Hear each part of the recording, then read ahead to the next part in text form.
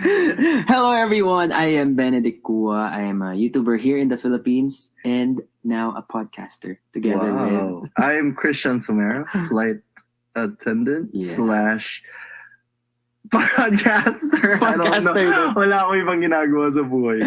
Hindi, ito na Flight nga. attendant on hiatus. Ito na yung start. On hiatus. That's a good way to put it. Well, actually, I shouldn't be on hiatus. But anyway, You guys are watching, Joe. You guys are listening to Growing Up with Ben and Christian. Oh my God, hindi natin na-polish.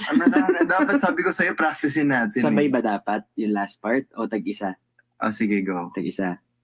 Okay. And you are listening to Growing Up with Ben and Chris. Biten. Basta yun na yun, guys. Sa episode 2 na yung mas polished. Oo nga. Oo. We're being as candid as we can since this is our first episode. Yeah, this is actually the first time I'm doing a podcast. I don't know how to do it. Oo nga, we're both very inexperienced. So as we go along, grow with us. Grow with us! I like that. Pwede. Kasi napag-usapan natin. This is actually a podcast para, ano yung tagline natin?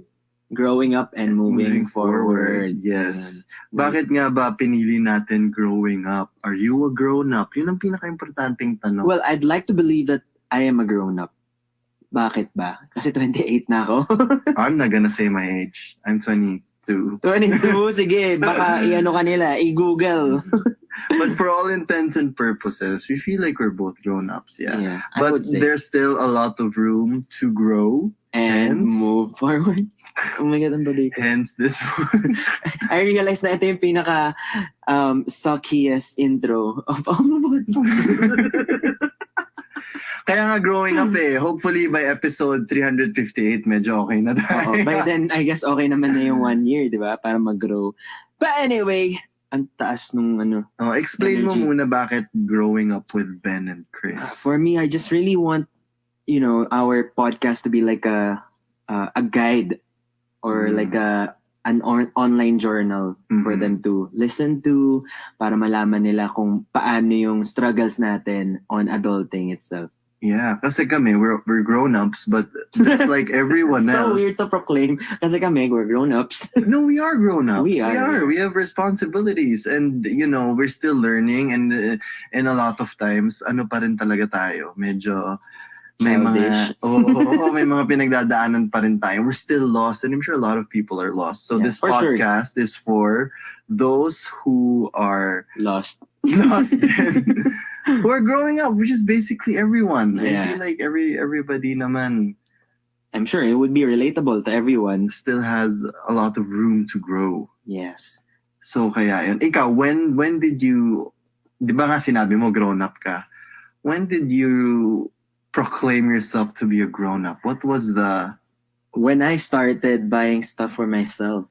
You didn't do I would that say- when you were in high school and college? Well, I did, but like With your... with my your- earnings. Yeah. So with after your college, hard-earned money. after college, parang sabi ko, hindi na ako kukuha ng any allowance. Like, never Oh, I'm the same. from my parents, yeah. diba? Talaga? Hindi ka na kumuha kahit konti?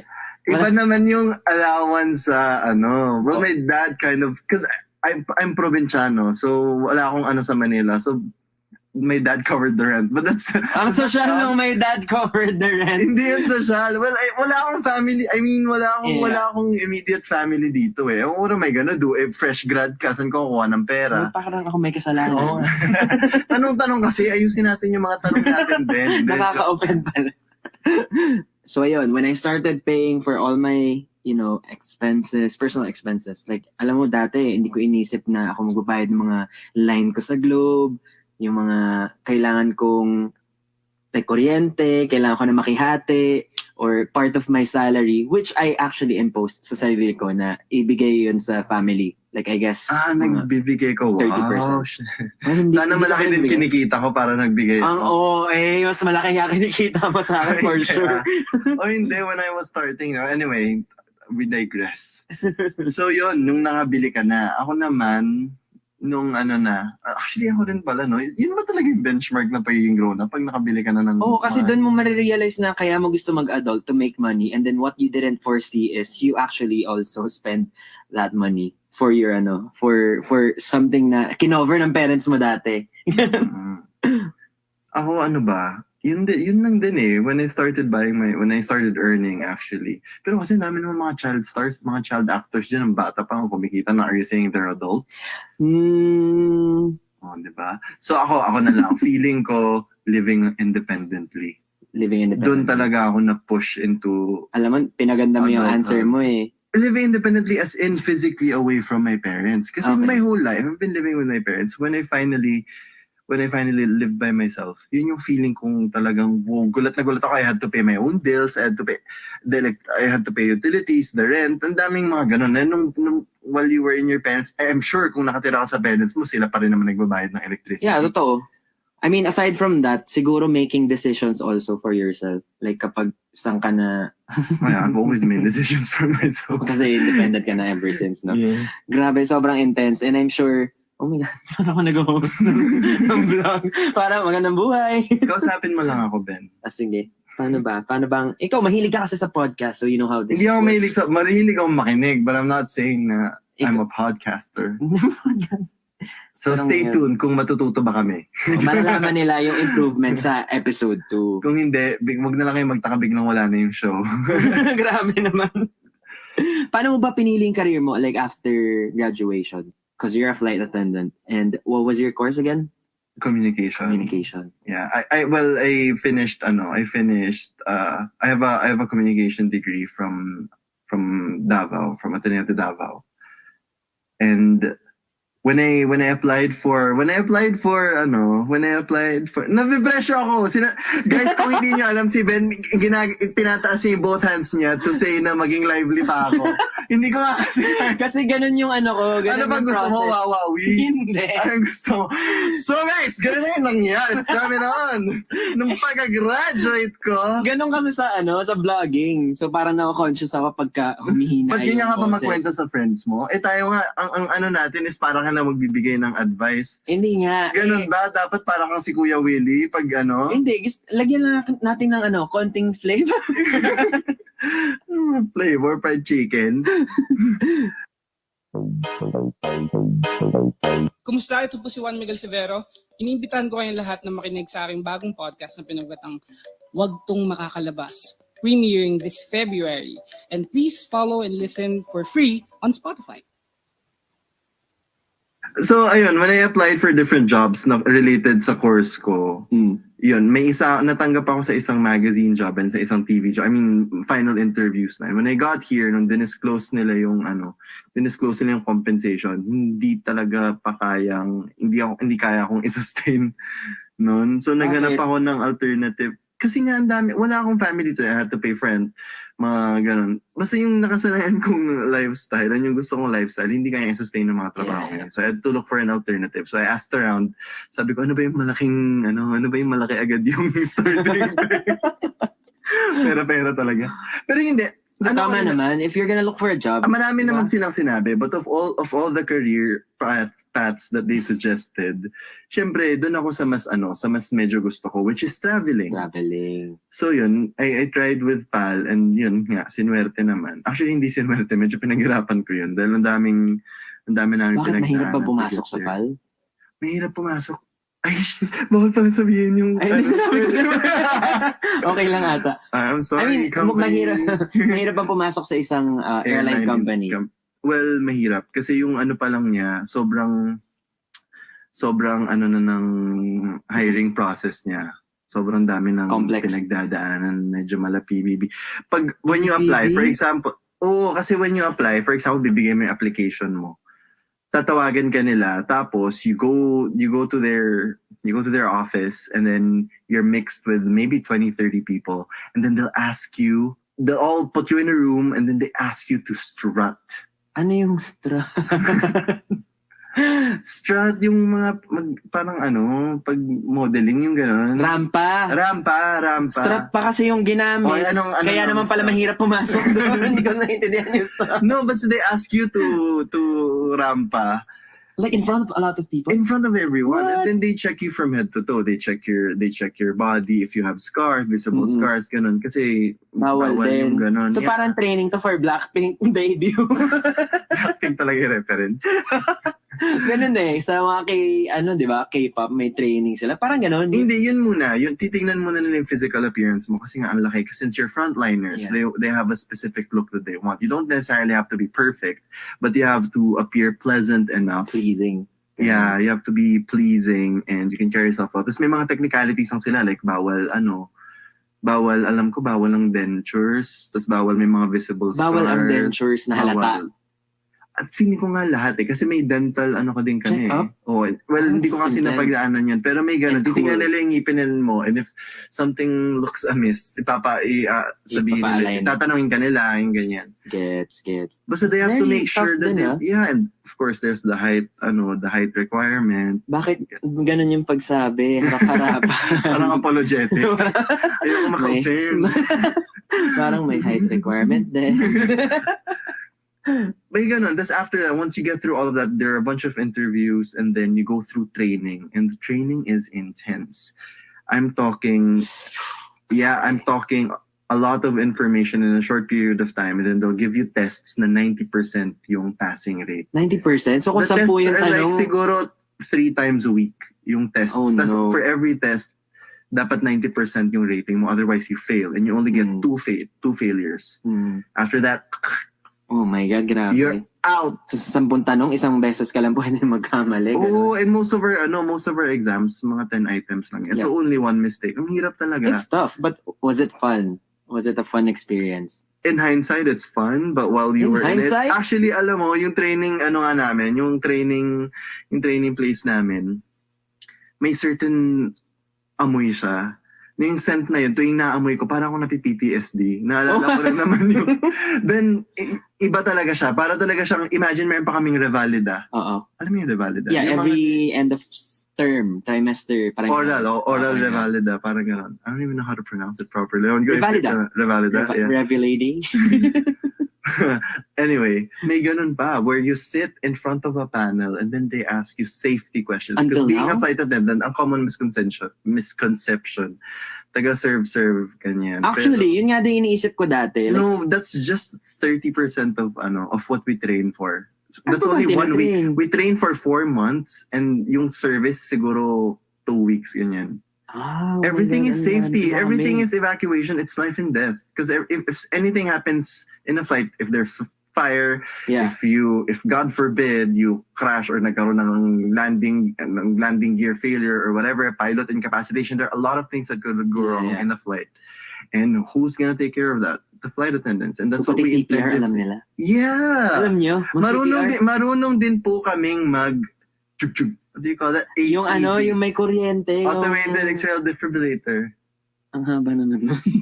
Yeah, alam mo yung sa mga Yung ER, yung pang-ground. clear, Meron kayo nun? merong portable ganun sa aeroplano. Hindi ko alam na USB type pala yun. May Sinasaksak lang battery yun. pala Oh, yun. anyway, enough about me. Ikaw, what was your first job? Ewan ko na share mo na sa mga vlogs, man. But as I've shared a everybody, as your fans, no, syempre, they know your YouTube journey. But ako, I want to ask you about your first job journey. After graduation, I actually had my internship. No, sorry. Nung college ako, nag-overload ako. Hindi ko alam ba't ganun eh. Mahilig akong i-fast forward yung life ko.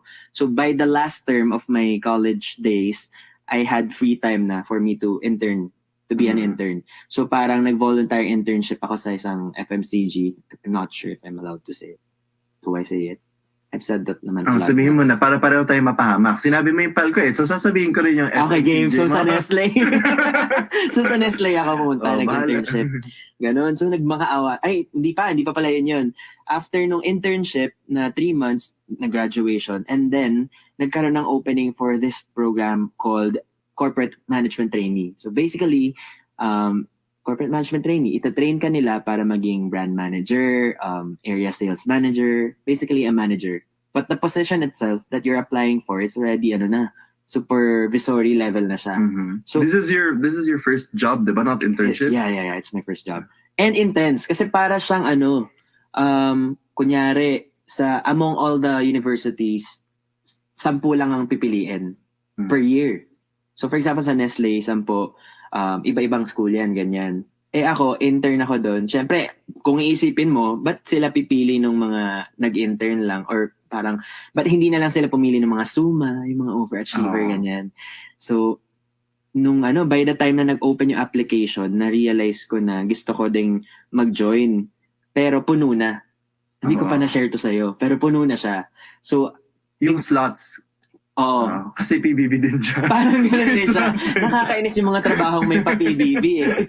So, nung napuno na yung 10, biglang may nag-back out na isa. So, nagulat ako kasi who would do that? Diba? Parang, Kasi it's sought after. exactly. Oo. Tapos biglang nag-back out siya. So, ang ginawa ko, pumunta ako ng HR department sa 15th floor. Sinabi yung floor.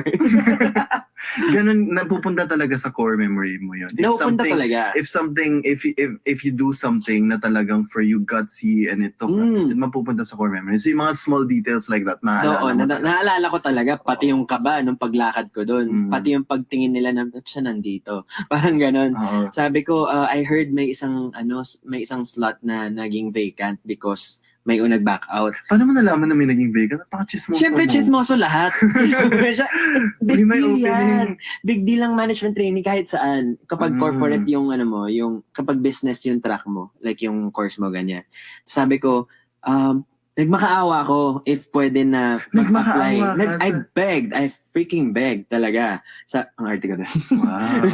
Nag-beg talaga ako. Sabi ko, kahit ano na lang, mag-submit ako ng application, kahit interview lang. Ganun. So, Wow, grabe. Bilib ako. Kung ako yan, sobrang, okay pa, ayaw niyo po sa akin. Sige, uwi na po ako ng Davao. kasi isipin mo, anong tawag doon? Nakikipaglaban ka sa mga tao na ang dami ng degree. Pero ikaw, parang hindi enough yung credentials mo to back you up. So, paano mo nakuha yung confidence na yun? I mean, what made you think Desperation, na, I guess. desperation. Sobra. Kasi you really wanted to work for that company. Yeah. Dream company ko talaga siya. Ah, Eventually, in-interview nila that's ako. very admirable. Hindi ko kaya. Mahirap Uuwi siya. na lang ako. Pero sometimes ganun talaga eh. Kung di mo ipilit, di mas less chance of winning, di ba? So parang lakasan na lang ng loob, nga. di ba? Parang You miss 100% yung of the ganun. chance. Di ba? Hanapin natin sa Pinterest That's yan. a Alam ko yung basketball sinasabi mo eh. analogy. So ayun, sobrang nagulat ako na pumayag sila yung interview ako. Eventually, I got in! And then napasok ako sa sales. Kasi siguro sa daldal ko at lakas ng loob ko, sa sales ako nilagay. Naging ahente. Pamay na lang po. Sabi nila, magaling magbenta ng sarili na pabentahin natin yan ng creamer. So, actually, yun din yung mga binibenta namin. Ayun. Sobrang intense. For talaga. you, ano yung parang pinakamalaking surprise as an adult? Guys, may kwento ko. Bakit? Ano yan? Oo nga, ano yung kwento? Yung ano, alam niyo na to. Mundo mo na kasi. So eto, nag... Grabe. Di ko in-expect na... Akalain mo yun? Finally! Holy Listen to the full kwento in Between Us Queens, hosted by Carla Lizardo. Bianca Guidotti. And Pia Wurtzbach. Follow us and listen for free only on Spotify. Pinakamalaking surprise, parang nung nag-work na ako, wala akong nagamit kahit isa sa pinag-aralan ko. Parang yung school is talaga just ba? a surface lang. Alam mo, feeling ko naman Thin meron, surface. hindi mo lang napapansin. Like Maybe. I thought of the same, pero then na-realize ko, the way you present yourself, the way you communicate, at least ako, I learned that from school. I mean, the way I speak, the way I relate to people, you learn that from school. Siguro nga, hindi mo lang napansin, pero meron yan, for sure. Meron, pero like, in terms of sales, di ka naman pinabenta nung college ka unless entrepreneurship yung, yung course mo. Ako talaga, business management, it's all about research, systems, gano'n. I love it. Paano mag-operate ang isang business, ganyan. Pero sobrang kapa, then dun mo marirealize, actually I've done talks before sa school. Hindi ko rin alam sino nagsabi sa akin, pero nag-stick siya sa mind ko na yung school daw talaga, it's just trains you to adapt fast. Parang tinatrain ka lang nila para maging quick ka. I agree. Ganun. So parang kung di mo sineryoso yung school mo, pagdating mo ng real world, aanga-anga ka din talaga. Parang ganon. No, I don't believe that even. Because Hindi there are a ba? lot of people who flunk school but really excel in the real world. Oh, depende siguro. I mean, Maybe well, just find I'm your just niche. saying na, may ambag yung school. Kapag iniisip mo, walang kwenta yung algebra, ganyan-ganyan. No, I've always believed na for everyone who says na walang kwenta yung math, I've always believed na it's how you solve.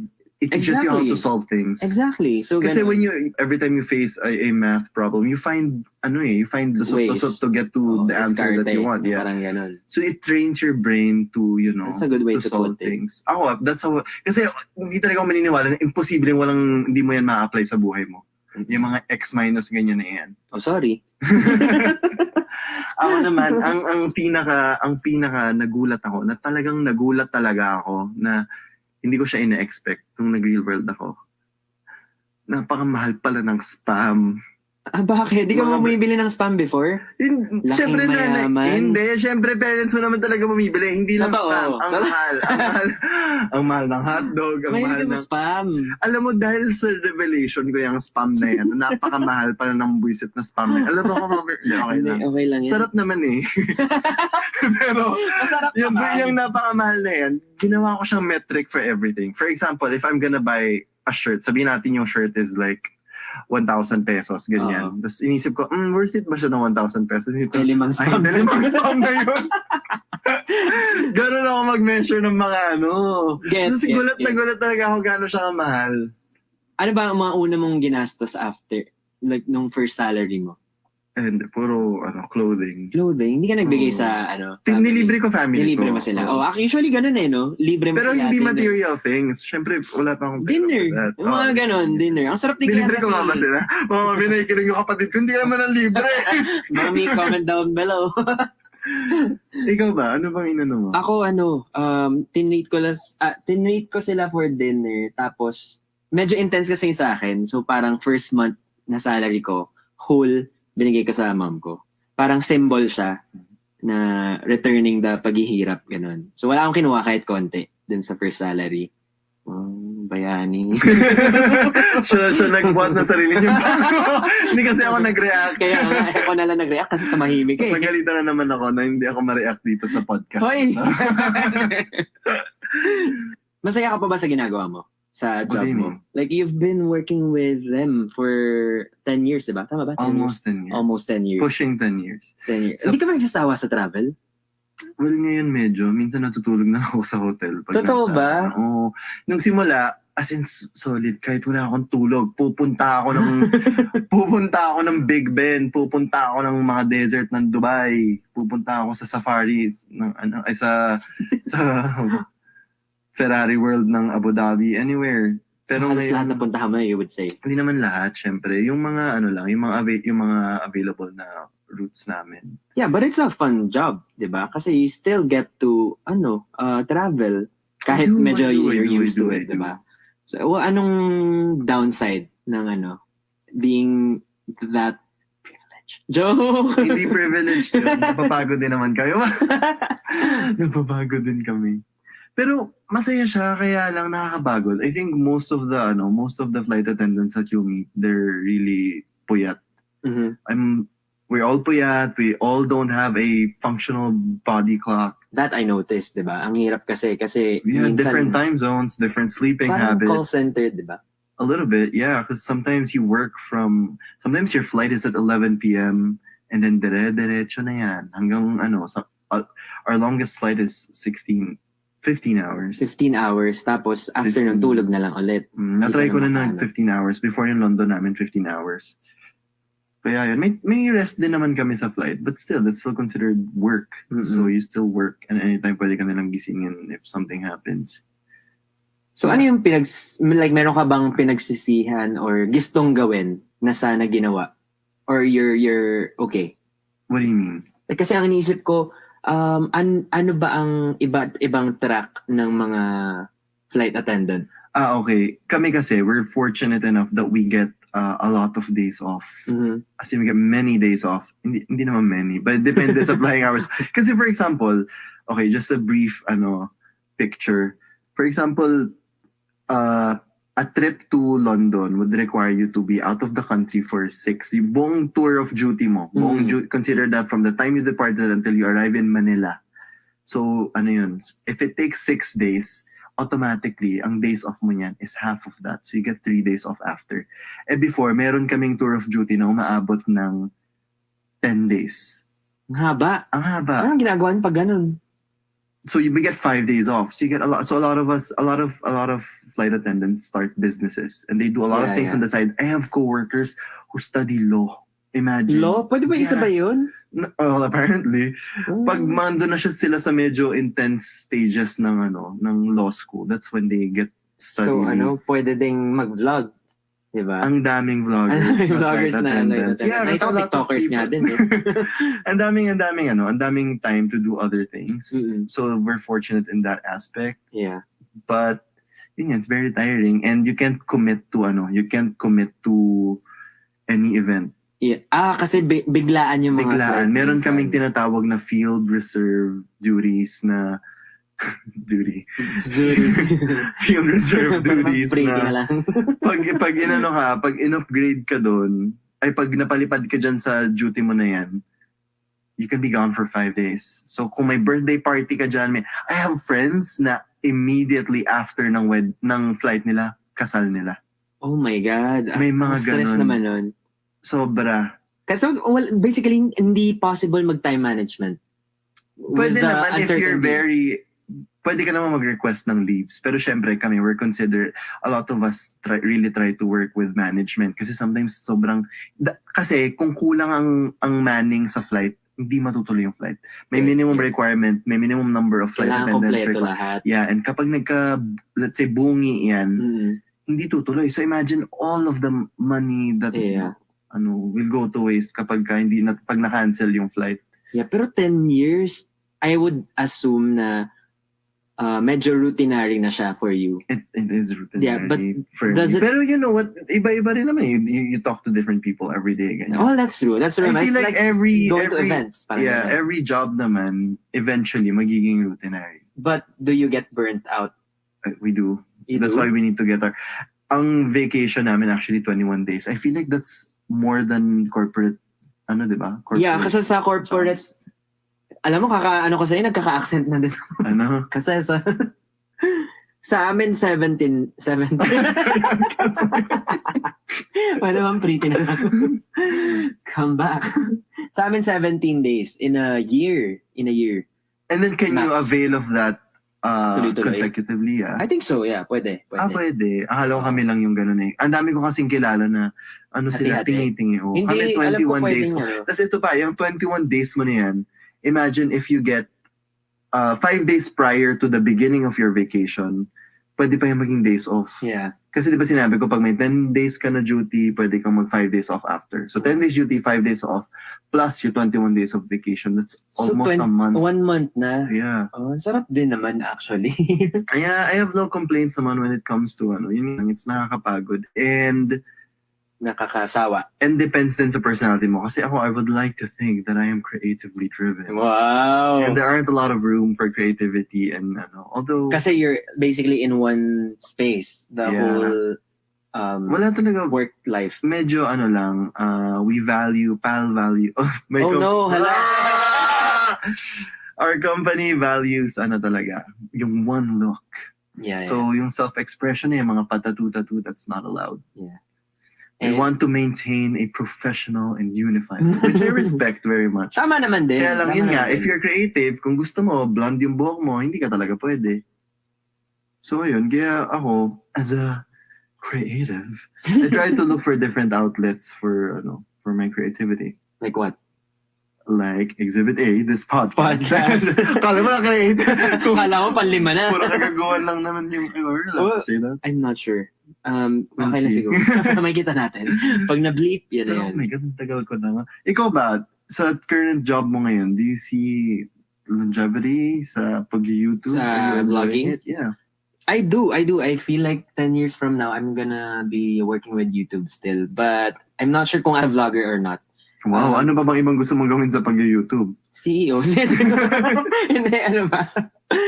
Production. I've been wanting to create a Na production channel. hindi masyadong self-centric. Yes, Ano yes. ba? Kasi when it comes to vlogging, it's really just about you. I mean, there's so much that you can just there's only so much that you can show people, 'di ba? Like at Ay, show some mo point, na lahat. Wala ay, namang ito na nga tumitigil sa'yo. paubos na nga. Show mo na lahat may, yan. may mga times ako lang bagbad na eh. Joke. Hindi, may mga times na hindi ko na alam eh. Hindi ko na alam ano yung ibibigay ko pa sa kanila. So, ganun. And parang gusto mo rin na may itira sa sarili mo. Pero may series ko yun, di ba? yeah, That's on YouTube. working with Crystal. Is that what you're talking about? Yeah, sort of. Yeah, sort of. Oh, that's so, great. yung OCTV. So, it's more to expect from them in the future. Yeah. Abangan, anong next yung gagawin. Oh, pero kasi Live nakaka-burn show. out Live din show. talaga siya minsan. Pagka Oo. ganun. I can imagine. Kasi ideally, you're supposed to produce at least one vlog a week. Yeah. And mag-run dry nga naman yung creativity mo. Yun yung pinakamahirap doon. Kasi even musicians, they take breaks after every album. Exactly. So, feel ko sila. Ay, musician ka nga rin Musician din ako na ba? Oh my God, second voice. Pinakinggan mo ba yun? Pero grabe sa pagiging ganyan mo, napaka-multi-hyphenate mo na. Ano yung ibig sabihin ng hyphenate? Multi-hyphenate? Oh, like Benedict Kua, YouTube vlogger, musician, actor, podcaster. Buisit, parang Batman na. Oh, Activist. Coconut connoisseur. Hindi ko na alam ano pang gusto kong gawin. Basta, I think naman, as a person, no, like, Oh, eto na lang. Yun na eh. Do you feel like you're doing what you're meant to be doing right now? I kind of feel that, oo. So that's your Gusto mo yung passion. sagot ko na parang sumagot So na sa you would teacher. say that that's your passion? I would say, oo. Kasi, ako talaga, sinasabi ko sa sarili ko, pag 6 months, tapos nagsawa ako, You're not passionate about it? yeah, I'm sure. Ba't ako? Ay, bakit? come and go yung yung passions ko, I would say. I dabble into a lot of Oh, different things. normal na naman magsawa, pero kapag ka nag-enjoy ka pa rin while doing it, kasi nagsasawa ka, one, because wala kang value na ina-add para mag-fuel yung fire mo. So parang you don't get, number one, you don't get any result. You don't get any improvement. Doon ka nagsasawa. Pero kapag ka gusto mo yung ginagawa mo, ano ba yung point ko? No, I was asking kung if you think na yun na yun. Ito na yun. This podcast will help you improve your life, and it will do more for you and your overall health in the long run than any of my vlogs have ever done. Where I, Will Dasovich, embark on this journey to improve all aspects of my life and bring you, the listener, with me so that both of us together can perform to the best of our capabilities and maximize our existence. Tell everybody I'm back in the game. Will Dasovich Superhuman is out now. Tap now to listen for free on Spotify. Kasi alam mo may moment daw na ganun eh. Mm-mm. Na when you do your eto na yun. Eto na yun. Kasi, hindi ko alam kung Yeah, 'cause nasabi you're ko before. Sabi kasi nila, you experiment in your 20s, you try to build an empire in your 30s. No, you pursue your passion in your 30s. Build an empire By in the your time na 40s. 40s ka na, yun na yung pinaka ginagawa mo. Oo, Yung pinaka gusto nag-maintain mo ka na. na ng empire. That's yeah. true, that's true. Pero I feel like ito na yung nakita ko na nag-a-align dun sa dream ko nung bata ako.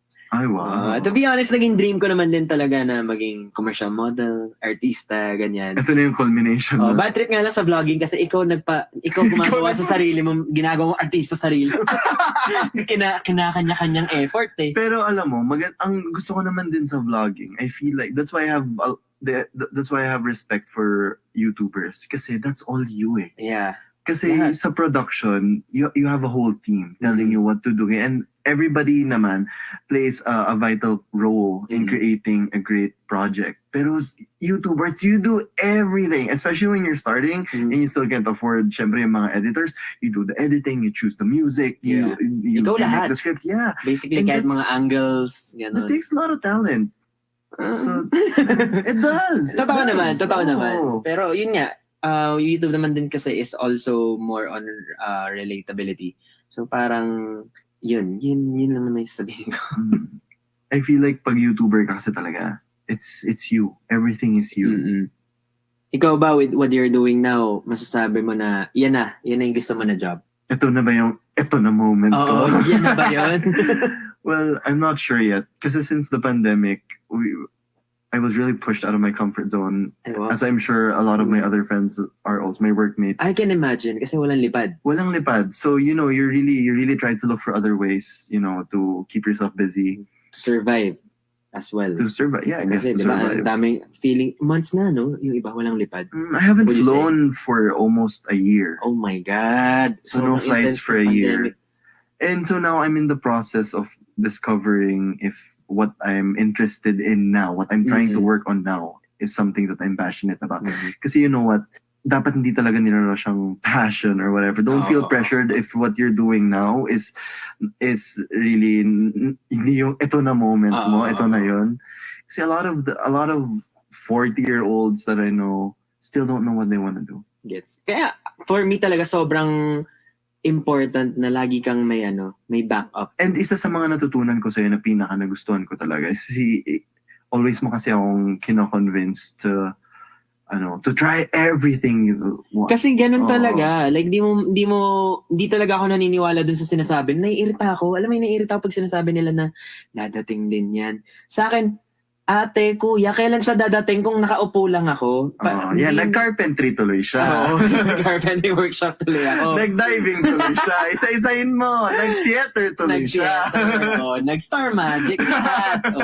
Kung di ako nag-Star Magic, wala akong mamimit na mga vloggers na magsasabi sa akin na bagay daw ako maging vlogger.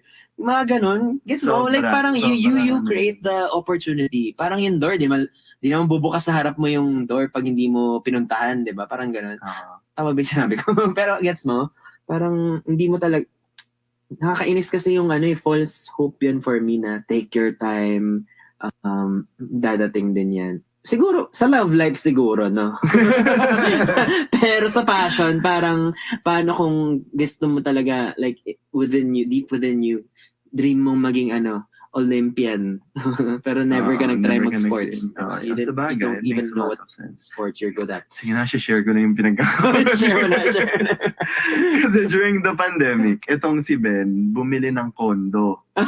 Tapos, Hindi ko naman alam na ganung yung i-share mo. Spending habit ko. bumili siya ng kondo. He's always we work together. I'm his manager. So, he would always hang out sa bahay. And sobrang gusto niya yung itsura ng the way I arranged my room. Maganda Ganyan. kasi yung interior ng room niya talaga. If you haven't seen it, Follow Kit. follow Christian Sumera. Hindi, wala naman dun. Anyway, so ayun, he said if I could arrange his, kasi nga, wala nang di naman akong papabayad because I'm not a professional to kind of style his space. So I worked on that. I tried, choosing finishes, choosing layouts, ganyan. And I really enjoyed it. I realized that it's a very unrecognized passion of mine. I like curating. Exactly. I like curating. Yes, curating. But no, I like being surrounded by beautiful things. And so if I can see beautiful things, I make them. Just ka ba? My God complex pala. iba nakakatakot na. Pero totoo kasi like ako, 'di ba? Bata pa lang ako, may ganun akong imagination na gusto kong to be known, di ba? To be famous or Ako wala naman ako in the ganun. spotlight. I like looking at beautiful things. No, what I'm saying is, may ganun ka na at an early stage of your life. Pero kapag ka hindi mo siya ginawa, hindi mo ma-realize na, bata pa lang ako, parang na-enjoy ko na yung ganito. Kasi I realized din na sobrang crafty ko. Alam mo, sobrang na-excel ako sa mga projects sa school.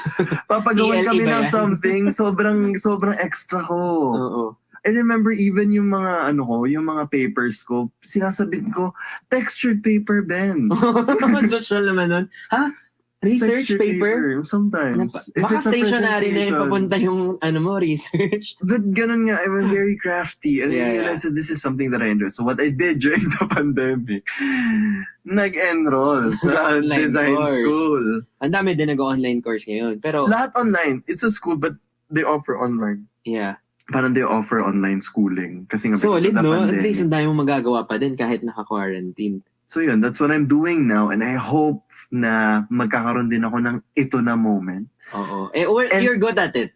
To be fair, to be stop ano. it. You're making me blush. Nakaka-voice.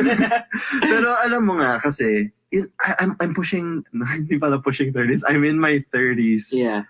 But I still, ngayon lang ako medyo na this could be a passion of mine. So I guess what I learned in this whole adulting growing up journey na hindi pa completed, of course, is it doesn't matter which stage of your life you're in. I mean, your passions can come, and when it does, you just gotta work on it. Yeah, that's You true. just gotta take it by the balls.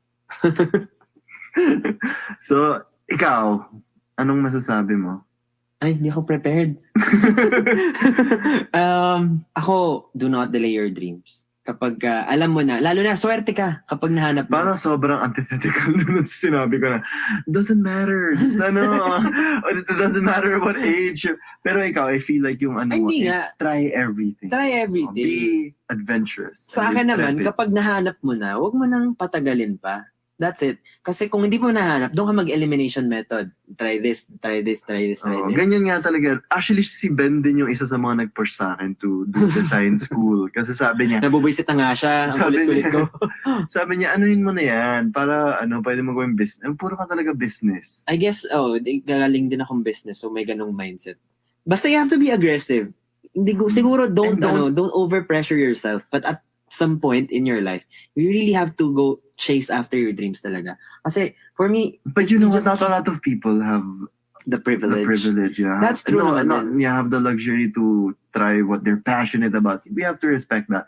Kasi Oo. some people, Pero if you have, like if you have an immediate need to finance your life, wala ka talaga. Hindi ka pwedeng pursue your passion if you have a family to feed. that's true. Pwede namang sa another topic na yung passion versus responsibility. Kasi sobrang haba din yan. Pero sa akin, we all have one day off sa isang week. Well, most of us, di ba? Ang akin naman, if you're not able to go all out, at least do like little efforts. Like, Para do may micro progress. efforts. Yeah. May progress. These micro efforts collectively that like every day, for example, you have a 9 to 5 job pero gusto mong maging singer. Mm. At night you sing Kahit 1 hour lang, Oo, mag-practice kahit 1 ka, hour di ba? lang.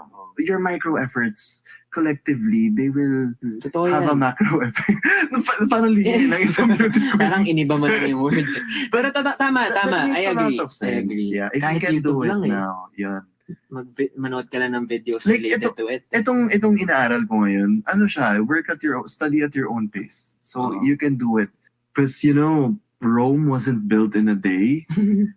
Ilang days ba? Ilang days ba yun? Sige. But yun nga, for me, you shouldn't feel bad. You have to be aggressive in pursuing your dreams. But don't feel bad if you don't do it right away. Kasi nga, different timelines for different people. Kanya-kanyang progress din, di ba? Yeah. Ang importante is you're doing micro efforts. So whatever you think you're remotely passionate about, Kahit gaano ka konti. oo, inch forward to your dream.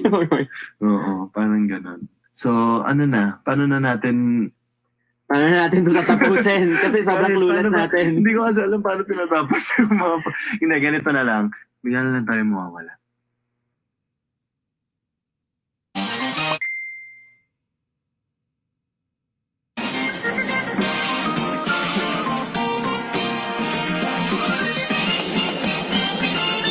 Growing Up with Ben and Chris is a Spotify original podcast hosted by me, Benedict Kua, and Christian Somera. Don't forget to follow so you won't miss a single episode. Sige na, please. Alright, eto na, second episode na, Chris. Congrats. Yes.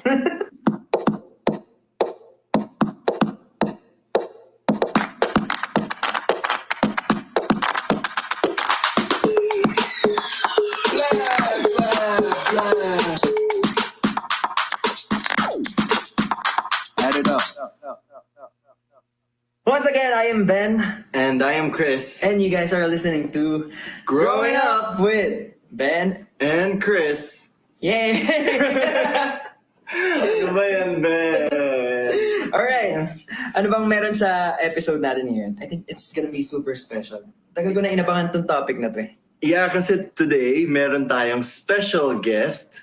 And for sure, kung nagte-TikTok kayo o kung katulad ng iba dyan, babad na babad kayo sa TikTok 24/7, kilala nyo to. Grabe, no? Ilang years na siya nagte-TikTok and ngayon meron na siyang up to 6.2 million followers on TikTok. And he's also now a YouTube content creator. Ang layo na narating niya. At witness talaga ako doon. Shall we introduce now? Okay, let's all welcome Mr. Marvin Foss! Hey, Pedro, I thank you guys for inviting me here. First time ko mag sa podcast, so this is something new for me. Ano bang ganap natin ngayon? Anong papag-usapan natin? Anong pakiramdam mo na parang 5 beses kaming nag-introduce sa'yo dahil palpak-palpak yung Parang intro? gusto mo parang anong ginagawa nyo? Hindi, wala naman ako alam sa ganito, so pinapanood ko. We're all growing here, Marvin. Yes. At alam mo ba dapat English lang dito? Actually, exit na po ako. Bye, guys. Kwento mo naman sa amin, gaano katagal ka nag-TikTok na tumabot ka ng 6.2 million followers? Ganun na ba katagal? Actually, mga more than 2 years. Kasi nag-install ako ng TikTok around June 2018. Around that time. So, more than 2 years na ako nag-TikTok. Pero, hindi kasi ako active dati, di ba? So, naging active lang ako talaga noong quarantine days. Totoo ba? Parang nag-grow mo yung following mo, quarantine days. Actually, parang since 2018 up until the beginning of quarantine, siguro mga nasa 100k yung followers ko. Tapos from quarantine up to now, around ilang months yon, less than a year. Pinagmat mo pa ako talaga. May computation. So nag-grow ako sa 6.2. So, ayun. Pero matagal na ako nag-TikTok talaga. Pero dati kasi parang for fun lang, ganyan. Yeah. Hobby lang talaga. Pero yung search ng followers mo talagang yung quarantine. Nung quarantine lang talaga. Intense, di ba? No, because everybody's at home. So Actually. Well, it's not just that. I feel like yung content mo din talaga, doon ka nagsimulang talagang mag-focus sa isang type of content, which later on, you might share with us, no? Kung paano yung content creation mo. Pero sobrang hands down. Like, sobrang bihira yung from TikTok na dadala sa YouTube yung mga audience nila, di ba? So ikaw, full-time TikTok creator ka na? Ngayon, yeah. So may trabaho ka before? Or ever since? Before. Nag-work ako before as registered pharmacist sa public health. Pero nung nag-resign na ako nung September, ayun, kasi 2020? 2020. Wow. Yep. So dami ng daming kita na sa TikTok. Hindi matagal ko na kasing gustong gawin. So nung dumating na yung tamang time, tamang opportunity, nakapag-prepare na ako. So anyway, now so you're a full-time creator. Content creator. Yeah. Yes. Ano sabi? Finally. Office mates mo. Uy, supportive sila. Kasi mga naging friends ko na rin yung mga office mates ko. And since dati pa naman, nag-work ako, gumagawa talaga akong content, alam naman nila. So nung nag-decide ako na mag-resign talaga, full support sila. As in, sila talaga yung proud na proud sa akin. Kasi nakita nila kasi ako paano ako nag-start. So kaya nung nag-resign ako, ayun, full support. Pero even before, parang extrovert ka na. Mahilig ka na talaga mag-entertain sa friends. Kasi alam mo yung mga yung mga funny guys ng mga Parang nasa personality. Actually, oo. Parang lagi akong clown of the class since parang high school pa lang. Tapos nung nag-college, ako lagi yung kwela, palabero, ganyan. So parang nadala ko pa rin siya nung gumawa ko ng content. Nailabas ko pa rin yung personality ko sa mga content ko. Which is, parang advantage sa akin. Kasi mas natural gumalaw, magsalita, ganun. So ever since, extrovert ka na talaga, you would say? Yup. Siguro. Pero may times naman na introvert ako, pero kapag pag maraming tao, mas na-express ko yung sarili ko. Pero may times din na pag ako lang mag-isa, okay lang ako mag-isa, mas feel ko rin mag-isa. Ambivert, somewhere in the middle. Somewhere there. Nung bata ka, may ganun bang manifestation na parang mahilig kang mag-video? Actually, hindi. Nung bata ako, mahihain ako. Actually, yun yung galit sa akin yung nanay ko. Hindi man galit, pero parang lagi niya ako napapansin na napaka-mahihain mo, ganyan, snabero ka. Parang lagi niya ako pinagsasabihan kasi mahihain ako nung bata ako. Pag may nag-hi sa akin na classmate ko, tumatago ako, ganyan. Attitude. Attitude. Snabero. Siguro yun yung pinoportray mo sa content mo, yung childhood mo. Hindi, iba yun. Iba din. Iba rin talaga. Yung mo, Marbs, yung pagpapatawa mo from your friends to the online community, when did it start? YouTube pa lang? O since TikTok lang talaga? parang mas nauna akong mag-YouTube. Pero yung content ko kasi sa YouTube dati, more on travel vlogs, mga ganyan. Hindi talaga yung Hindi as in, lifestyle. hindi lifestyle, hindi comedy, ganyan. Pero nung traveler, mahilig ka sa mag-travel dati, pero nung nagka-TikTok, mas na-showcase ko yung pagiging komedyante. Komedyante ba ako? I-claim mo na din. I-claim ko na rin. Sige, saan ko best komedyante? Doon ko mas na-explore yung comedy side ko. Mas nalabas ko sa content. So, ayun, TikTokers. TikTokers talaga Ikaw ako. naman, Ben, explain mo rin bakit ka nag-TikTok? Kasi ang aga nag-TikTok ni Ben. Actually, parang nauna ka sa akin. Nauna ka ba sa Hindi, akin? I think same. Hindi ko alam kung same. Basta I remember may one time na dinuwit ko din yung ano mo eh. Oo. Tapos nag-comment ka din, no? Oo, yeah. That Pero time. matagal ka na nga rin nagtitiktok. Matagal Years na kasi rin. nagsimula pa ako mag-video na sarili ko. Dub Smash pa yun eh. Yun yung usot na mo yung Dub Smash. Wala, hindi pa ako nagaganon nun. Hindi pa ako nagko-content. So hindi parang bata pa kasi ako niyan nung panahong yan. Ay, pasensya na. No. Grabe. Ikaw alam mo yung Dub Smash, di ba? Of course. Yung mga, halos ganun din siya eh. Di ba? Oo, na nag-evolve lang sa Yes, iba't ibang yes. content. So ikaw, bakit ka nag-TikTok nun? Because Ako- nagda-dub smash ka na. Oo, that's one. Tapos second, iba eh, nagle-level up yung mga, like ngayon, hindi ka na mahihiyang sumayaw. Actually, Ako, yeah. sobrang mahihain ako sumayaw. Pero pag nakikita mo ang daming sumasabay sa trend, yung mga may steps, ganyan, parang gusto mo, na-encourage yung sarili mo na talagang sumayaw din eh. Oo, parang Talaga. kahit hindi ka dancer, mapapasayaw ka talaga sa TikTok. Which is a good thing. Dancer ka naman ah! O hindi ako dancer. Ano Pero lang I ako? agree. Kasi gusto mo rin talagang itry. Actually, Oo. pero pag Ginawa ko rin. Ginawa niya rin. Kahit na hindi ako dancer. Pero di ba kung walang TikTok, hindi ka basta-basta sasayaw ng mga dance steps. Di ba? Parang ang weird pa, di ba? Ang weird. Like, imagine mo, mag-practice ka lang ng konting steps, di ba? Mhm. Yung mga renegade na ganyan. Isipin mo walang TikTok, nagre-renegade ka. Tapos nakita ka na ibang tao, di ba? Ang weird nun. Pero ngayon parang normal na lang. So parang everyone can try it. Sobrang different ba nung life mo compared ngayon versus nung nasa corporate world ka? Like, do you have more time? Actually, malaking difference. Kasi dati, ang daily routine ko lang, work, ganyan. Lagi, yung work ko kasi dati, more on field work. So lagi ako nasa labas. Pero nung nag-full-time content creator na ako, nasa loob na lang ako ng bahay. Nag-video lang ako sa loob. Sobrang And shift, no? malaki rin yung difference. Like, dati, kumbaga yung utak mo, yung process ng utak mo, work lang lahat. I mean, iba kasi yung work dati, talagang, although masaya rin naman, pero iba kasi pag nagagawa mo na yung passion mo as your work. Yes, passion na. Passion, yes. Pero relate naman ako dyan. Oo, Iba diba? talaga Yun feeling. yung topic namin ng first episode. Mm. Kind Oo. of ish, no? Di mo kasi pinakinggan. Oh, yeah. Replay ka. Pero grabe solid. Ang bilis talaga ng growth ng TikTok. Yes, lalo na siya. Parang siya yung naging benchmark na mga success. Grabe naman yung benchmark, hindi na. Oo. Wala kasi Actually, ako kaya- term eh. Pero nakaka-flatter yung benchmark. Pero actually parang siguro factor din na mas sinipagan ko ng quarantine. Kasi parang nakita ko rin yun as good opportunity for me eh, na nasa bahay lang lahat. Kumbaga, naging rin ako, yun naging siguro, strategic no? din kasi ako sa content ko. Tama. Pero Parang take advantage even of before the that quarantine, situation. medyo nag-gain na siya ng traction talaga, yung TikTok. Pero hindi ganun Yung kabili. TikTok. Ay, yung TikTok, yes. Yung TikTok. Mm. Oo. Pero napalaki siya ni Marvin. Oh, yeah. TikTok Philippines. Oo. O, Alam mo, hindi. nagulat ako noon. Sabi ko dati, di ba, nakikita-kita tayo. Ganyan. Pero hindi ko pa nakikita siya as someone who's so consistent with creating TikTok content. And then one day, gumawa ka ng mga classroom skits. Videos, yeah. Yeah, and then tuloy-tuloy. At first, hindi naman ganun kataas agad, di ba? Oo, actually. Di ba? Pero dun mo na-prove na talagang with consistency, talagang lumalaki, nare-recognize ka, and talagang domino effect din siya sa Yep. iba mong content. So why do you Intense. think na ganun yung appeal ng TikTok sa everyone? Kumusta? Ito po si Juan Miguel Severo. Iniimbitahan ko kayong lahat na makinig sa aking bagong podcast na pinaggatang Wag Tong Makakalabas, premiering this February. And please follow and listen for free on Spotify. Why do people log onto TikTok? Like ikaw, it's a black hole. Pag It tinanong mo is. TikTok, forever ka na dyan. Oo, it is. Well, I guess just to kill time and to be entertained talaga. Yun talaga siya sa akin. Diba? And yung TikTok kasi ngayon, ba mostly mga Gen Z ang mga Gen ang mga Z, audience.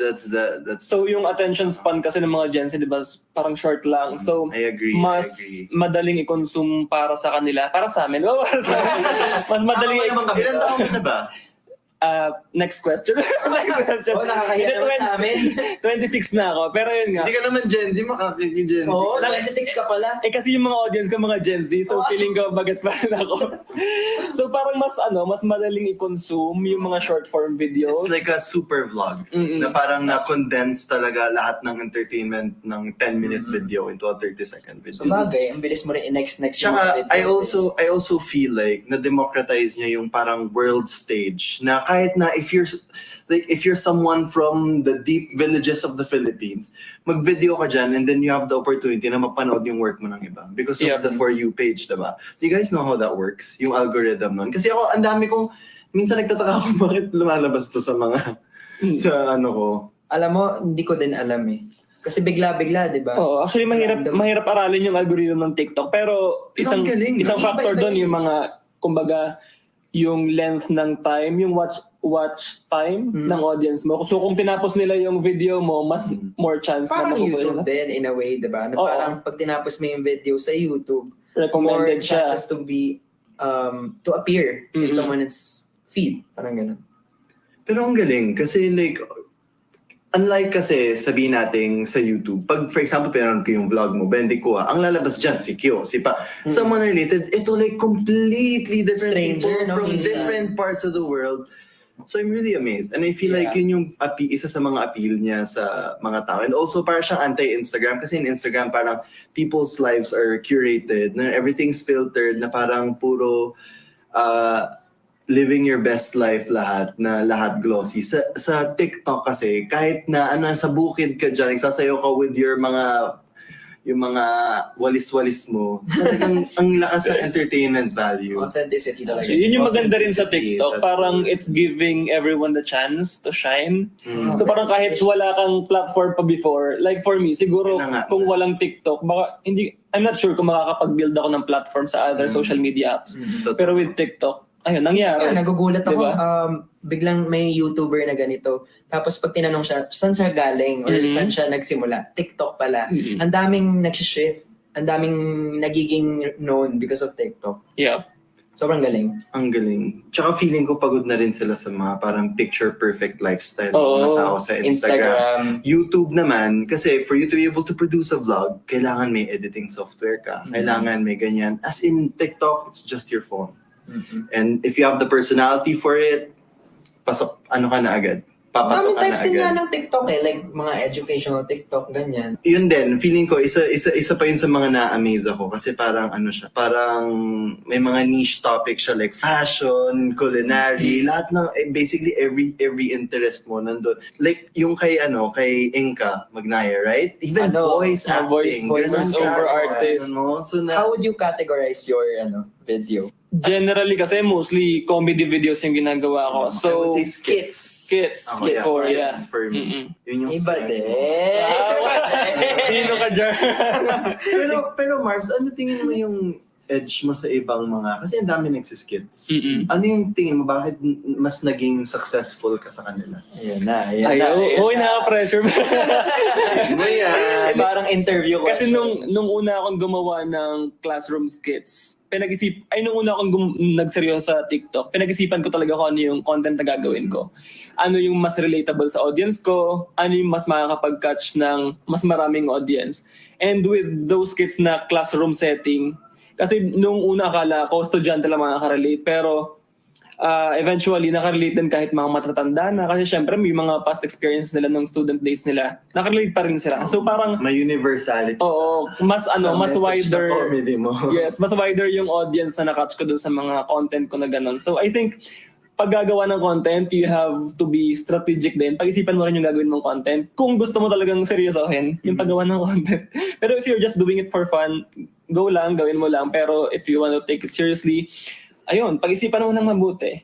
Alam mo, sobrang curious ako. Ano yung pinaka nag-boom na first content mo sa TikTok? Would you remember? Actually, hindi ko na maalala, pero lahat, hindi. Pero yung sunod-sunod talaga, yung mga classroom videos ko talaga. Kasi dati parang sobrang random lang ng mga videos na nagbo-boom ganyan. Pero, Expect talaga. in-expect ko. Sino nagsabi Nico eh?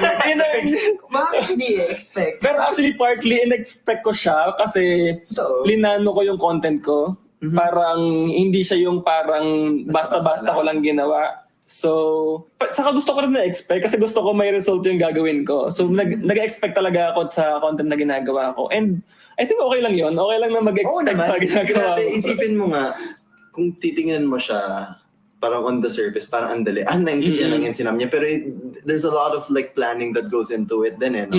And I think ang talent talaga ng mga successful, na mga nagsiskit, na kung yun yung shtick mo, kasi they're good at observing yung mga nuances ng character ng personality ng tao na hindi natin napapansin. May napanood akong skit mo yung parang may classmate na yan. Meron talaga akong classmate na gano'n. Nobody ever talks about it pero meron ka talaga classmate na gano'n. And it's a talent na maano mo yun, na ma-observe mo yun and then nakakatawa to. I'm gonna use that. Kasi that's not something that everybody can do. Other people, it just goes right over their heads. Pero Pag nakakapansin sila ng gano'n. Yung mga skits na to, some of them ba na-experience mo? No, yung actually mga estudyante videos ko, yung iba lang din yung experience ko. Actually, yung mga ibang videos ko, sometimes mga ano lang yun eh, mga suggestion lang din ng audience ko. Talaga? Ganyan. Yung mga na-observe ko lang, ganyan. Ang galing, no? So, hindi lahat yun personal experience ko. So, Yeah. minsan kumukuha rin ako ng idea sa mga audience. Nakakatuwa kasi in a way, para siyang content creation sa ginagawa ko. Diba? May mga nagsasuggest din and nakakatuwa na very interactive yung mga fans. Wow, may fans. Diba? Nagsasuggest sila from time to time or nag-recommend sila, uy, why not try this type of content? Talagang nabibigyan ka ng more ideas to execute. Grabe. And para makapag-build din syempre ng connection and ayun, interaction sa audience ko. So ngayon, when ka na nagpo-post niyan? As much as possible, gusto ko sana mag-post once a day pero minsan sa sobrang busy ng schedule, hindi kinakaya. So, Iba naman ang schedule. Ayun, siguro mga, kung hindi once a day, at least every other day, ganon. Pero TikTok na talaga yung gusto mong kalilin? O gusto mo eventually like to lie low sa TikTok and then focus on YouTube? What's more appealing to you now? Actually, pero kasi ano ko na ang TikTok eh, parang naging bread and butter ko na siya and yun na rin yung comfort zone ko. So, hindi ko pa kayang iwan ng TikTok. Siguro kaya ko mag-venture sa ibang platform kasabay ng TikTok. Pero sa TikTok talaga ako mag-stay muna. Parang not as hardcore. Kasi kung ang audience mo nga rin, like you said, is yung mga Gen Z, talagang you have to go kung saan patok sa kanila yan, which is yung that requires a shorter amount of attention. So I think dapat nga alagaan mo yung TikTok. So that said, nag-enjoy ka sa TikTok, right? Yeah. What about it do you not like? Oh my goodness. May input din ako dyan. Ben, sagutin mo rin. Ako na muna. Joke. Hindi kasi ako TikToker, so I wouldn't know. So you guys should. Actually, marami. Since everyone can make a video, you can do it other people's videos. So parang sobrang dali na lang din sa ibang tao to bash other people, to criticize other people. Kasi nga, ayan, gumawa lang sila ng dami account and do with your videos or they can comment on your videos. So parang sa sobrang luwag or so parang sa sobrang free ng mga tao to express, hindi na nagiging responsible tayo as a user, 'di ba? Kasi ang daming users ng TikTok eh, pero yung iba doon nagli-leave ng mga negative comments. They'll do with your videos. The more exposure you get, the more vulnerable. And the fact na it gets bigger and bigger every time, 'di ba? Tapos sobrang dali lang mag-post sa TikTok. Aminin naman natin, kahit ano yung post mo, literally whatever you just shoot, pwede may post. Kung ano yung nasa gallery mo, you can just post. Pero palaki siya ng palaki. So, ganun kadaling gumawa ng isang bagay na minsan di mo naiisipin kung ano yung impact sa ibang tao. Diba? So, in a way, may ganun siyang toxic side. Generally, okay naman. Oo. Lungkot. Ano na lang yung ano nyo, guys? Ano yung, start muna ako sa'yo, Ben. Ano yung pinaka medyo na off ka sa TikTok? How do I Tama naman. I think, yun naman din yung term. pinaka-traumatizing, traumatizing experience sa TikTok? Grabe naman yung traumatizing, pero you get Hindi, my point. ako personally, wala pa sa TikTok pa kasi Marv's joke. Oy. Hindi, pero sa napapansin ko sa ibang tao, the bigger you get, simply put, the more mas mapupuna yung mga little things na nagagawa mo. Isipin mo na meron kang magandang intention, pero mapapansin ng ibang tao, ba't mo yan ginawa? Ba't dyan ka nag-TikTok? Bakit You sinabi mo yung N-word? Parang ganon. Yung ibang tao, hindi Well, naman you're sila. supposed to be called out on that. Kung Exactly. ginanin ka talaga. Exactly nga. Pero yung ibang tao kasi, like yung mga bata, hindi nila alam yun. Parang it's too harsh for someone na sobrang bata. Instead na you can just educate, people just gang up on them. Okay, Diba? Ben, but you didn't answer my question. What question? What's your most traumatizing experience? Wala nga akong traumatizing experience kasi hindi pa ako na-trauma doon. Pero ito ngayon nakikita ko sa okay. ibang tao. Sa TikTok hindi, pero Oo, pero sa Twitter. 2 weeks ago. So ikaw naman, Marbs, ano yung medyo na yung parang napanghinaan ka ng loob, na experience mo on TikTok na napanghinaan ka ng loob? Guys, may kwento ko. Ano yan? Oo nga. Ano yung kwento? Yung ano, alam niyo na to. Ano mo na kasi? So eto, nag grabe. Di ko in-expect na akalain mo yun? Finally! Holy Listen to the full kwento in Between Us Queens, hosted by Carla Lizardo Bianca Gidati. and Pia Wurtzbach. Follow us and listen for free only on Spotify. natrauma na ba ako sa TikTok? Parang hindi pa naman ako umabot Mamaya. sa punto na natodong nabash ako. Hindi ka pa Pero nakakancel. nabash ka na?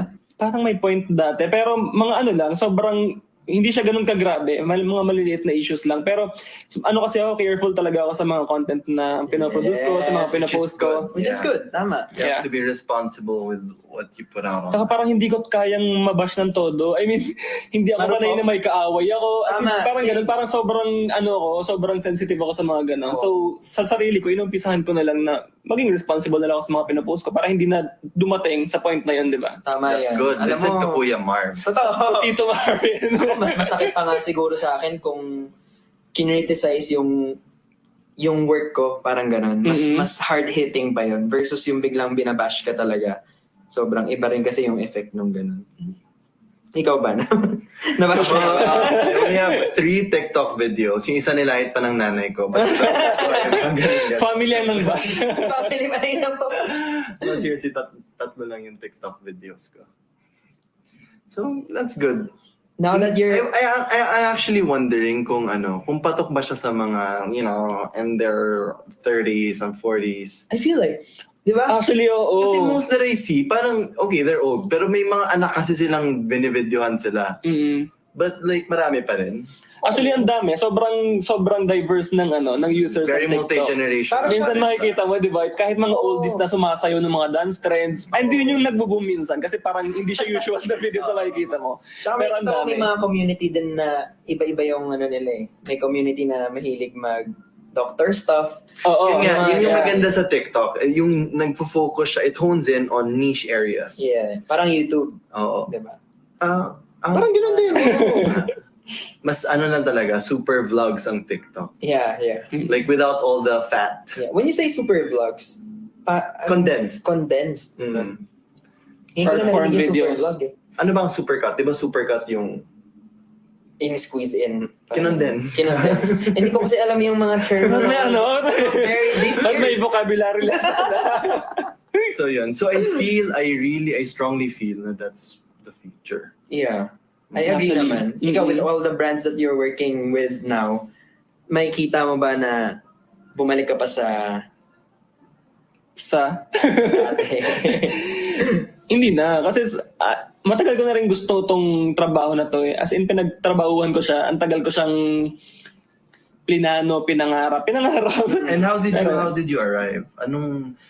For example, I want to start a TikTok account. What advice can you give me so I can have a surefire way of being TikTok famous? Yes, TikTok Para famous. ma-film niya na yung mga skits na naisip niya. Actually, Bumubuelo na siya eh. Parang sinasabi niya, paano ba, Mars? Paano mo mag-umpisa? Ang masasuggest ko talaga, yung alamin mo kung ano yung gusto mong gawin na video. Kasi yun yung gagawin mong video basically. So kung sobrang general ng mga videos mo, sobrang iba-iba, medyo hindi ka makaka-catch ng specific audience na gusto mong i-target. Pero kung mas magiging targeted ka sa content mo, sa niche mo. So if you want to do dance videos o comedy or educational videos, stick ka doon. As in, kung wala pang nanonood sa una, okay lang yan. Kasi hindi wala ka pang audience eh. Yeah. Pero if you become consistent with what you're doing, ituloy-tuloy mo lang, and eventually, makaka-gain ka rin ng audience mo. Kasi makikita nila, ito yung ginagawa niya, consistent siya sa ginagawa niya, ito yung type ng video na ginagawa niya. And makaka-catch ka nung specific na audience na gusto mo. Kasi kung hindi, yung audience mo ano rin, iba-iba rin, halo-halo. So medyo wala rin mag-view ng videos mo, iba-iba rin yung... So it all, based on your advice, it all boils down to branding. To branding and also. consistency. Yeah. brand building and consistency. So if I were going to be a TikToker, alamin mo muna yung brand mo. Tama, di ba? Natututo. Ikaw, Kailangan ano ko na bang nga brand mag-notes mo, Ben? dito eh. Sabi na, pupunta na yung question dyan eh. Ano bang brand ni Kuya Ben? Hindi. Kind of like... Alam mo, pero ganyan lang siya, Mars. Pero magaling siyang si Ben, magaling yan mag-identify. Hindi, totoo. Magaling siya mag-identify ng branding ng tao. Pag nagtatanong ako, who's this YouTuber? Sabi niya, ano yan? Ito yung niche niya. Ganyan. Alam niya yan. Ayaw niya na sabihin ano yung branding. Nasa tanga-tanga. Content creator.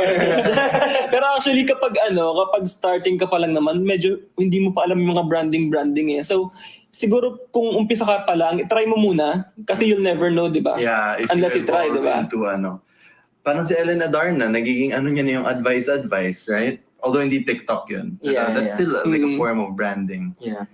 So yun, dapat know what you're good at and Be post consistent. consistently. Yun, yung consistency, ano yun Natahimik ha? ako doon. Kailangan maging consistent. Ang hirap. Parang ako nga rin, parang I'm preaching As to a myself content na rin. Ang creator, hirap. Yun yung challenge. Yun yung challenge, definitely. I mean, if you wanna make it your full-time job, di ba? Kailangan mo talagang maging consistent. Walang atrasan eh, di ba? Eto, curious ako, paano ba yung content creation process mo? Like, do you dedicate a whole day to think about... Yan, hindi na yan for the sake of the podcast. Gusto Gusto ko niya. na malaman. Huwag mo na ako i-post. Sure ako dyan. Teka, i-post ko lang. I-post ka lang. Uy, actually, hindi ako organized sa tao talaga. Huwag Honestly. na madamot sa Insta. Nagdamot pala.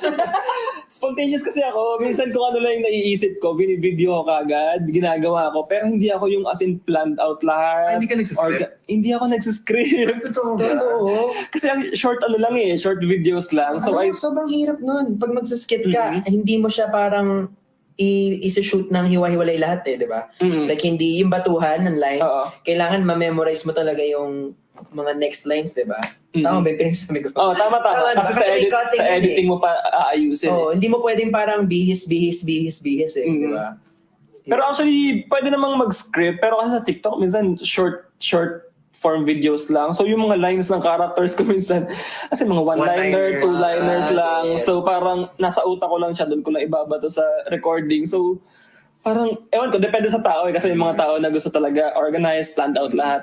Pero ako, medyo hindi ako ganun ka-organized. Medyo magulo po akong tao. So, Pero mabilis yung utak mo mag-memorize. Pharmacist kasi. No. naisingit. Naisingit pa. Pero grabe nakakatuwa. Kasi simula noon pa, parang ang daming sobrang mga with strong personality, sobrang funny, but they don't get the recognition that they do. No? I think, kasama yung Just factor because of dyan TikTok. being, how do you say this?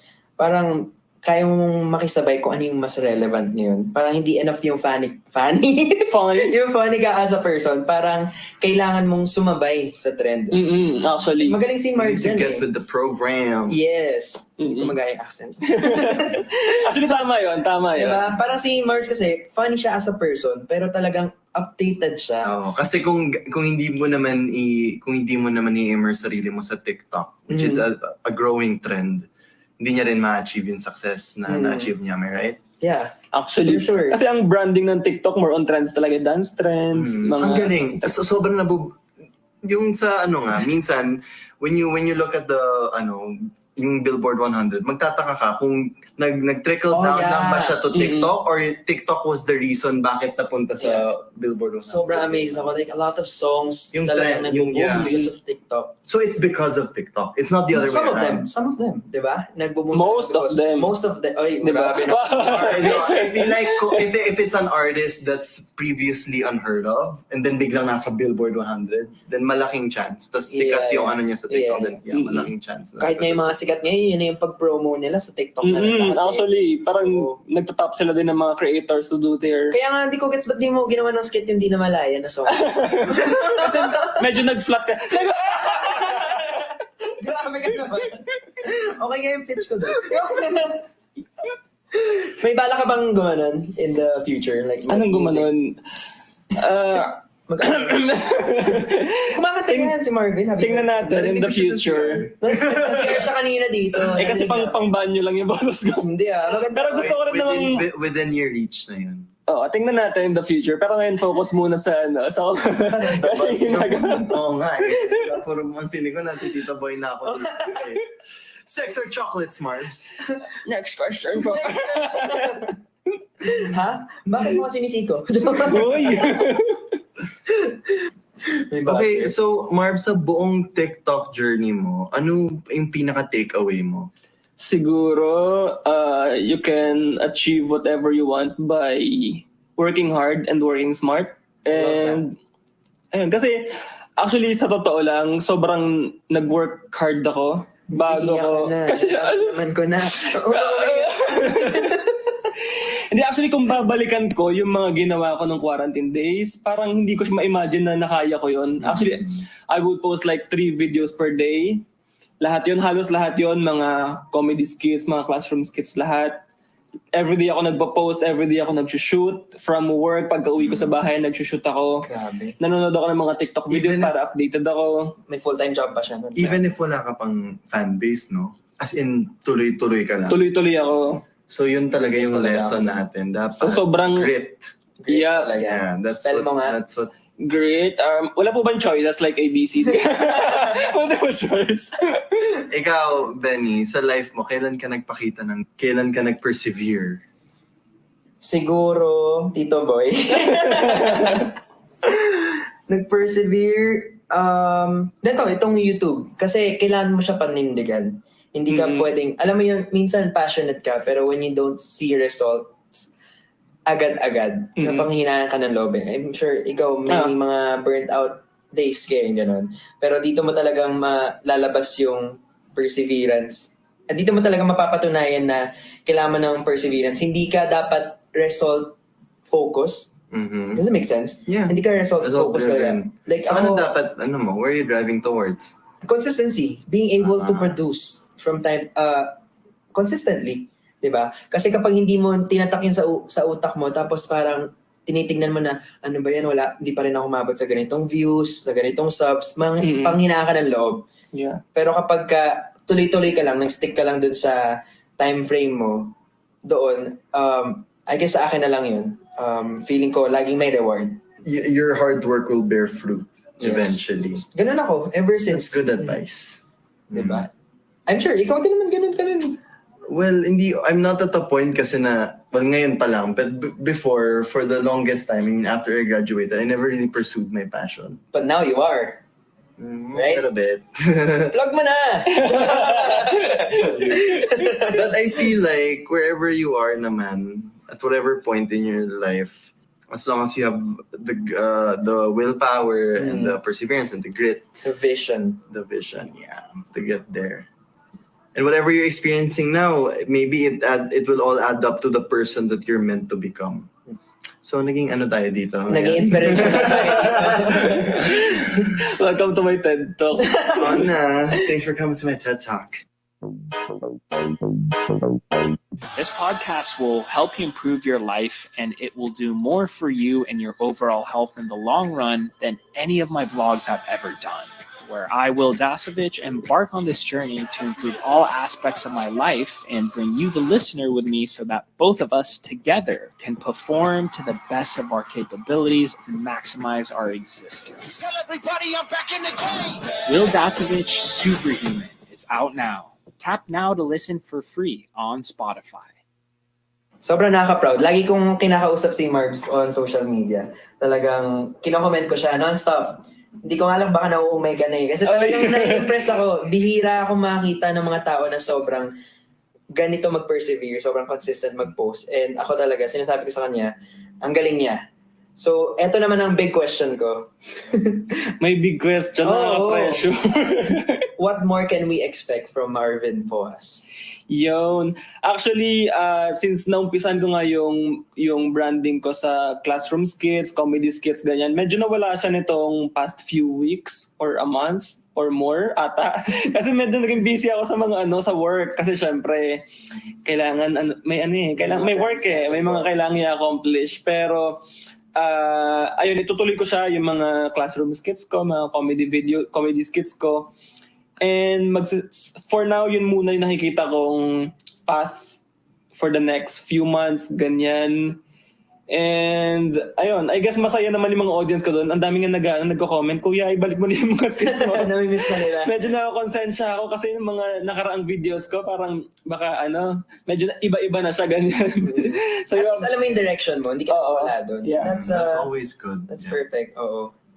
Ayan, thank you so much for joining our podcast. We had so much fun. And dami natutunan. Yes, thank you so much, guys. Actually, masterclass talaga to ni Marbs Poas para sa mga aspiring TikTok creators. Kaya mag-subscribe na kayo. Mag-subscribe na rin kayo. Again, di na naman namin alam kung paano kami mag-outro. So, bigla na lang kaming mawawala.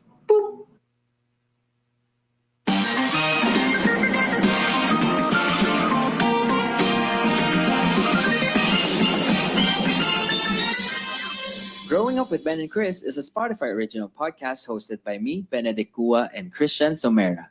Don't forget to follow so you won't miss a single episode. Sige na, please. Okay, game. Hi, I'm Ben, a vlogger, performer, and an actor. And I'm Christian, pulis pang Kalawakan.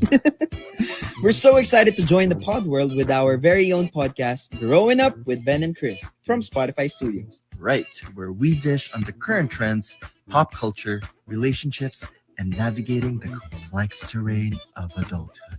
Teka, qualified ba tayo doon? Hindi.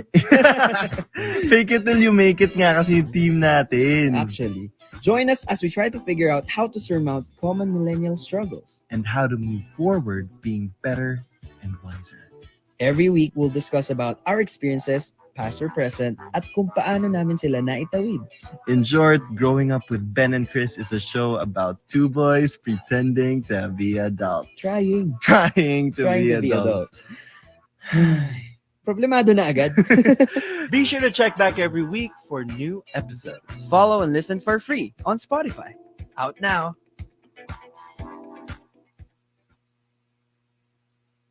Ito na ang ating Les Cabado podcast. Let's go. What's up, guys? Benedict here, your friendly neighborhood vlogger.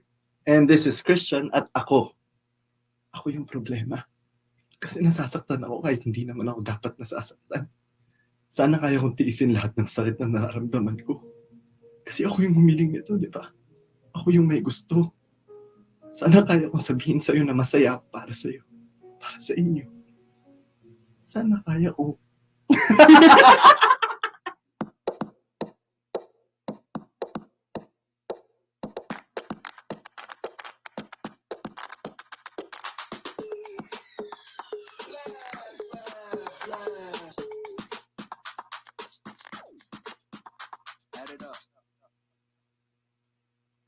Who hurt you? Pigil ako sa tawa ko. So I guess my idea na sila kung ano yung pag-uusapan natin today.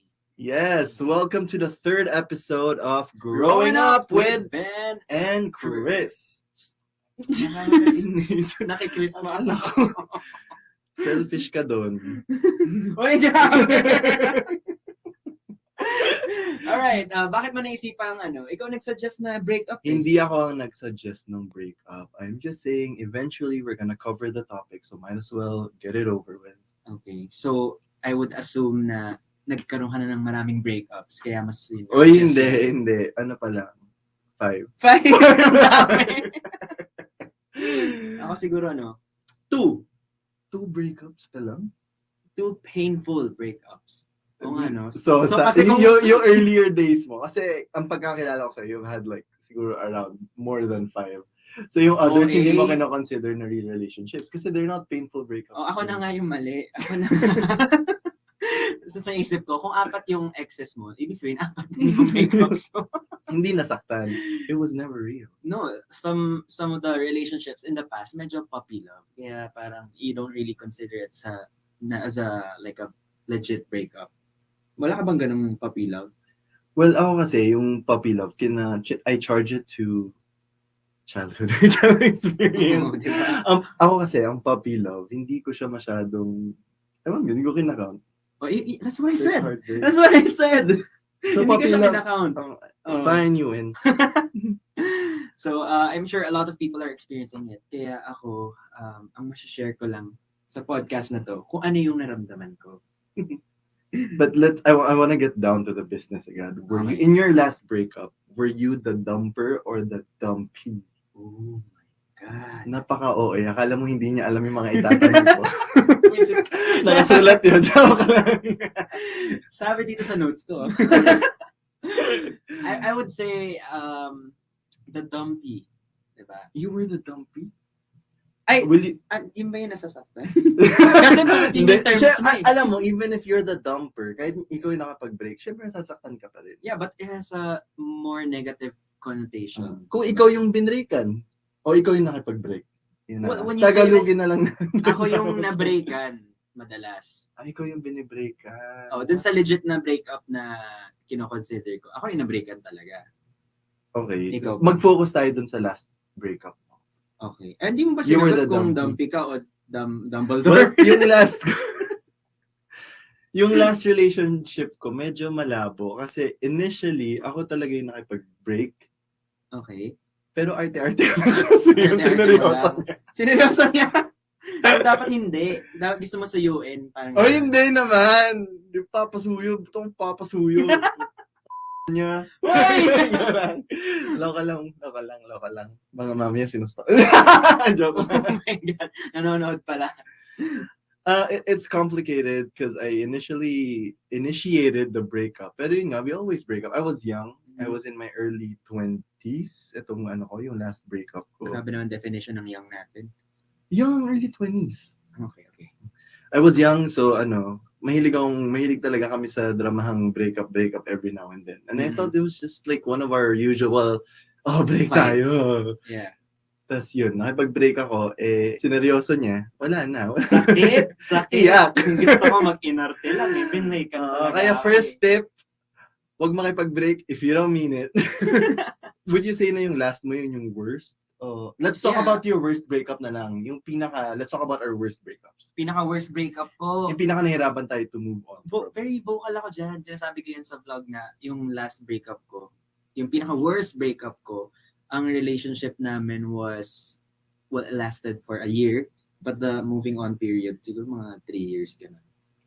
1 year relationship, 3 years worth bakit of moving on. I'm not. Yeah. Tanong ka, diba? Yeah. Hindi ka, kasi feeling ko ang tagal ko nang nag-move on, but our relationship lasted for 3 years, and I had to move on for another 3. But I heard, my best friend told me, hi Meg, sabi niya sa akin, ang rule daw talaga is, hindi naman rule, but yung common na nangyayari is, you move on half the time that you were together. Like, if may math, parang gano'n. parang, yun yata yung typical, I'm not sure. Mali, 1.5 kaya sobrang years. na-stress ako. Yun yung sabi sa akin. For everyone? Yeah. Even if you've been in a 10-year relationship, you could get over it in a year and a half. Hindi ko kasi ma-solve yun. 10 Dapat 5 years. 5 years worth of moving yun. So, I remember kasi 3 years kami nung ex ko. Tapos, when I reached the 1.5 year mark, so nagpapanik ako. Sabi ko, shit, siya na yata talaga yung the one. Bakit di pa ako nakakamove on? So, 3 years ka nag-move on. Ikaw rin ang tagal mo nag-move on in fairness. Oo, parang tinapatan ko yung moving on period na 3 years. So, 1 year lang kami. Ang weird. Hindi ka nakipag-date at all? Nakipag-date ako, just to explore, to distract myself, and try to find out kung kaya ko ba. Pero hindi ko kaya. Ang hirap pagka, kaka-break. pagkaka-break nyo lang, hindi mo alam kung ano yung gagawin mo. To a point na, alam mo yung, nanonood ka ng that thing called Tadhana before.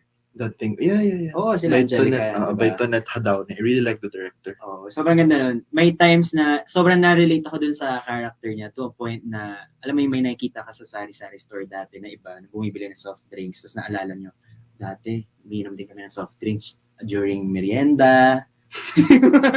Tapos 3 taon kang ganyan. 3 taon, no joke. nakita ka ng tae ng aso sa kalye. Dati amoy tae siya pero minahal ko pa rin siya. Uy, baka marinig niya. Oy, hindi ko na makilala sino yun. Tapos may mga ganung So, no offense. Uy, katulad nung may nag-send sa'yo ng meme, tapos ikaw hindi mo na alam kung hindi mo isa-send. Yung ganon, yung parang lost ka na kasi nabigay mo yung buong mundo mo sa kanya. Hindi ka prepared nung nag-break up. Why would you say na ito yung worst breakup mo? It was the deepest? It probably was. Sino yan? Benedict Kua. Wala ka bang ganong experiences? Yung biglang lalakad ka na lang, tapos biglang magpo-post ka. Tapos sumasakit yung dibdib mo bigla. Tapos naiiyak ka na lang. No. Wait. Ang pinaka nahirapan ako, kaya na-realize ko until ko naka-move on, was I tried dating, kasi I'm not really a serial dater. I'm more of a serial monogamist. Ever since I started dating, parati na akong merong karelasyon na 1 month lang yung gap, meron na ulit. Ito yung ang tagal. So in that gap, I tried seeing other people and I couldn't find the right one. So walang nag-stick. Kaya doon ko na-realize na shit, lakas nga yata ng tama ko dun sa ex mo. Sa ex ko. Iba naman ang Christian Somera, no? Kahit kaka-break lang, di talaga nababakante. Gagi, hindi. Alam mo kasi, hindi, actually, ang gusto ko talagang malaman, ano yung mga doable steps mo at the moment that you're feeling your pain para medyo ma-alleviate yung suffering mo. I begged for people's attention. I'm not saying that it's Nag-vlogger. Nag-vlog ako. Kailangan ng validation. I'm likable. Ayaw niya na ako, so I'll make the rest of the world like me. Sad cause true. Ikaw? Paano? Ako, little sad. Kasi there would be moments, and I'm sure a lot of people can relate, there would be moments that would really hit you hard. And alam mo, sobrang unexpected niya because you would think na malulungkot ka sa mga times na maaalala mo yung masakit na namdaman. But it's really not that. What's more painful is when you remember all of how good your ex was. I agree. Right? I agree. When you remember all the things na ginawa niya sa'yo, hindi naman na at the moment walang ibang gumagawa sa'yo, that's when it hits you. And then you start feeling na, I'm never gonna find someone as good as that person. Yeah. Yun yung saying na you'll never know, yun? You'll never know until you lose. Kulang eh. Parang may kulang. You'll never know what you lose until you lose. You don't know what you have until it's gone. That's what I'm saying. Oh, diba? Pagkatapos naming i-pause, para hindi daw siya ginugel niya. Kaya may break doon. Ginugel niya. Pause daw muna. Igugugel niya muna. Huwag mo akong bukiin.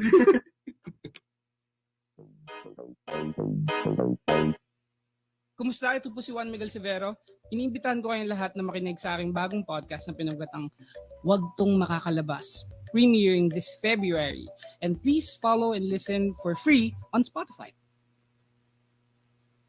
Ako, yung mga ginawa ko that really helped me, yung mga short-term na mga pain na ganyan, was, I learned this from Grey's Anatomy. Kasi si Shonda Rhimes, yung showrunner ng Grey's Anatomy, this is her thing.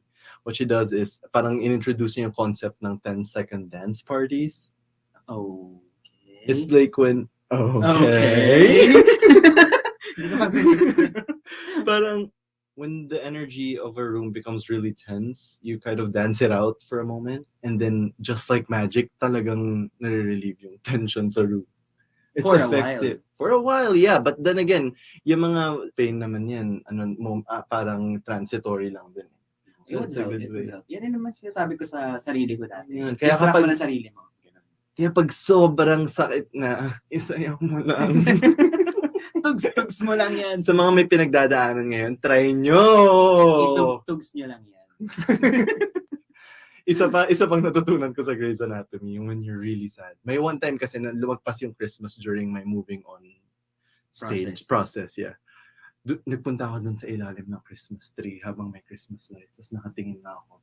Nag-play ako ng Rachel Yamagata in the background. May science ba behind it? Kasi ako ginagawa ko rin yan nung kaka-break up lang namin tapos tinatry ko mag-move on. Nanonood ako ng mga sad films. Mga This Is Hindi Us. ganun talaga yun. Medyo parang siguro parang yun na yung cathartic activity mo. Yung gusto mo i-torture sarili mo until malabas Hindi, mo lahat. dun mo nire-release, yeah. Ganun yun, di ba? Catharsis. Yun nga yun. Alam ko naman yun. Grabe ka naman. Kala mo. Pinag-aralan ko yun nung grade 1 kaya. Oo. Spell ko pa. K-A. Ay, nako, buti na lang gwapo ka, Ben. Sira mo. Hindi, acting lang to. Kailangan natin ng comedy, di ba? Oo nga, kasi pinapagalitan mo nga ako pag hindi ako funny. Uy, kapal. May tanong ako, nag-closure ba kayo? Ng ex mo? Yeah. Parang hindi ka sure. Yeah. So many times. Siguro mga 5 times kami nag-closure. Talaga? Alam mo kasi, isa sa mga katangan ko. Hindi closure yun kung 5 times. Alam ko nga, and that's the Lokohan lang point. yun. That's the point. Okay. So anyway, I think it was a year into our breakup. So medyo ang loser na kasi 1 year na yung nakalipas. Nagdadrive ako pa uwi from the mall. Tapos meron kasing intersection doon na hindi ko alam mo yung paakyat ng papuntang Magallanes. Yung isa papuntang Manila, yung isa papuntang South. Nakakotse ka? Nakakotse ako. Doon always nagpa-party yung ways namin pag mag-ano kami. Parang ganun. Kasi doon siya sa pa-Manila, ako sa pa-South. Tapos yung nandun na ako, sobrang nakikinig ako ng music going, like, driving. Nakalimutan ko nung pinapakinggan ko nun eh. Oh, I know, it was the OST of this 1K drama that I was watching at the time. So I was playing it. Tapos, umiiyak na ako. Tapos habang nagdarive ako, nagpapahid na ako ng luhang ganun. Tapos imbis na dumiretso ako para papunta sa nilihis ko papunta sa bahay. Bakit? Para madaanan mo siya? Dinaanan Oh ko my siya. God, nakakahiya. This was a year well into the breakup. And then nagpunta ako doon. Siyempre, mabait naman yun. Nag-accommodate. Sinabi, umiiyak ako. Sabi ko, tapos nagyakapan kami. Tapos sinabi ko, tama na. Hino-hold off ko yung judgment ko kasi akala ko dadaanan mo lang yung bahay tapos Hindi. susulyapan mo. Alam mo, hindi ako stalker. Pang mga stalker moves yung mga Hindi yung sinasabi stalker. mo. Yung parang, Well, medyo stalker ngayon. ganun yung ginawa sa film ba yun? Ginawa ni Basha nung Ginawa may ni girlfriend. Popoy.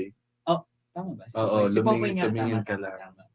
Oo. Hindi ako ganun, go-getter ako. Ito-text ko talaga, lumabas ka dyan, mag-usap tayo. Marupok naman din siya. Lumabas naman din siya. At nagyakapan kami at nag-iyakan kami. Tapos sinasabi kong, tama na. Gino-judge ka na. Tapos sinabi niya, tapos na. Sabi niya yun? Oo. So ayaw na rin talaga niya. Ayaw na niya talaga. And I think sakit I was naman the yun. one who really, yeah. Oh my God. I don't think, ang feeling ko never ko pa ito nakwento sa mga tao, sa mga friends ko now. So, there you have it. Kunwari ang dumpy pala. Ikaw, anong gusto ko malaman? Anong mga imposibleng wala kang mga katangahang ginawa dyan? Meron, pero hindi ko alam eh. Parang minsan nakaka-intimidate mag-initiate ng closure. So, laging nauuwi sa mag-meet tayo, mag-usap tayo. Tapos parang iba na napunta, breakup, Oh my God, you're one of those. What? Breakup siya. Breakup. Parang one last. Diyan ako, hindi ako masyadong maganyan. Totoo. Hindi. Mas ako sa, talaga, sa emotion. Kasi nga ganun yung, yun yung foundation ng relationship namin over what that is. We're adults here, more than sex. It was really tethered on emotions mostly. Well, I was young. I was young too. I was 26, 25. Oh, good job. Anong gusto mo, medal? Award? Para sa akin talaga, pag closure, peace of mind talaga. So, huwag yung tularan yung ginawa ko na may pa-breakup sex na nangyari. Alam mo, feeling ko, hindi mo lang alam paano i-facilitate yung closure conversation. Or both na gusto kami, mo. hindi marunong. Kasi pareho kayong bata. Oo, kasi parehas kaming bata. Kaya walang masyadong na-fix na issue. Diba? Kasi, come to think of it, diba? kapag nagka-closure kayo ng maayos, it affects your way of thinking, how you move forward, yung mga ability mo to make good decisions. When you get closure? Yeah, it makes you better as a person. And you're saying that with your last relationship, you didn't get that closure? Not right away. So, ang dami kong mga palpak na decisions. Diba? Parang tinry ko makipag-date just to distract myself and explore. Bad pa yun. Hindi naman. Siyempre, of course, yun naman yung una mong gagawin. You have to test the waters and Diba? see that there are plenty of other fish out there. Marami akong ganyan. Minemeasure ko, naka-get over na ba ako? Naka-move on na ba ako? So, titignan ko yung page niya. Pag may bago siyang Ayun nakadate. ang mali. Oh, Hindi nga. So, pag yun, tinignan ko may bago ba siyang nakadate. May feeling pa ba ako? May konti bang kirot? Oh, yun. May konting kirot. Kirot ba? Kirot check. Kirot check. Check. Meron pa. Shit, meron pa. May tama pa ba to? Bad Meron trip. pa. Paul, meron pa. Ikaw? Paul, layo. Never mo ginawa yun? Kirot check. Oo. Kirot check. Yung check mo yung buhay niya, yung status ng life niya. Tapos tinignan mo kung affected ka ba o hindi. Imposibleng hindi mo nagawa yan. Hindi na ako magpapaka-plastic dito. Titignan yung picture. May feeling pa. Last. Meron pa, Meron Paul. pa. Ano ba mangyayari pag walang closure? Alam mo kasi, ako yung sinasabi ko kanina, na 5 beses kami na closure kasi initiate ng closure. But eventually I learned that the closure that you need will have to come from you. Because even if you got dumped, even if, for example, namatayan ka ng significant other, the closure that you will need will come from you. Kumbaga, magpapaka-trap ka ba dun sa pain mo? Yun talaga yun. Kaya wag kang mag-depend sa, for example, hiniwalayan ka, tapos gusto mong kausapin, sa ayaw ka nang kausapin. Tapos wala akong closure, hindi na ako makaka-move on. I don't believe that at all. I feel like you just have to come to terms with what happened and find closure on your own. That's true. Now that you mentioned moving on, marami kang ginawa for sure. Ako, ang madalas kong ginagawa nung nagtatry ako mag-move on, magmamol. Mali. Alam mo, ang dami mong nire-reveal sa sarili mo sa podcast na to, Ben. Kasi nga, kailangan Shook na natin yung ng mga tao. kailangan natin ng call to action. Anyway, yun, being with friends, I like being surrounded by a crowd. Alam mo yun, pag mag-isa ka sa bahay, mababaliw ka. So, kailangan marinig mo yung noise sa yung mga naglalakad sa mall, yung mga ingay sa mall. Or, other than that, pwede kong gawin, cry and cry and cry until I fall asleep. Ako, I tried to be creative with my pain. Wow. Musician yan. Artist yan. Because you know what, I believe that the most remarkable pieces of art stemmed from a heartache. Diba? Whether it be in the form of a film or a song or a painting, yun talaga. If whatever heartbreak you go through, make art out of it. Break a heart, make some art. Wow. Anong mga art na gawa mo? Sige, ilabas natin yan. Oy, medyo naparami pagsusulat ko noon, feeling ko. Tuloy-tuloy dahil sa heartache. Tuloy-tuloy, Sana gumawa ka na inilabas ko rin ng talaga. kanta. Meron din. Meron. Verse naman. Mali, iba yun. Ako, and ang pinaka sa akin, kasi ako, ang gusto ko talagang, feeling ko, there was a time that my friends kind of got tired of listening to me rant about my heartbreak. So I started a private Twitter account. Diary, parang ganun. Kind of like a journal, yeah, but very, parang short form lang. So every time may maisip ako, yun Haiku? sinusulat. Sobrang puro mga tula-tula. Gusto ko makarinig.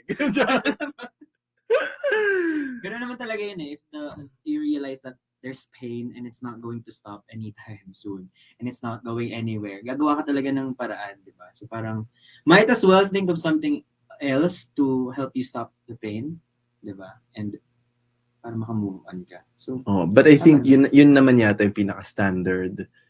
Yung pinaka-standard advice kapag if someone's going through a breakup, get yourself busy. Go out, party, Go out, meet toads. other people. But paano yan?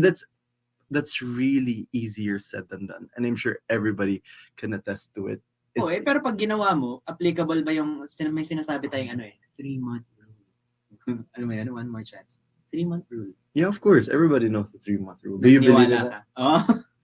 Ako nga hindi. Sabi ko nga, yung iba ko relationship, 1 month pa lang meron na ulit. Hindi din. Ano ba? Sa film na ba yun? O is it a thing? Well, I feel don't like they know. got it somewhere. So probably. Hindi ko alam. I don't know who coined it. Pero, do you believe in it? No. Ako din eh. Kasi kung gusto mong tulungan Pero yung kasi- sarili mo, di go out there and Yun nga. explore. I feel like you don't owe the other person anything. Nagalit, Especially nagalit. no, especially if you've come to terms na with the breakup. Siguro kung medyo consensual yung breakup, okay lang. Pero yung talagang pinilit ng other party, hindi mag-break na tayo. Tapos biglang tapos with no regard for your feelings. O yun siguro. So, ibig mong sabihin, okay lang mag 3-month rule as long as para sa sarili mo. Kumbaga, hindi ka maghahanap ng rebound. Parang gano'n. Hindi yun yung goal mo. Oo. Kasi, Hindi. sakit na no, pag nagharap ka lang ng rebound. Sakit din dun sa bago. Alam mo kasi, sobrang sketchy din kasi na rebound. I don't believe in that at all. Siguro Really?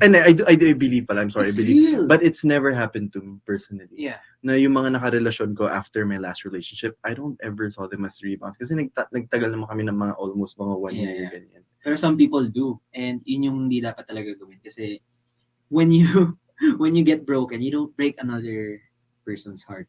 But guaranteed ba na porket nag-rebound ka, you're gonna break their heart? Hindi, the fact na rebound yung tingin mo dun sa person, ibig sabihin, You know what? for pleasure lang I na. don't think it's ever acknowledged that way. Like, I'm gonna start a relationship with this one and this person's gonna be my No, rebound. but the point is, some people do that. As in, No naman. Napaka-evil naman nun. paano mo nalaman na wala?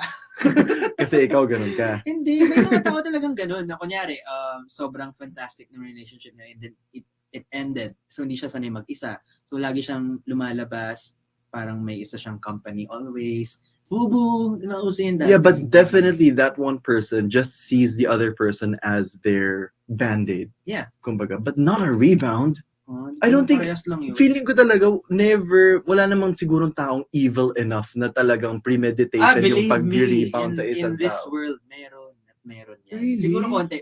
Ang point ko ay, hindi siya tama. As long as, If it's intentional, hindi siya tama. But it can grow, like it could start out as a quote-unquote rebound, but it could grow into something else, something more. yeah. Potentially. Potentially. It's a debate. Pero kung yung intention mo is rebound lang talaga siya and nothing else. I think the important thing is Wala na kasi for me, you really have to align with whoever you've been spending time with. Na okay, I'm alignment. Oh my God, Ben's favorite word. Yeah. Lagi ko yung sinasabi, sa lahat, sa work, Ako na, kahit sa labas. yun nga, you just have to be very transparent. I'm going through something and I have vulnerabilities.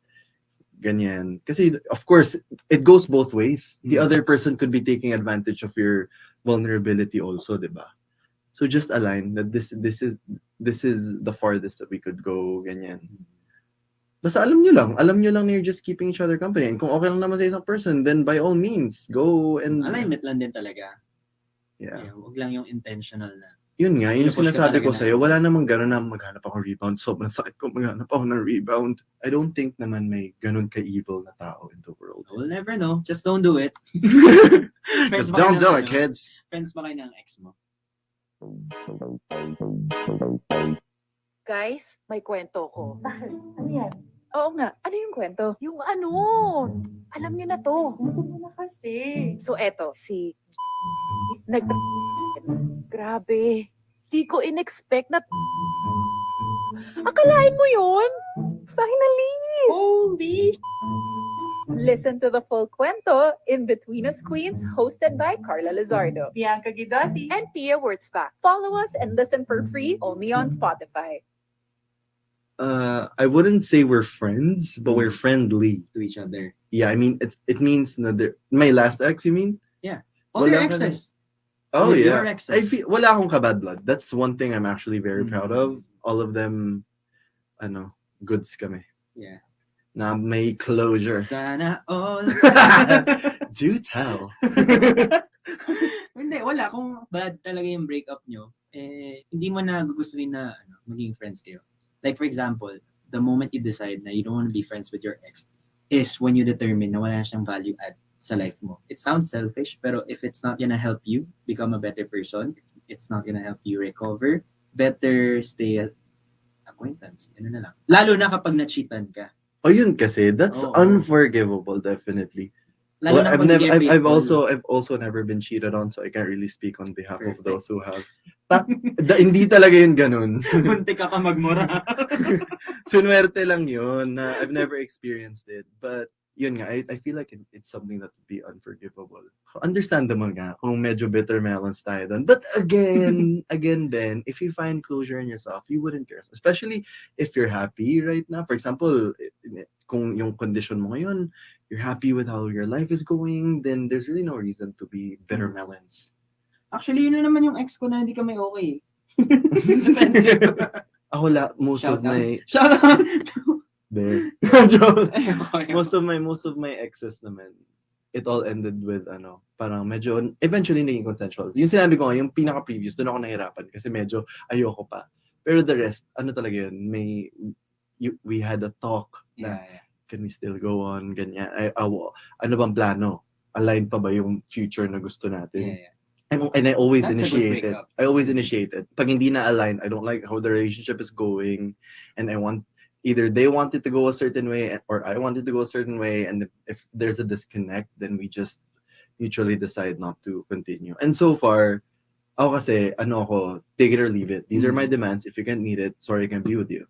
Sige nga, kung totoo yung sinasabi mo, kung honest ka talaga sa podcast na friends kayo, sure ka friends kayo. Friendly I mean, nga. friendly kayo. Okay, Oh. friendly. Kung may message ka sa ex mo ngayon, ano ang masasabi mo sa kanya? Sana ako na lang. Balik mo. Sana ako na lang ulit. Nagsiksiksi na ako. Sobrang hindi. I'm very happy. Sobrang happy ko sa mga I'm very happy now with whoever I'm with. Marami ding lessons naman ang nabibigay ng breakups. Oo. And ako kasi, I always see it as, paano ko ba sasabihin? Napaisip. Yung time na sobrang sakit na niya, I just reminded myself that that's the farthest that our relationship could have gone. It's the best that it could be, and we can no longer go further. Ito na Christian, yun. parang nagsha-shake pa rin yung voice mo. Parang tinatanong itong story na. Hindi, I'm just saying na you have to come to terms with it. Na that person was part of your life. Chapter lang siya ng libro mo, and there are other chapters that can be just as or even more colorful than that chapter. Alam mo, ang natutunan ko sa breakup, sobrang cruel ng reality kapag hindi ka na mahal ng isang tao. Hindi ka na niya talaga mahal. Hindi siya parang trust na ina-earn mo. Ay, parang PBB line. Ang trust, Ina-earn yan! Hindi siya ganun. Ang love, hindi mo alam kung paano makuha. So kung hindi ka talaga love ng isang tao, maaaring care ka niya. Yeah, that's very insightful, man. Totoo, na-realize ko That's kung hindi ka true. talaga niya mahal, wala kang magagawa doon. Hindi ibig sabihin masama siyang tao. Hindi mo pwedeng ipilit. Hindi mo pwedeng ipilit. Kasi trust, you can work on it. And that's so cruel. That Mm. reality is so cruel. Kaya ang It hirap is, nung yeah. nung moving That's on fresh. process. That's fresh wisdom Diba? for Beer me. tayo dyan. Good one, bruh. Ay, nako, breakups nga naman. Lintik na pag-ibig. Second voice. Pero kahit nalintik yung pag-ibig na yan, ang dami ko pa rin mga takeaway dyan sa mga heartbreaks na yan. Like what? Hindi, because talaga, you really walk out of every relationship wiser. Tama naman. Agree naman ako doon. Niloloko lang kita. Kanina. So, kunwari, ano yung advice mo kung kunwari may kaka-break lang? My advice is I to have love 4. yourself. Meron akong bullet points dito. Totoo ba? Babasahin ko isa-isang mamaya. Hindi, Joke lang. Sa akin, usual na yung you forgive your partner. But the hardest part is to really forgive yourself. I don't feel like I need to forgive. I have nothing to be forgiven for. Ay, Just ay, kidding. lang. Bakit forgive yourself? Explain that to me. Kasi ako, did I have to force myself to forgive myself? I don't think I've ever done that. It's more acceptance for me. Well, we can say na kunyari, nagkamali ka dun sa tao, you forgive yourself for doing something wrong. Or you can also forgive yourself for being hurt for a long time. For being trapped for a long time. Diba? patawarin mo yung sarili mo, and kapag nagawa mo yun, you have a new start, a fresh start. Do you agree? Yeah, I agree. Ako naman, kapag fresh off a breakup ka, kasi I don't subscribe to yung, ipabisi mo yung sarili mo, ganyan, parang hindi mo maisip, huwag kang umiyak, ano mo yan. For me, you really need to ride out the pain and really feel it the way it's intended to be felt. Sabi nga ni Kuya John Gray, pain demands to be felt. Wow.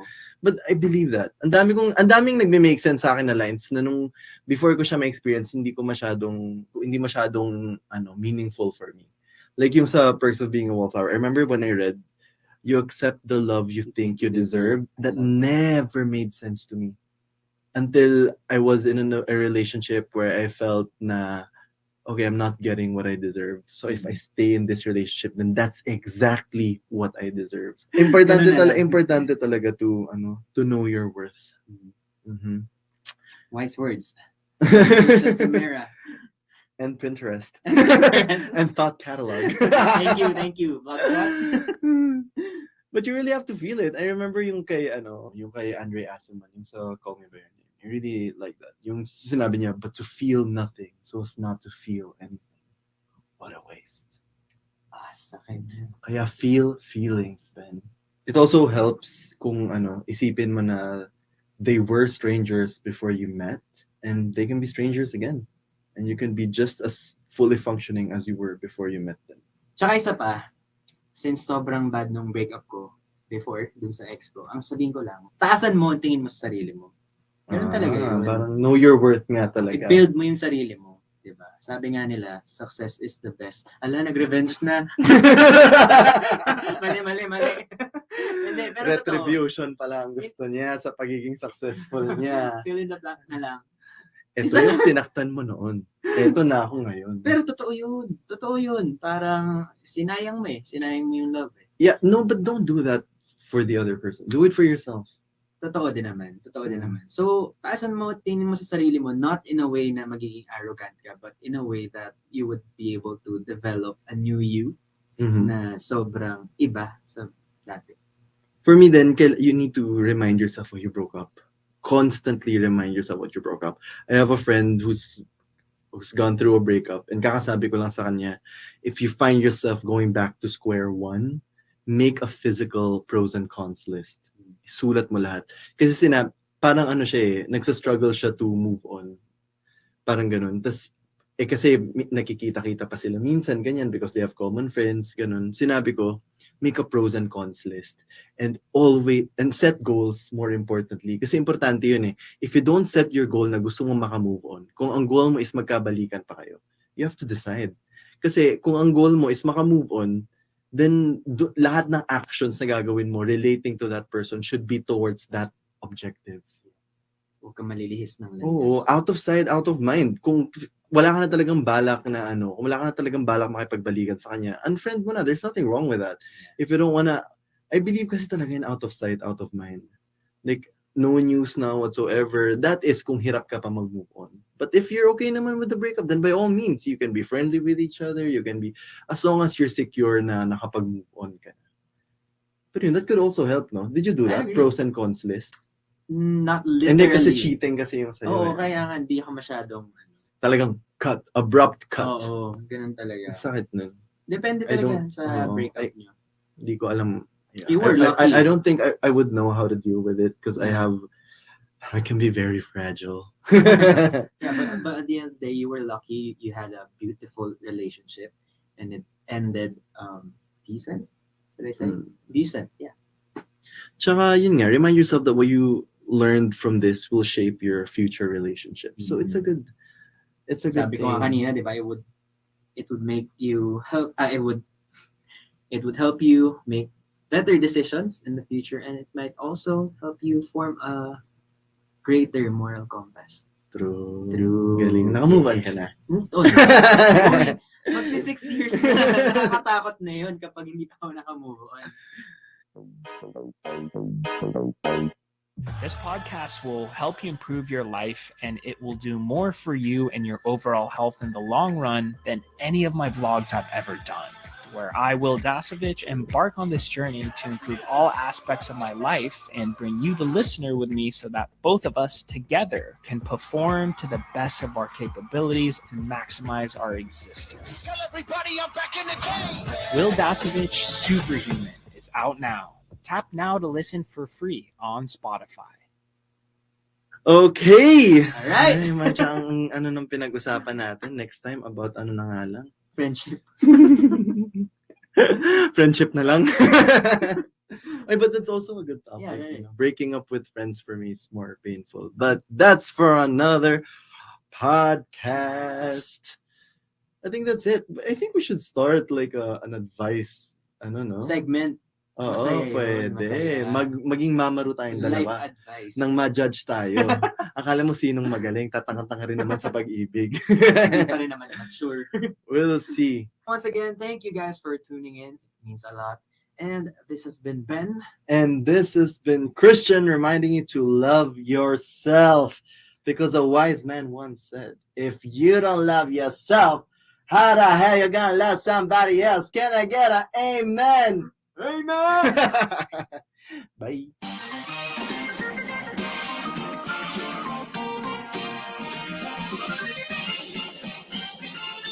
Growing Up with Ben and Chris is a Spotify original podcast hosted by me, Benedict Kua, and Christian Somera. Don't forget to follow so you won't miss a single episode. Sige na, please. What up? It's me, Benedict, your friendly neighborhood podcaster. And this is Christian, former eunuch and master of whispers of Westeros. Ano yun? Guess that character, Ben. Sa ano ba yan? Game of Thrones. Oh yeah! Oh my God!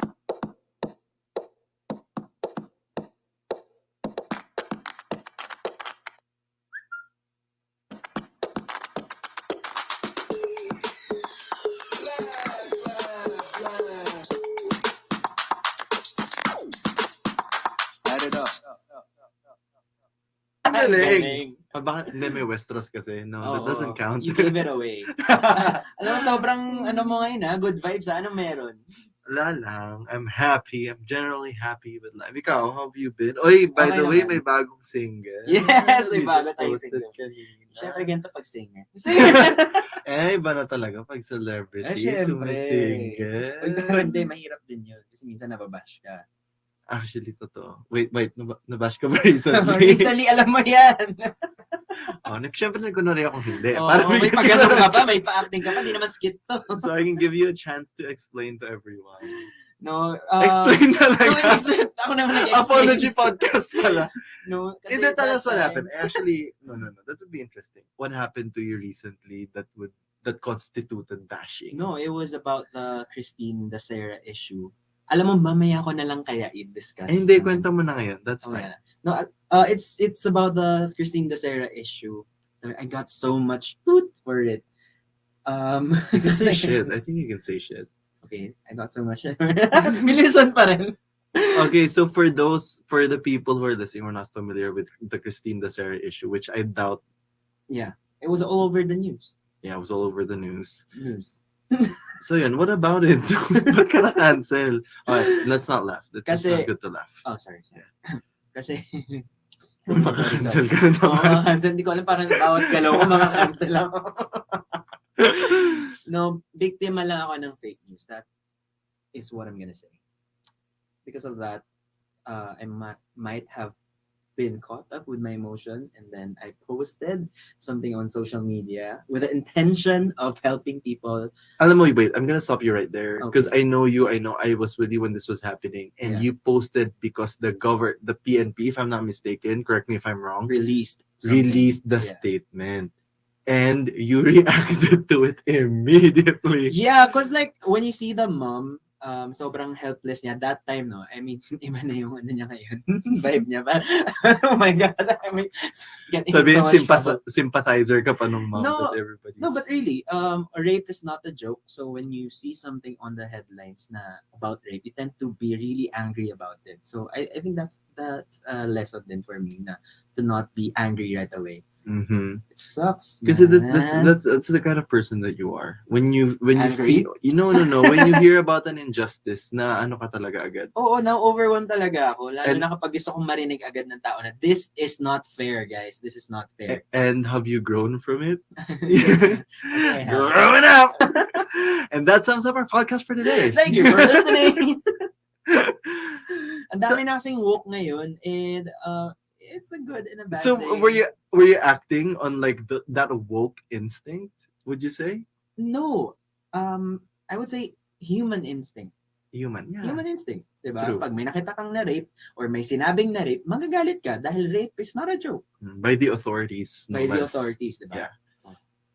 Ba't parang inaano mo ako? Hindi, Ni-interrogate no. mo ako eh. Wala lang, naisip ko lang na Na may bombero sa labas. sorry, we had to pause kasi may bumero.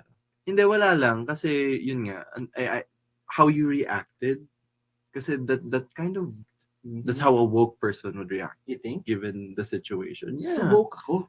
Oh, do you even know what woke means? Yeah. Like the definition. What is woke for you? Being maingay on Twitter. Oy, no. So, ganun ka. I'm just kidding. Admittedly, no. ganun Hindi ako ka. maingay sa Twitter. I don't even use Twitter like every day nowadays. After that. But like, more like ano lang, being woke, being aware of what's happening around Being you. actively attentive to the social injustices Yeah, that's mostly happening around the social. world. Yung term na woke, matagal na yan. It Talaga, parang started recently ko. in the 60s pa. In a New York Times essay, I remember. If I read it about it before. Tapos nag-resurface lang kasi Erykah Badu was a singer. You know Erykah Badu? No. Well, I know Erykah Badu because I used to make love to her songs. What's her name? But Erykah Badu, yung ano na. Anyway, she's a musician and she used it in her lyrics. Tapos parang that became like I wouldn't say slogan, but it Symbol. was kind of like an effort to amplify the Black Lives Matter movement. So, racial justice. Mostly racial, but Yeah. social justice pa rin. I would say everything, no? Everything in the world. Mostly social. Yun, it evolved to that. When you say you were quote-unquote cancelled, anong mga sinasabi nila sa'yo? Because I wanna know. Kasi usually pag may ganyan, may social injustice talaga. Parang sinasabi na lang nila, it's for you to gain more traction, ganyan. So that's the Oh, I see. bad I side of see. it, I would say. Diba? I mean, usually, yung... No. They're calling you pa-woke, Yeah. not woke. Yeah. That was thrown? Those words were thrown at you? Not just me. I would say everyone. Ako, di ako sobrang affected because I wasn't really trying to be woke. Like, alam mo yun? I would never try to be like You were just claiming it just hit a myself nerve. na woke. Whatever happened, it hit Yeah, a nerve. it hit a And- nerve. A big nerve. So what do you feel about woke culture, if it is indeed woke culture that prompted those people to call you out? What I feel about the woke culture, it can sometimes be toxic, it can sometimes be helpful, progressive, ganyan. At this point, medyo nagiging ano na siya, opposite of what being woke means, no? Like right now, the world is a super messy place, and sometimes you just need to like have someone amplify their voice so that others can hear it. It's being aware and being able to amplify your voice so that other people can hear you. That's Yeah, being but woke but culture. but as someone who has experienced the negative effects of woke culture, are you still of the same opinion? half and half. Half and half. Ikaw ba? Well, I don't think I've ever been. Okay, admittedly, Your family. no, because sometimes I also let my emotions take the reins. I mean, we're just When human, diba? especially Lahat naman. especially when it's very intense, like during the elections. Yeah. Ay, boy. Kaya kayo, mag-register Ay. na kayo. Mag-vote, malapit na. Ay, boy. I stayed up until 8 a.m. fighting people on Facebook. So that basically I- encapsulates woke culture. Ano? Yung ginagawa mo. Hindi naman. Ako lang is I just don't understand. I do not understand some of these people. But anyway, we digress. Basically, mas nakikita natin yung woke culture on social media. Diba? Yeah, it's because more it paved the powerful. way for that. Kasi alam mo, for me, social media really provided agency to normal people against powerful and influential people in corporations. It Tama really naman. democratized the power, in that sense. It gave them the platform to demand accountability from these powerful people and corporations. So I guess in that sense, it's okay. It's just that sometimes they can go overboard, Mhm. and it could be really scary. Yeah, to a point. na yung nangyari sa akin nga. Di ba? I wouldn't say that that's overboard naman. Talagang na-hurt ka lang. Some good came out of it. I mean, you apologized to the people personally. You didn't do it in public. You actually, if I remember correctly, you actually called these people, the accused. Yeah, I called them by phone. I didn't want to broadcast that. But like, yeah. Kasi gano'n naman talaga. If you make mistakes, you make amends. Hindi ka magpapabusa. And not in a performative way. Not in a performative way. Definitely. Kasi what happened, baka hindi nila naiintindihan. Yung sa Dacera case, there were men who were wrongfully accused of a crime. Actually, we don't know yet because I don't think there's a verdict yet. Meron na. Meron na. Okay. Well, regardless, the point is... Yeah, until there's a verdict, it's really hard to point fingers. Because you have to let justice run its course. Yeah. That's why we have due process. Yeah. But still, I would say, ang dami pa ring magandang naidulot ng pagiging Of course. woke, diba? Of Well, it definitely. being existing. I feel like it really ignited the Black Lives Matter movement, and it paved the way to cancel culture, which I think ang pinaka nag-benefit talaga dito was the Me Too movement, or if anything, sila yung ng cancel culture. It created cancel What's culture. Me Too movement? Yung mga sexual, yung Harvey Weinstein, yung mga sex crimes ng mga ng mga powerful men. Here in the Philippines, ang dami din. Like, kapag magre-recall ako, pinaka-recent, other than the Christine Dacera issue, I remember the Sam Morales. Do you remember that? No. Yes. Catfishing of Sam Morales. Oh my God. Sobrang intense nun. No? Was that a big deal? It was. I feel like It was a big deal. I feel like medyo siya, Twitter exclusive yung knowledge na yun. Oh, but Twitter is so big now. Yeah. Diba? Like, naging portrait siya of transphobia. Yeah, I read it. Yeah. I read the very long reacted to thread. it and I saw myself on the news. Ganun siya kabilis, nagulat ako. Pero matagal na rin. Nagta-Tumblr ka ba before? Yeah, even, yeah. Kasi alam ko, it started, there was this thing on Tumblr called Your Fave is Problematic. Your what? Your Fave is Problematic. Tama Your ba? favorite. Oh, your fave Your is problematic. idol is Alam mo yung problematic, mga thing parang ng yung mga thing ng Tumblr na, fuck yeah, Taylor Swift. Fuck yeah, Ariana Grande. No, ano yun? Okay, then you weren't a Tumblr user. I was, pero not to a certain extent. Like, Basta may mga trends na hobbies. yun yung Tumblr. That was one of them. Yung Your Fave is Problematic. They basically just, they zero in on a certain band or a certain celebrity, and then they provide proof that they're That's good. problematic. So matagal na talaga. Yeah, pero sometimes I feel like I don't know where to draw the line between being socially aware or over-intellectualizing everything. That's true. Kasi alam mo, there was this one post, I remember yung nabasa ko doon, yung sa One Direction. Yung, Tumblr pa rin yan. Tumblr pa rin. Yung, what's their song called? What Makes You Beautiful? Yeah. Sabi nila na parang they exploit insecurities of women and imply that self-esteem can be healed with a man's approval. Yun daw yung song na I yun. never knew that. Yeah. Ganun pala, This is before, way before, it preceded the whole woke, even before it was coined, I believe. Yeah. Kasi Do you remember something in the Philippines na sobrang naging bad because of woke culture? Kumusta? Ito po si Juan Miguel Severo. Iniimbitahan ko kayong lahat na makinig sa aking bagong podcast na pinagbatang Wag Tong Makakalabas, premiering this February. And please follow and listen for free on Spotify. Ikaw, you're the one in the business. I'm not in the industry. So No, I ako really kasi wouldn't when know I'm it. reading tweets, at first, I kind of agree to everyone. But like, sa latter part, parang being woke became an instrument na talaga to destroy people. If you're familiar with cancel culture, parang nagiging ganun na siya, no? Like, at first, it was just about awareness, social justice. I kind of feel like cancel culture is an offspring of woke culture. Yeah, nanganak. Totoo yun. Like it really paved the way to cancel culture. Yeah, like at this point, parang ang daming taong nagsisenter na lang on forcing people to hear what their emotional stance, di ba, is versus just educating people. Parang gusto na lang nilang magalit ka din. Yeah. Just be mad. Be mad. Alam mo yun, parang naging batuta na siya to beat people to make them realize how unwoke they are. What do you mean? So they target those who are not perceivably Some of them. woke? Some of them. Hindi naman. Maybe some, but I don't think that's their main Yeah, goal yeah. naman. Yun nga, minsan nga, nagiging ganun na yung direction nila. I wrote an article before for the Inquirer. It's called Stay Woke but Stay Kind. And I saw wrote that. it. Ang ganda. Yeah, and I wrote it because there's this one incident in the Ateneo, you know, the bullying, yung may batang Yeah, bully, yeah. and then they were Yung trying nabugbog. they were trying to go after the kid.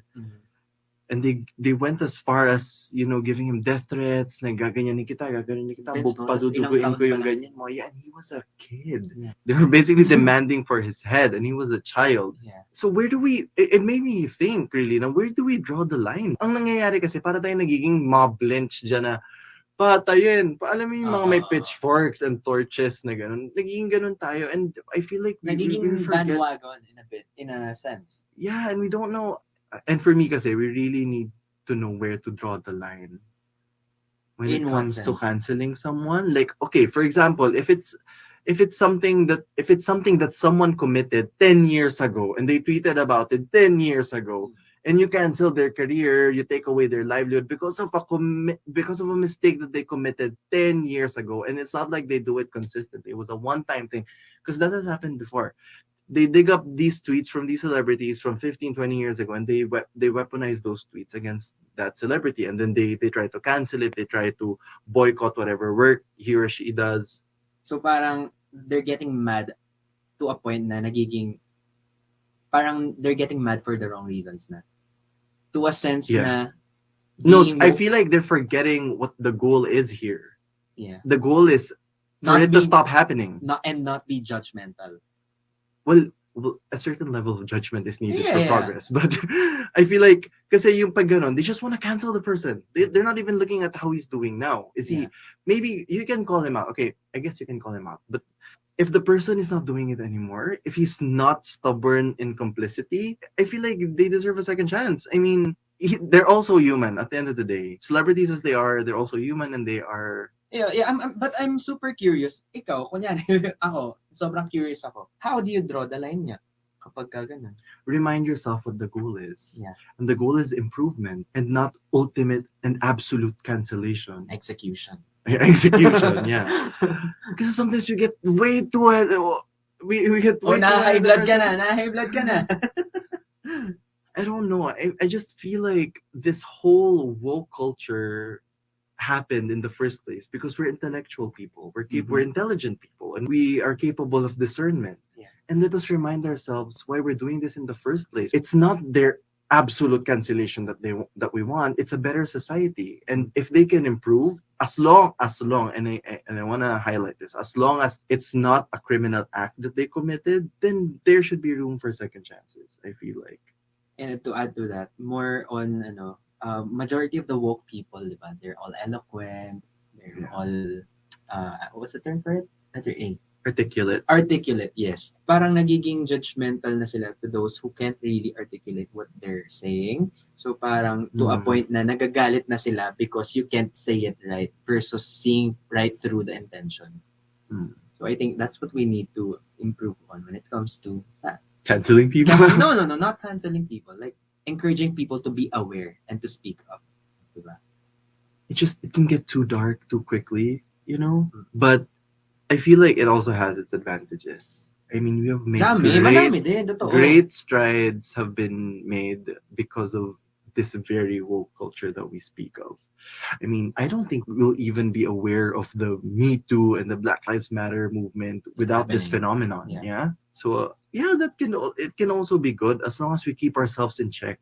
And nakakatawa, I was watching RuPaul. I was watching shut up. I was watching RuPaul, and in this week's episode, they did like a Rusical the musical. Ang ano nila is parang social media, they create a musical and parang personification ng mga social media apps. Tapos nakakatawa kasi yung TikTok, ang parang character description ng TikTok na Gen Z siya and social justice warrior siya.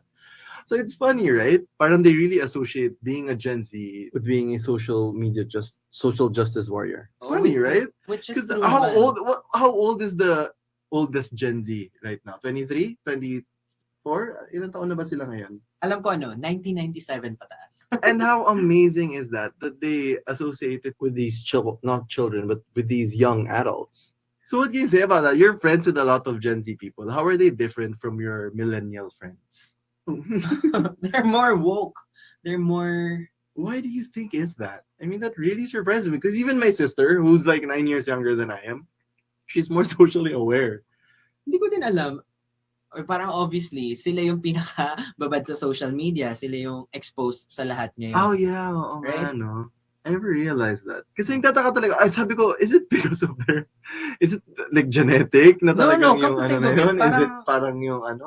Come to think of it, parang tayo, di ba, millennials tayo, we are also at some point, we can actually consider ourselves, tayong dalawa, woke, but then hindi tayo ganon ka-invested In that on level, social right? media. Unlike Because we them. have our own lives, but these Gen Zs, no, hindi sila lahat nasa ganitong status na in life na may ibang pinofocus. They have school. Judgment. Exactly. But like they also have more time on social media versus us. We think about our lives. I mean, our tawag doon? Kabuhayan. Ako naman, I feel also like, since they're being raised by Gen Xers, and I think Gen Xers are more open-minded than boomers, kasi admittedly, most of the millennials are raised by boomers. Grabe naman tayo sa boomers. No offense, boomers. But okay, boomers. Joke lang. medyo mas open-minded talaga ang Gen Xers. Totoo, So totoo. I feel like, since they were raised by by this generation, mas open sila to ideas, right? Kaya I wish mas mas moderate na and not mas hyper-aggressive when it comes to the generation after Gen Z. It gets scary, di ba? If you communicate the wrong intention. And I love that to have platforms that help permeate ideas like Twitter, ganyan, and Spotify podcasts. And Spotify. It is a very exciting thing. So I'm quite excited to see a world run by these Gen Z progressive thinkers because I think they're actually spearheading this cultural reset. Ang daming sila yung nagpo-fuel. Ang Kasi ganda sila ng yung term na yun, sobrang cultural active. reset. It makes a lot of Yeah. sense. So sa future anak ko, kapag naririnig mo to, make us proud.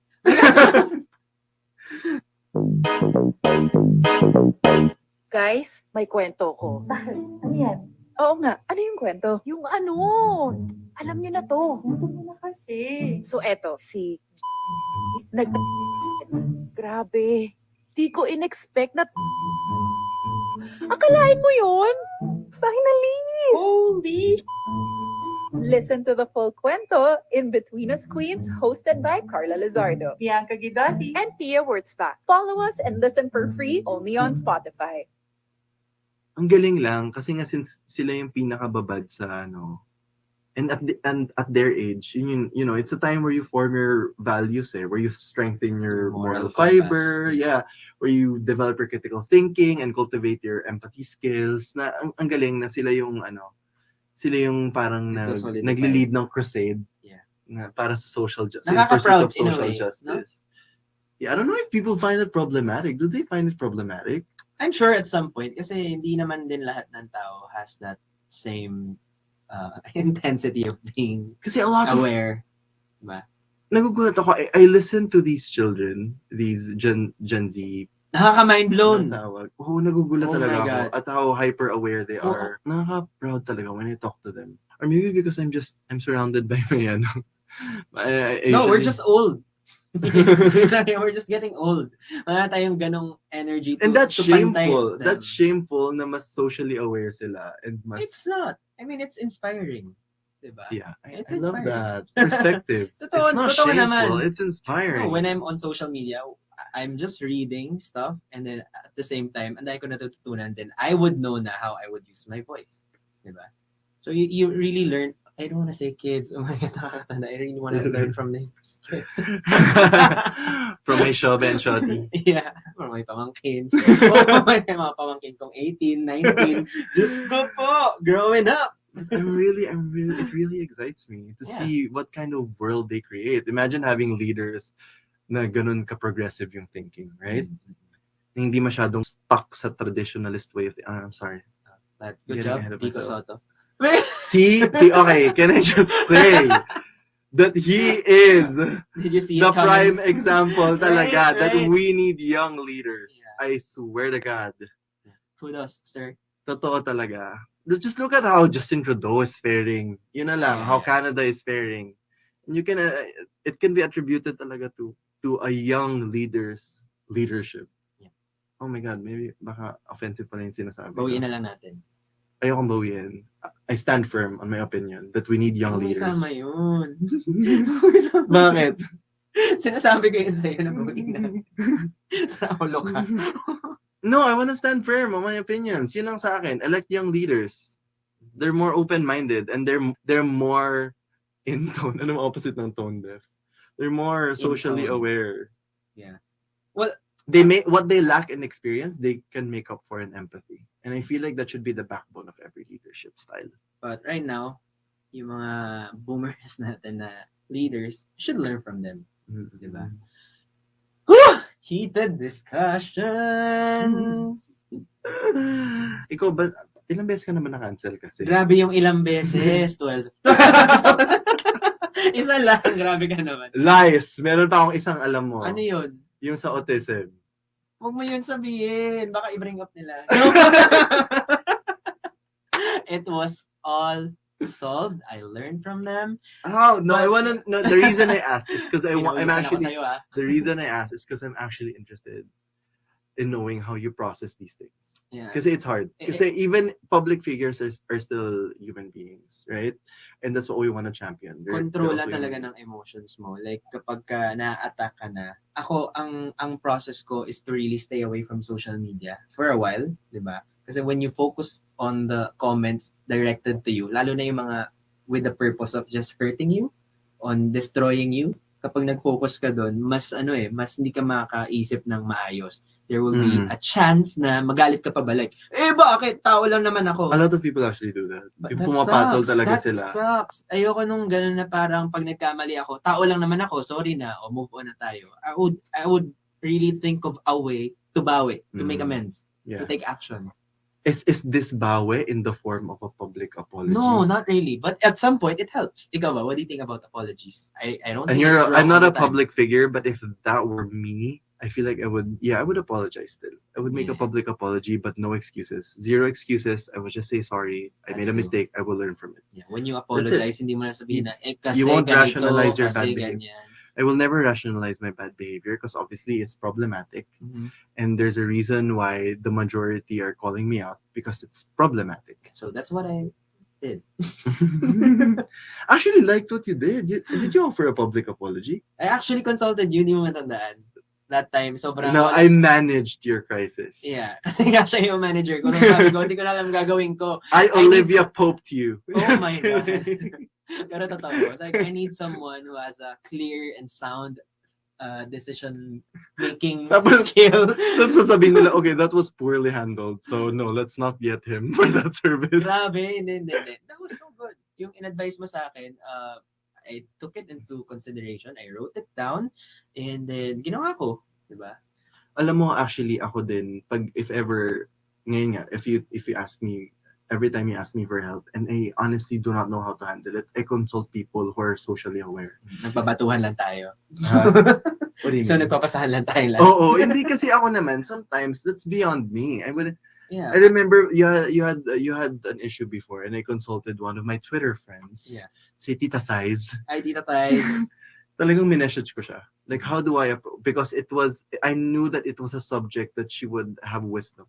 Oh my God, we're sharing a lot. Alam na nila yung mga kinokonsultan natin. Yeah, but it helps. It really helps. I Yeah. don't think may masama doon. And I think that's part of growing up. If you committed something and you don't know how to respond to it, don't respond based on impulse or an instinct. You consult with people who are wiser than you are. Yeah. You have to actually have the humility to admit that this is beyond you, that this problem is beyond you, and you need to seek the help of those who can better analyze and can better provide solutions for That's the true. problem. So it wouldn't hurt to ask for people's opinion. At the end of the day, you will be the one who makes the decision, but you take into consideration what other people would tell you. So you believe in second chances also? In what sense? Hindi, Ibang topic pala to. when you're canceled. Oo naman. Depende siguro sa gravity nung nagawa. Kasi kung may napatay I siya, agree. I don't think, kung sinadya mong patay isang tao, parang yung police na maril. Oh my God. Grabe yun. You remember that? The police officer who shot the That's criminal mom. na nga eh. Sabi ko, if it's criminal, then of course, And was prosecution dead on is needed. purpose, Yeah. But like, for example, dun sa kid, oh no, I don't know what's that, but okay, I won't bring that up. No, bring it up. It's Have some balls. Yeah, like, Okay, it's part of growing up. For example, Grow up, Ben. 50-50 ako dun sa anak nung police officer na ganun siya pinalaki nung dad niya. So You're she talking was about, okay, let's clear this out. Baka sabihin nagsisympathize ka dun sa tatay. You're talking about the kid. The kid, of course. Yeah. So Same. tatay, Definitely go to freaking jail. Yep, right away. You did not okay. Ayun, yung emotions Pa-outro ko na na tayo. naman. Huwag tayo magana. Let's be composed. And let's try to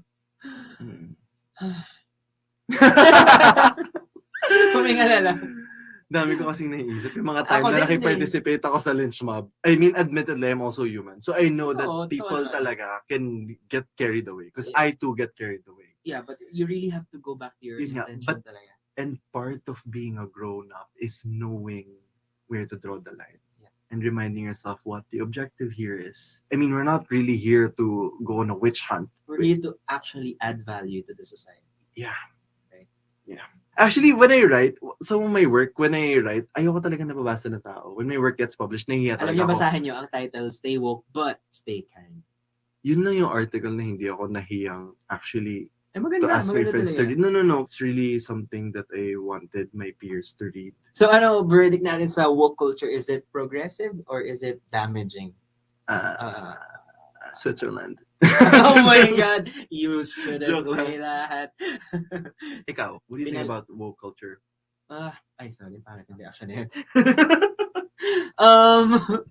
Progressive, but to a certain extent, right? So you That's a safe answer, Ben. Just kidding. but it is the right answer. For me, Nagalit. progressive still. It is Progressive. progressive, yeah. Progressive. And it is our job as intelligent human beings to discern what is too much and what is enough. I agree. Yeah. And Kaya ko kasi- na naman sinabi na with reservation is because when it gets overboard too much. But like I agree.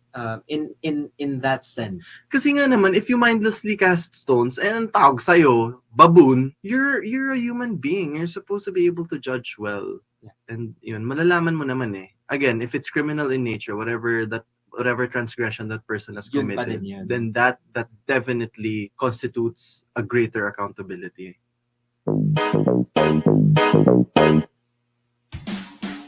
Sa mga vlogs ng Team Fireman, nandyan ang mga katatawanan, mga aral sa buhay at mga kalokohan nila. Pero ano naman kaya sa likod ng kanilang mga kamera?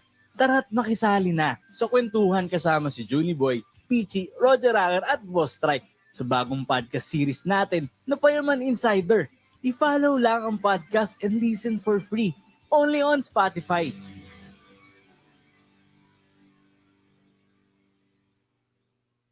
On that note,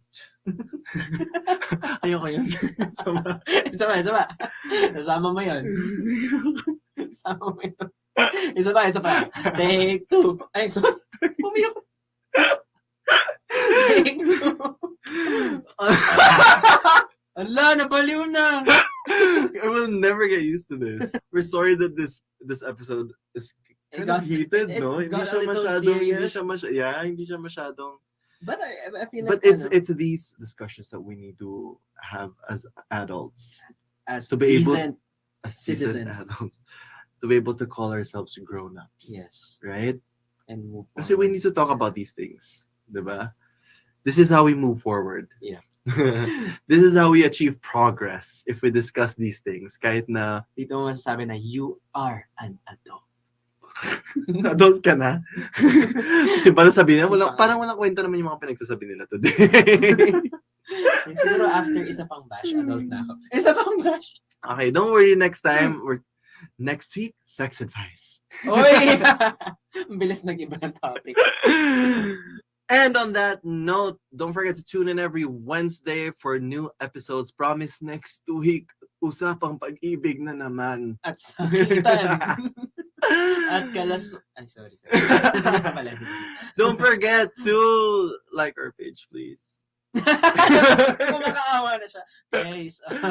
Joke lang, joke No, lang. this is the first time we're doing this. And we really appreciate it if you do follow the podcast. Yeah, thanks for tuning in for this week's episode. This has been Chris. And this has been Ben, reminding you to stay woke, but stay kind. Bye!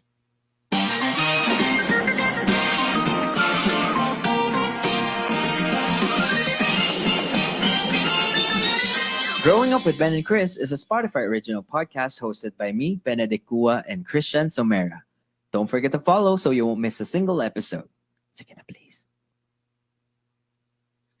Alright, welcome back to our podcast. At ito na nga, kanina pa ako pinapagalitan ni Christian dahil sabi niya, sobrang performative ko daw mag-podcast. No, hindi yan.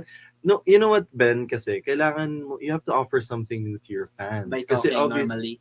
Yeah, kasi on your YouTube, syempre you talk to them, hi guys, ito ang ginagawa ito mga skincare ko 2021. Present yung skincare.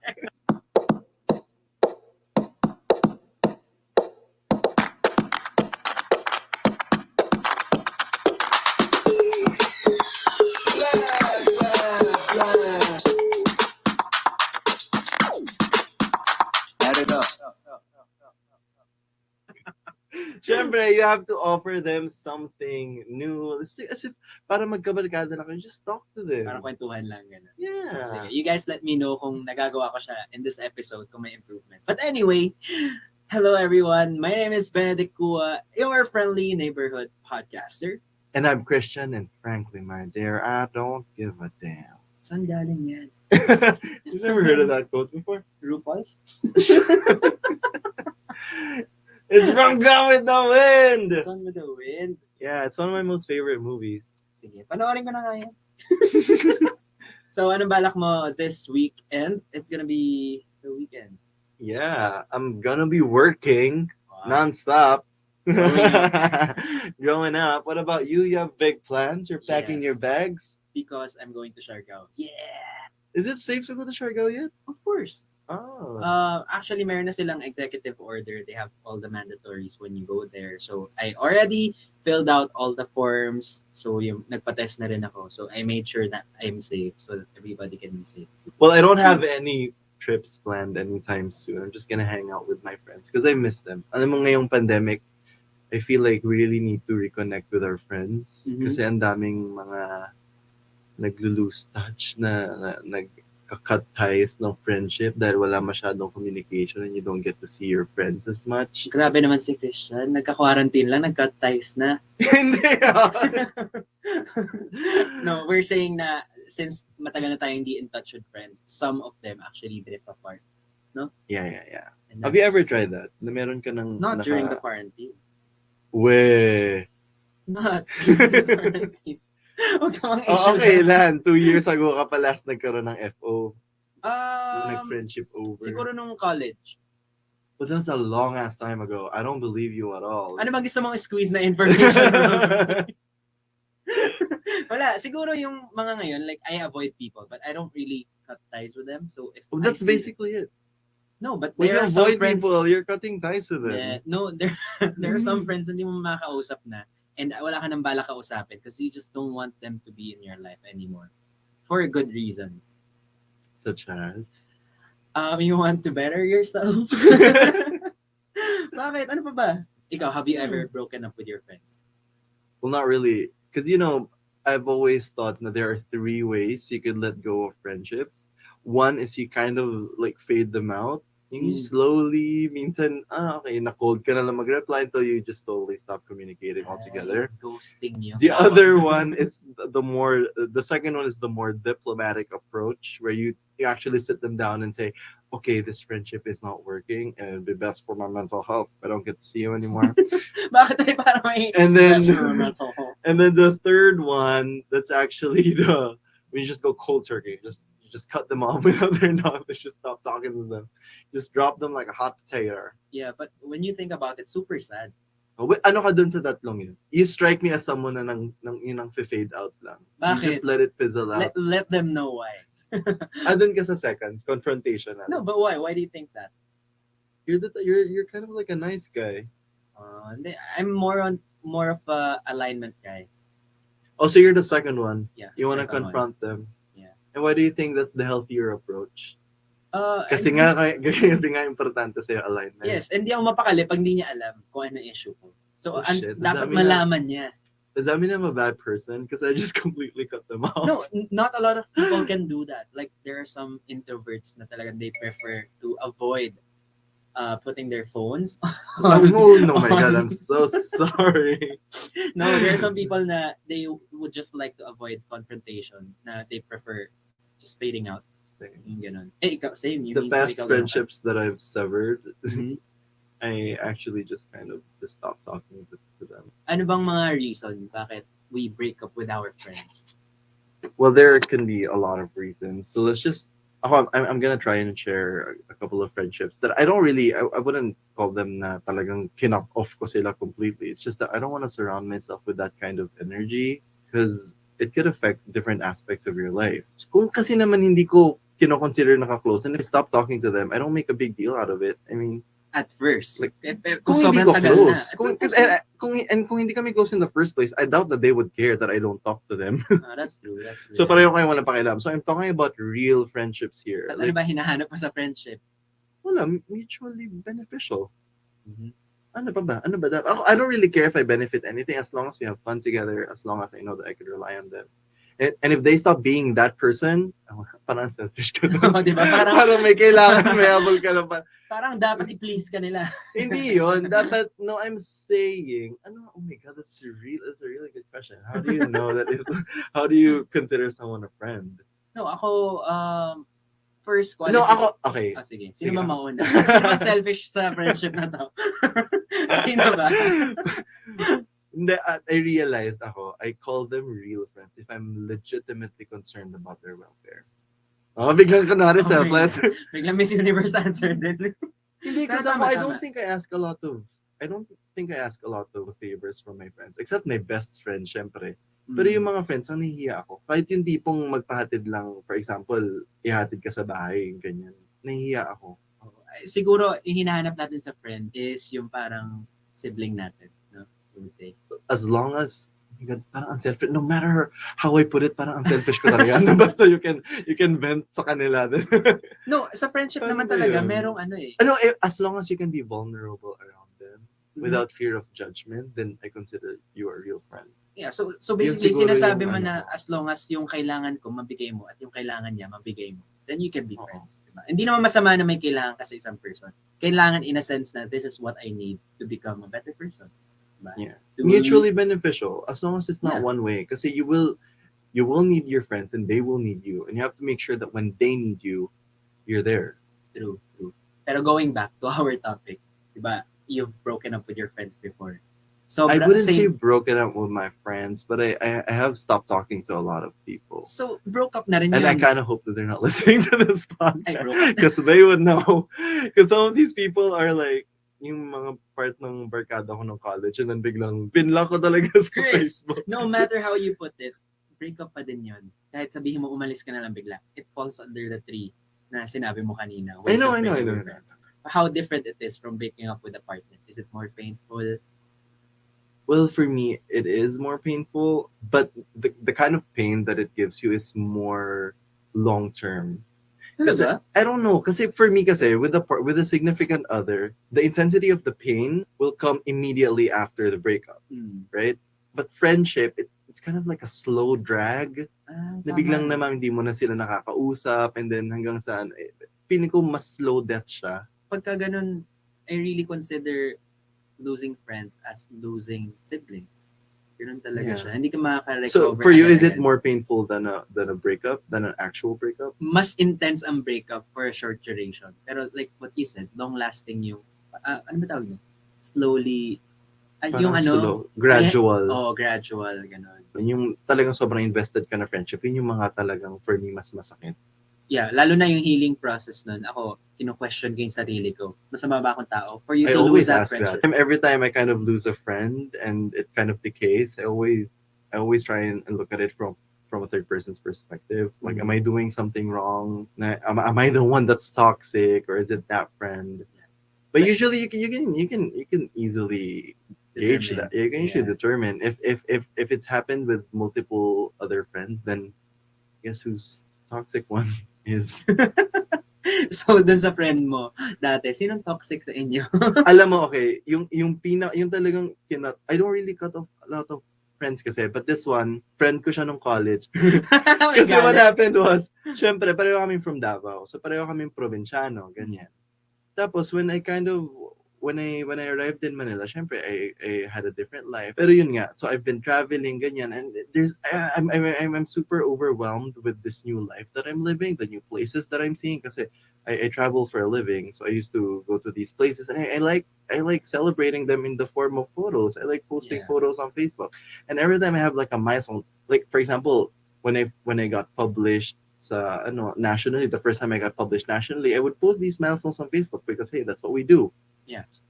Itong si ate girl, kapag kami ganun ako, napansin ko talaga, every time I post like a quote-unquote milestone, magpo-post siya ng throwback ng insecure self ko. Ay, nakakabuisit yun. And at first, akala ko, okay, maybe it's an isolated event. Maybe it's just a one-time thing na ginawa niya. But then it happened 3 times.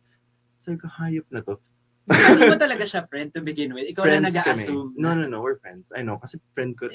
Why do you think why do you think some people do that? Na parang kapag nag-publish ka ng kinaka-proud mo, feeling ko they want to ground you kasi feeling nila nagyayabang ka. That's the only reason that I could think of. But if you go through, I know exactly. But if you go through my Facebook posts, they're not really braggy. I usually kind of make fun of myself even. But I'm just glad I want to immortalize the moment. I want to immortalize my feeling that this is something that I've gone through, that I've experienced, and I want to be able to go through my timeline and see, oh my God, at one point this happened, and I'm this happy. Just binibring down yung nagpo-post siya ng mga sobrang pangit kasi sobrang unattractive ko talaga. And alam niyang sobrang insecure ko na tao when I was in college. Ganyan. Sino ba yan? I-name drop na natin para Hindi, I've moved on. Joke lang. Inisip ko nga baka hindi naman talaga malicious yun. But I took it as something malicious kasi it keeps happening. That's what happened. Binlock ko siya. Kumusta? Ito po si Juan Miguel Severo. Iniimbitahan ko kayong lahat na makinig sa aking bagong podcast na pinagkatang Wag Tong Makakalabas, premiering this February. And please follow and listen for free on Spotify. You didn't even confront. No, hindi ko pala siya binlock. In-unfriend ko siya kasi I didn't want to have it. Kung ganyan, kung puro ka post na mga unflattering photos ko, di ba hala ka sa buhay mo? I just don't want to see it. You can do it, but I don't want to see it. Tapos nalaman niya, minessage niya ako. Sinabi niya, uy, in-unfriend mo ko dahil ba pinost ko yung picture mo? Sabi ko, so ano yun? Guilty. But alam mo agad, ba't kita in-unfriend? Tsaka in the first place, hindi niya, alam mo yung mga silent attacks. Yung iba talagang imi-make fun ka. Yun parang uy, this was a long time ago. Grabe, ang laki na ng pinagbago mo, Chris. Parang gano'n. Ipaposition. Oo, parang sobrang sly na hindi siya direct. Para lang parang it's like a snide comment na that wanted to go undetected. Parang upfront ang bait na kunwari, parang in the guise of like reliving a memory, ganyan, kaya niya pinost yung photo, but deep inside, she wanted to let people know that you were once unattractive. I don't know, that's just how I felt. Maybe sobrang sobrang overthinker ko lang din. But the fact that it happened 3 times, and the fact that when I unfriended her, yun yung agad minessage niya sa akin, is it because of this? So she was aware. If it weren't malicious, why would you think that was the reason I unfriended you? Tapos hindi pa nag-sorry. No apology was given. And maybe it was my fault because I didn't really communicate that it hurt me. And looking back, baka ang childish na yun agad yung measure na tinake ko. But at the time, syempre bata ka pa. These things, binibig deal mo talaga. I've grown now. If that had happened today, I think ika-cut off ko pa rin. Pero hindi ko siguro i-unfriend on social media. O, kalma na tayo. Tinatanong ko lang naman, parang galit na galit ka ba hanggang ngayon? Sinabi ko lang, yun yung one instance na talagang I just cut someone off na hindi ko inaway. Hindi kami nag-away at all. There wasn't any confrontation. I don't know if she deserved more. Maybe I was being childish, but I just, wala na. Yeah, for me, it really depends on how you guys break up, quote and unquote. So, depende sa gravity ng ginawa niya sa'yo. I guess. No? Kung paano naisip bata na ako, Ben. Pagkat nag-post ng picture, in-unfriend ko na. Isip bata na ako. We can all be mature like you, Kuya Ben. Ang ibig ko lang sabihin, minsan childish. Joke lang. Hindi. Na-experience ko yan. I totally understand. But you know what? Ano din kasi yan? That's pattern of behavior. If you can do that by virtue of photos, what else can you do? Diba? Ngayon lang yan. Kasi bata pa kami nun. Puro social media lang yung pinagkakaabalahan namin. But now, I think that if friends pa kami, that could easily happen again, but in a completely different form. Yeah, I agree. Alam mo, pag sinasabing friends, I always think of sunshine, happiness, Yeah. lahat ng masasayang bagay. Pero may times na makaka-encounter ka ng friends na, alam mo, hindi mo ma-realize at first, but then as time goes on, or by, oh no. Right. Pero habang tumatagal yung oras, hindi mo mamamalayan na minsan nagiging nightmare na siya. You feel anxious when you're with that person. It just doesn't feel the same anymore. And I think that's where you draw the line between keeping a friend and just unfriending a friend. Kapag iba na yung value na nabibigay niya sa'yo. So, like ako, ayoko nung hinihila ako pababa. Ayoko nung nagbibitaw ng comments na mapapa-overthink ako. I want friends who would be aware on how I would react to certain things. And me, same in return, siguro, ganun. So I guess it's your responsibility also to be sensitive Of about... course. Yeah. I mean, ganun ka rin naman sa siblings mo, di ba? Ganun ka kay Jerry? Iba siya, ibang Pokemon siya. Buisit lang talaga ako sa kanya minsan. Pero ayun, and I also don't want friends who get so threatened by your success. That's the kind of friend that you would want to stay away from. Okay, the right? thing is, I wasn't even successful then. Pero I you're wouldn't going call myself there. successful, but I feel like my life is getting better compared to like my life in the province. So, yun, it's just sad. I've also cut friends na, I wouldn't say na I cut them off completely, but I kind of stayed away from, medyo nag-mellow down yung ibang friendships ko because of politics. Nangyari na ba yan sa'yo? Of course. Pag magkaiba yung stand nyo. Do you think that's a valid reason to end friendships? Yeah, for I read sure. an article about it. For sure, Why? kasi it reflects their personality. Joke. It reflects their character. So, for example, you have friends who would make comments to minorities. So, for example, Negative comments about negative minorities. comments, for sure, yeah. Yeah. About gender, politics, kahit ano yan. You cut them off completely? Or No. you call them out? I call them out, pero pag sinabi nila sa akin na ito talaga yung stand nila, and ibang-iba talaga yung stand nila dun sa stand ko, it's your choice. I am not gonna encourage everyone to, just let go of that, just to let go of those friends. But, if hindi talaga kayong match ng beliefs, I'd rather just stay away. Kasi magiging Totoo. toxic yan. Yung trato mo sa ibang tao, magiging iba rin yung trato niya sa ibang tao. And it would boil down to a point na kayong mag-aaway dahil magkaiba kayo ng belief. And that's so Kasi that's hassle. part of it. It would really be reflective of their values as a person. So if they make fun of if they make fun of the LGBTQ or of a certain religion or of a certain political stand. I mean, may times kasi na you can agree to disagree, but to a certain extent. Diba? Ako naman, kung for example, okay, sabihin natin may sinusuportahan siyang certain political figure, ganyan, okay lang sa akin yan. Hindi naman ako mag-FO dahil ganon. But if you make fun or if you insult people of a different belief, then I will not stand for it. Same. I-call out talaga. Galit na naman siya. Appear na lang tayo. Appear. Tsaka siguro kapag sobrang recurring na yung issues niyo in life. yung feeling mo, dinadrag ka niya pababa na pababa. And no matter how many times you align, hindi niyo maiwasan.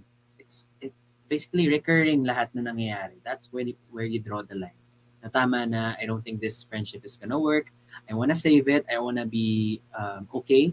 I want our relationship to be okay, but I can't stay as friends. Talagang confrontational ka, no? I don't think I've ever had that Confrontational talaga, confrontation oo. na, I don't think I can be friends with you no more. Minsan nga feeling ko sobra na kahit sa strangers eh. So it's safe to say that you've ended friendships as well. Of course, and I don't regret it. Have you given second chances to these people? Plenty of times. Plenty of Yeah. chances. Because they apologized? Because I don't wanna lose friends. Ako pala yung martir. Ako pala yun. Pero totoo, ayoko talagang to lose friends. So minsan since confrontational ako, mahilig ako magtampo, mahilig ako mag-act out, ganyan.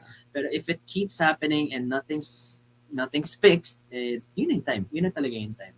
It's sad, but yeah. But do you believe in second chances? I believe in second chances, and that's precisely the reason why I don't like confrontation. Because I feel like when you confront someone, then there's a chance it would escalate and it would reach a boiling point into a point of no return. Alam mo, hindi ko maintindihan yung mga introverts. What do you mean? Pag ayaw nila mag-confront, baka lumala. Yun, ako, I just rather, hindi kasi that way, you can still salvage it. Like, for example, itong mga kinot off ko, never kaming nag-away. So, in short, if ever magkaroon man ng amends, I'd be open to it. Pero hintayan. Iniwasan ko na lang, parang nakadetect na ako ng negative vibe, and I just don't wanna deal with it. I mean, lahat naman tayo may kanya-kanyang buhay, and maybe, ako, for example, kung magka-cut off man ako ng person, it's not because galit na galit ako beyond na irredeemable na sila.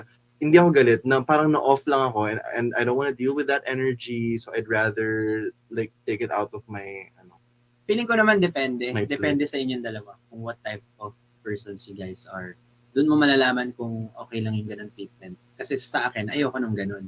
Mas naiinis ako pag bila na nawawala, bigla ka na lang. Hindi pinapansin. Don't worry, pag friendship over kita, yung text kita. Oo. Or papakinig ko sa itong podcast na to para maalala mo na I want confrontation. I don't just want people So to do you leave. think I should do that? So, sa mga hindi ko na inaano. Technically, logically, yun talaga dapat. You have to align. You have to let that other person know what he does Ben, wrong. I or know what she myself. I know myself. If magkipag-confront ako sa isang tao, I know na may masasabi ako na I'd regret.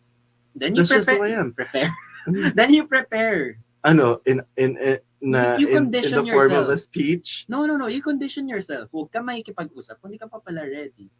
Diba? Ako naman, ang mali ko, lagi akong ready kumausap kahit hindi ready yung thoughts ko. So ako naman yung blah, blah, blah, Magiging blah. tactless ka nga, OC. Exactly. So the advice is to those people who are listening, you compose yourself and then doon ka mag-align kapag ka ready ka na. Right? I agree.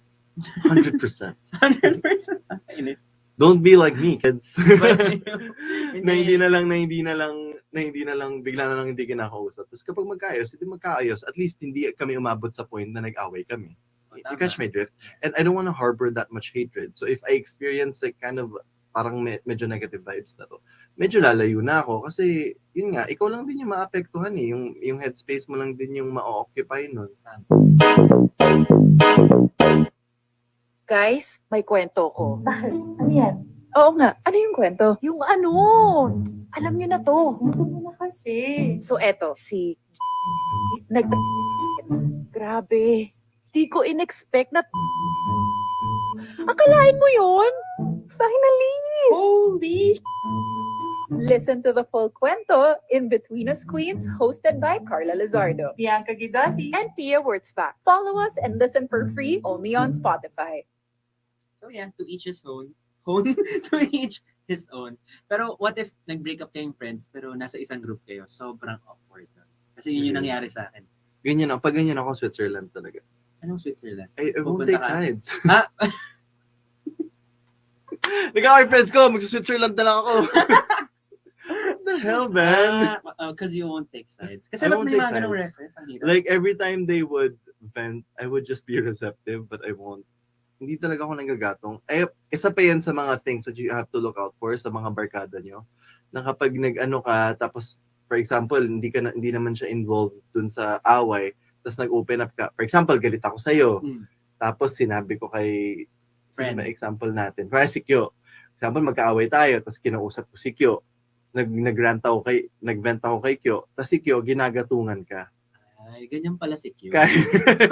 Example lang yun. Kahit na hindi naman siya galit sa'yo, kahit na wala naman silang parang issue, kumbaga. The fact na ginatungan niya. Oo, that's something, what Susan says of Sally says more about Susan than it does of Sally. Nalito ako ng slide. Pero gets Actually, I'm not sure kung tama yung ginamit kong names, but that's a saying. It is awkward, pero ako, I really believe na no matter how long you last in that barkada, you guys would eventually take sides. I guess. Siguro kung if that person maybe is problematic and lahat parang quote and quote No na matter victimized. what the issue is, Kasi ako, kung personally, even if lahat sila galit dito sa isang taong to, kung hindi ko nakikita yan, kung hindi naman ako na-victimize, hindi ko siya hindi ko siya FO. Kasi why? Wala naman siyang ginagawa sa akin.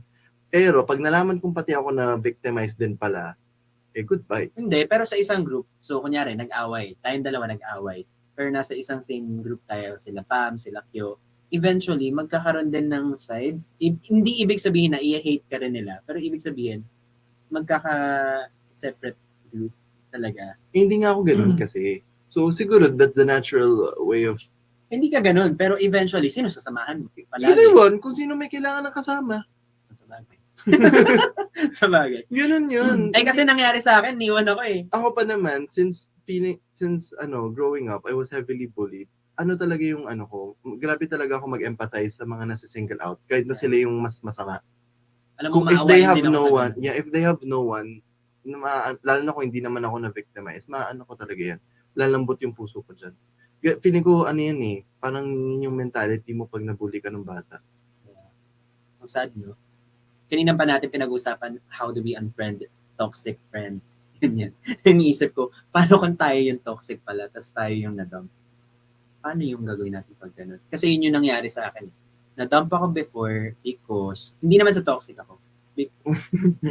Toxic ba ako? Sabihin niyo na lang sa akin, friends, sabihin niyo lang sa akin kung toxic ako. Pero, siguro dahil mas close kasi nung other friend yung the rest of the barkada. So talagang...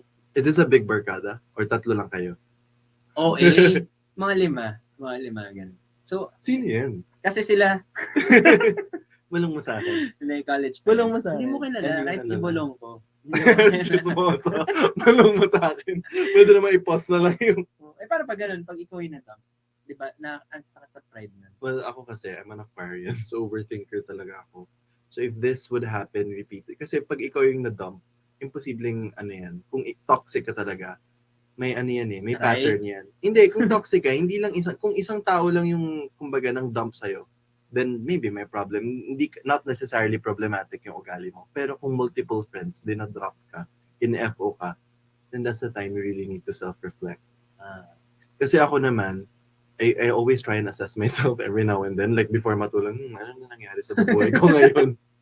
Oo, every night. Ganun talaga ako. So I would detect that. Kung if more and more friends have been dropping me, then I would know that I'm problematic and then I would assess myself and I would work on myself. Ganun lang yun. So yun, I don't think, not that I know of maybe, na dinrop ako, yun pala, dinrop na pala ako, na wala na akong pakialam kaya hindi ko nalaman. Ako kasi different case. Maybe. Kwento ko na lang kaya. Hindi, kasi nagkaroon ako ng dalawang best friend. So, na-inlove ako dun sa isa, kinuwento ko sa best friend ko. Diba? So, kakakwento ko dun sa best friend ko, pinakilala ko silang dalawa, tapos sila yung nag-end up together. So, imagine mo, ang dami kong kinuwento dun sa best friend na yun, and sila nag-end up together. Tapos ba, Joy, paano mo kinonfront si Mary Ann?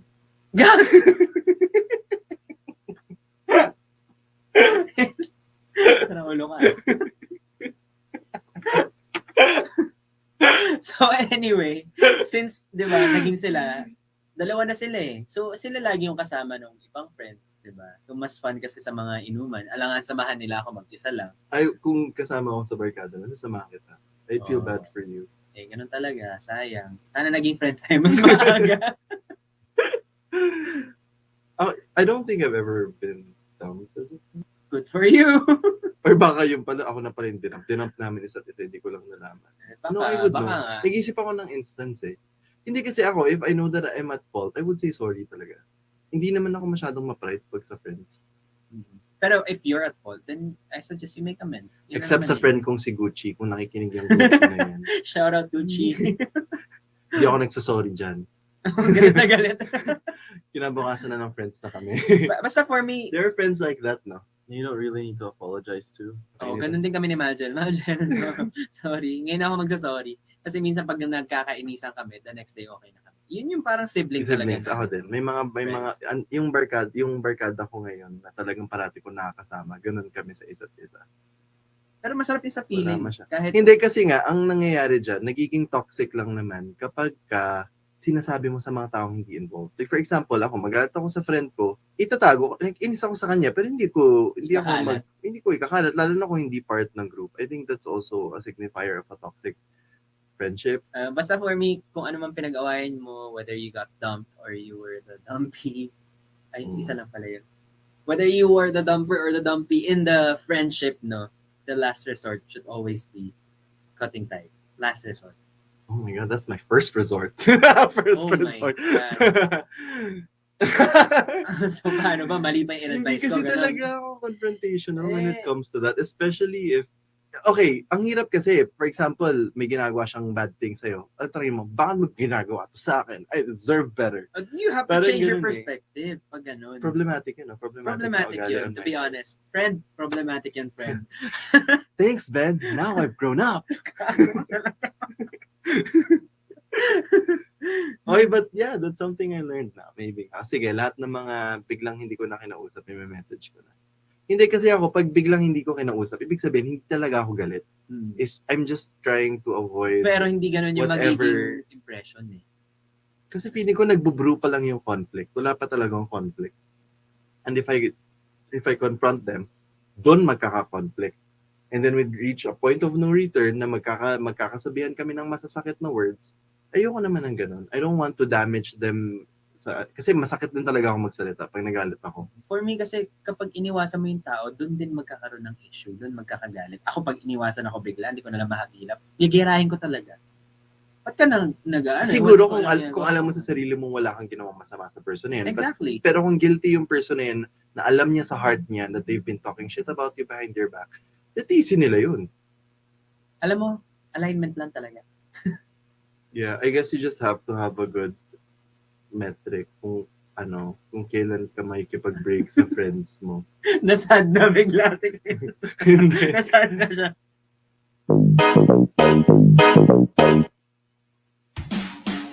Sa mga vlogs ng Team Payaman, nandyan ang mga katatawanan, mga aral sa buhay at mga kalokohan nila. Pero ano naman kaya sa likod ng kanilang mga kamera? Tara't makisali na sa kwentuhan kasama si Juni Boy, Peachy, Roger Anger at Boss Strike sa bagong podcast series natin na Payaman Insider. I-follow lang ang podcast and listen for free. Only on Spotify.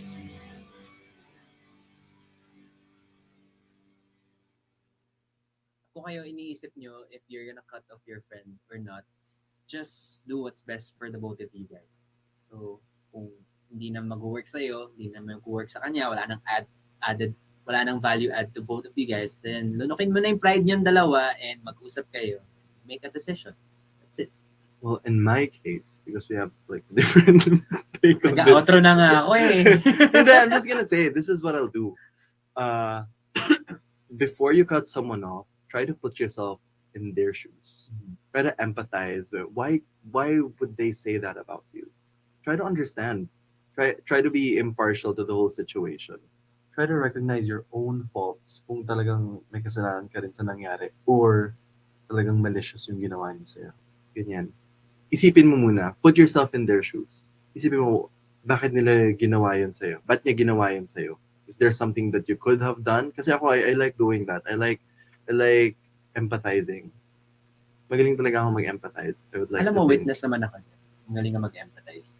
Lagi niya sinasabi na baka naman ganyan siya kasi mahirap talaga yung situation niya. Ay ako, pagka ginawa sa akin, dinadamdam ko agad. Kudos! Just be empathetic. That's something I really want to champion because I feel like empathy goes a long way. Like more than kindness. Kindness can stem from empathy, actually. So yun, whatever happens, try and understand the other person before making any rash decision. And do what's best for you guys. Ulitin ko na lang din.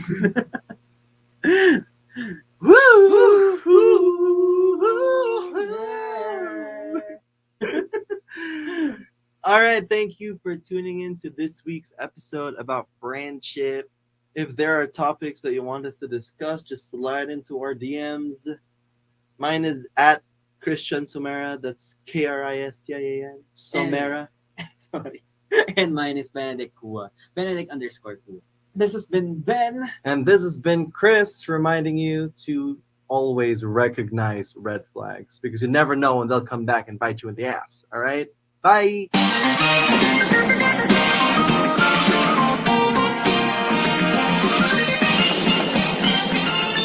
Growing Up with Ben and Chris is a Spotify original podcast hosted by me, Benedict Kua, and Christian Somera. Don't forget to follow so you won't miss a single episode. Sige na, please. Okay, wala nang boilo-boilo. What's up, everyone? Benedict here, your friendly neighborhood podcaster.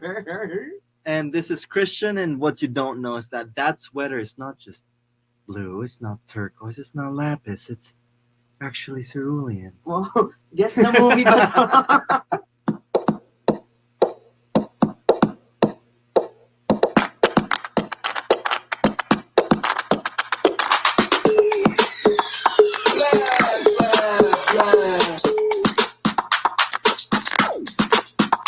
Add it up. Welcome back, Benedict. Yes, straight from Siargao. Yes, sarap. Umitim ka. Sobrang umitim ako. As in, alam mo yung init ng araw doon, ibang klase, pero ibang klase rin yung yung saya. Meron kang post-beach glow. Wow. Parang di naman glow to. Di ko na-imagine na dadating ako sa ganitong point na, my work is really energizing. You know Oh what yeah, I'm you saying? were there for work. Yeah, I was there for work. And it was 8 days, and I am fresher than ever mentally. Picture. Prove it. Okay, Huwag daw nagkiklaim ng insert here. Napa-reflect din ako doon. Sabi ko, parang before hindi ko to nagagawa. And now, nagagawa ko siya with a big smile on my face kahit burnt out ako recently. You would be a witness to that. Yeah, I feel like it's really important nga to get like a time, to get like a short break. Did you notice the difference ng energy ko before Siargao and after Siargao? I did, actually. Right? Yeah, it's like a reset. Right. Totoo yun. So, sobrang energizing siya. And speaking of, hindi ko talaga yan na-experience dati. Bakit? What do you mean? Hindi ka nagbe-beach before? No, baliw. Hindi ko siya na-experience dati sa previous job ko. Like, kapag burnt out ako before, burnt out talaga ako. No matter how hard I tried to relax or unwind. This was your corporate job Yeah. before? That was 5 years ago. Kahit anong pahinga gawin ko, hindi ako na-energize ulit. Doon ko parang na-realize na parang hindi ko na gusto yung work ko. Ano mo nun? Ano bang job description mo nga ulit nun? Corporate management training. So it's a 9 to 5 job? It is, but it went beyond that. So before your job was like a 9 to 5 job, right? Yeah. And walang breaks? Walang mga vacation? Ganun? Walang breaks. So talagang nanibago ka dito sa vacation mo na to? May mga breaks din and may mga vacation leave din. But the difference is, etong job ko ngayon as a content creator, almost 24/7, right? Parang may editing, may shooting, like whatever happens in your week, you have to do it. Pero parang kahit pagod ka, kailangan mo lang pahinga, then okay ka na. Passionate ka na ulit. Pero sa job ko before, kailangan mo ng pahinga, tapos pag nakapahinga ka na, parang hindi ka pa rin masaya. Na-experience mo? Well, yeah, I just recently quit my job, actually. I wasn't sure if I was gonna say congrats. Masaya ka naman sa decision. I am, kasi I've been telling Ben that I've actually been thinking of quitting my job. I had been with PAL for almost 10 years, almost a decade since I graduated from college. PAL was my first job, and I just recently quit. And actually, when I posted on Instagram, ang daming hugs ko agad. I feel like they thought I was retrenched. Kasi Philippine airline, actually most of the airline industries, they let go of a lot of employees because it was really the aviation industry was really hit hard by the pandemic. That's really sad. So yeah, a lot of employees had to be let go, but these are, at least in our department, yung mga bagong pasok. Ako kasi medyo matagal na ako, so hindi ako nasama sa retrenchment, but I did resign also. Kasi sayang naman yung slot ko, it could easily go. Kasi may certain number of employees ang naikikeep. So isipin mo, if I kept my spot, merong isa na pwedeng mabigyan pa ng chance, right? Which is a good thing. Oh, kasi for example, ang i-retain lang nila, sabihin nating 500 employees. If I am the 500, if I left, may isang pwedeng hindi ma-retrench. Tama. So that's one of the reasons. But I've actually been thinking about it na since 2017. Oh my God, so 3 years ago. 3 4 years ago. I remember I had this one time, nag-message na ako sa family ko, mag-isip na kayo ng mga gusto nyong travels dahil isulit niyo na yung mga discount niyo sa dahil magre-resign na ako. Isang round trip tickets ba gusto niyo? Were you happy with your decision? I'm glad. I mean, I took it hard, syempre, because it was a stable job. It was my comfort zone, and it's really something, it's like a long relationship. Kasi for me, quitting felt like a breakup also. Wow, puro breakup Oo, tayo. parang Last breakup. breakup lahat ng topic natin. Hindi totoo yun kasi you've had something for as long as almost a decade. Yeah. And then you suddenly quit. Na wala ka Ibang ng shift, connection doon. Ibang shift talaga. That's why I wanted to ask you, how long were you with your previous job? I'm not sure if we're allowed to say that. We said it anyway. It's fine. 3 years. Yeah, 3 years kasi straight. Nestle? Akala ko- Matagal na rin yun. Oh, straight out of college. Nestle ako nun. From the stories that you told me, sinabi mo sa akin na dream mo talaga yung makuha yung spot ng management. Dream ng lahat. Wow, Dream ng ba't lahat di ko siya ng... dream? Bastos ka. Hindi. Dream ng lahat ng corporate courses, parang ganun, to be accepted into that company. And through, I worked hard. I worked hard. Nasa top companies ba ang Nestle? Top 1 siya. Anong nasa top? Top 1 Talaga ba? siya. Pangilan Well, ng at pal? least. No. In the FMCG, like ibig sabihin, parang sa mga food and beverage companies, siya yung top 1. I'm not sure kung top 1 siya or San Miguel right now, but they're on top. So, I was very fortunate, but at the same time, doon ko rin na-realize na hindi pa rin yung para sa akin. Diba? Ikaw, ano ba yung point na na-realize mo? What was my turning point? Oh, in English mo lang. And I think I've said this in our pilot episode actually, and I've always felt that I'm creatively driven. And Wait lang. So, tingnan mo naman ngayon, si Christian ay CEO, founder of KidSpace. Yeah! I don't want to say it nakakahiya. But yeah, I launched a business. It's called KidSpace. Check it out, guys. If you wanna it's design your an- space. It's a home improvement firm. Nice. Kudos. Yeah. How was your experience ba with your previous job? Like, I'm sure na-explain na natin before yung mga kung bakit tayo nag-quit ng jobs natin. But before that, I just want to explain that just because you quit your job doesn't mean that you're a quitter. It doesn't mean na you just give up and parang table flip, you know. It actually is because meron kang other greener pasture na nakita. Kaya ka nag-leave ng job mo. So for those people who are considering and you have the privilege and you have the alternative, then go for it. Kasi andyan na siya sa table.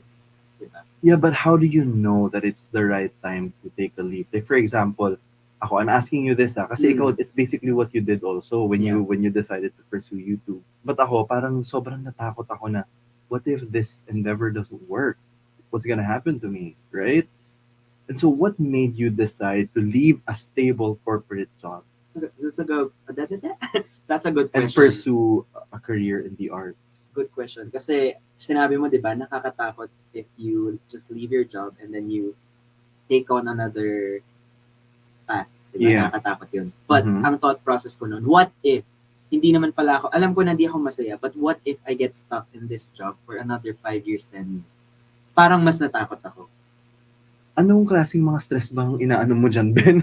At ba't natakot kang mag-stay for 5 years? Ako nakayanan ko naman na 10 years. No, It's just that the fact that you're not happy, indication na yun na akala ko ba dream ng lahat yun? Oh, sobrang match siya dun sa intro nating The Devil Wears Prada. A million girls would kill for this job. Andy Sachs ka, girl. Pero yun talaga yung thought process ko nun. Kapag hindi ka na masaya, mag-start ka na maghanap ng alternative. Kasi sabi nga nila, hindi lahat ng tao may privilege to just leave their jobs I know. and find their passion. And I agree. Kasi you have a lot of mouths to feed. Tama ba yung idiom? Oh. You have a lot of mouths to feed. You have bills to pay, got mouths to feed. You have lots of responsibilities. But at the same time, why don't you find another path that would support that? Did you do those simultaneously? Like while you were still working sa Nestle, you tried looking for alternatives na? Oh. Easier said than done. Question mark yun. Right, no. Ano yun nga? Yun nga sinasabi ko, it's easier said than done. Pero after ko mag-resign, I had enough saving to support me for another 4 months. So inisip ko, in that 4 months, kapag wala akong mahanap for myself, what kind of person am I? Ibig sabihin nun, hindi ako nag-try hard enough. That's the standard I set to myself. Don't react. Alam mo, react ako. No, I was actually gonna say, but that's one thing that I really admire sa personality mo. No, yeah, kasi ganun talaga siya. Meron at meron ka makikita. Ako, when I was, of course, I told my friends, okay, I really wanted to resign, but I don't know what else to do because, all my life, all my adult life, I've been with this company and I don't really know, there aren't really a lot of industries in which I can use my previous work experience. Kumusta? Ito po si Juan Miguel Severo. Iniimbitahan ko kayong lahat na makinig sa aking bagong podcast na pinagkatang Wag Tong Makakalabas, premiering this February. And please follow and listen for free on Spotify. So it was really hard for me. It's something that I felt like I had to gamble. Gamble naman talaga lahat. Kahit anong experience yan. Tingnan mo yung experience ko, wala naman ako nagamit sa YouTube, kundi yung ano ba? Let's hype myself up a bit. Pagka magaling mag-present. Kaya, di ba, mahilig ako magsalita sa vlog. Kahit outline siya nung una, at least I'm pretty sure na medyo, kumbaga may latag ako sa mga sinasabi ko, may structure siya. That's good, yeah. Right? You learned how to create structures of vlogs. And in that sense, wala talaga akong knowledge sa art or sa content creation. But you have developed a lot of strengths in your job. And imposibleng wala mapaglalagyan. I 100% agree. I do.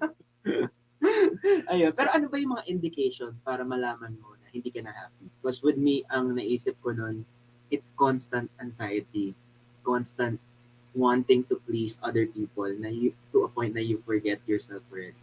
I literally dread every working day, and that's not even an exaggeration. All my friends know it. And it was taking a toll on my health. I always get sick. But why? I don't know, kasi But it's a fun job, right? It is a fun job. That's the thing. First year, great. You get this sweldo and you can buy whatever you want. Second year, great. You get this milestone of trying to like supervise a domestic flight. That's great. Third year, you get to see Japan, you get to see Asia. That's great. Fourth year, you get to see the US for free. You go to other international destinations. That's great. And then your sixth and your seventh and your eighth year, they all become very routine, and you kind of just get burned out. I guess that's what happened to me. I just ito na naman.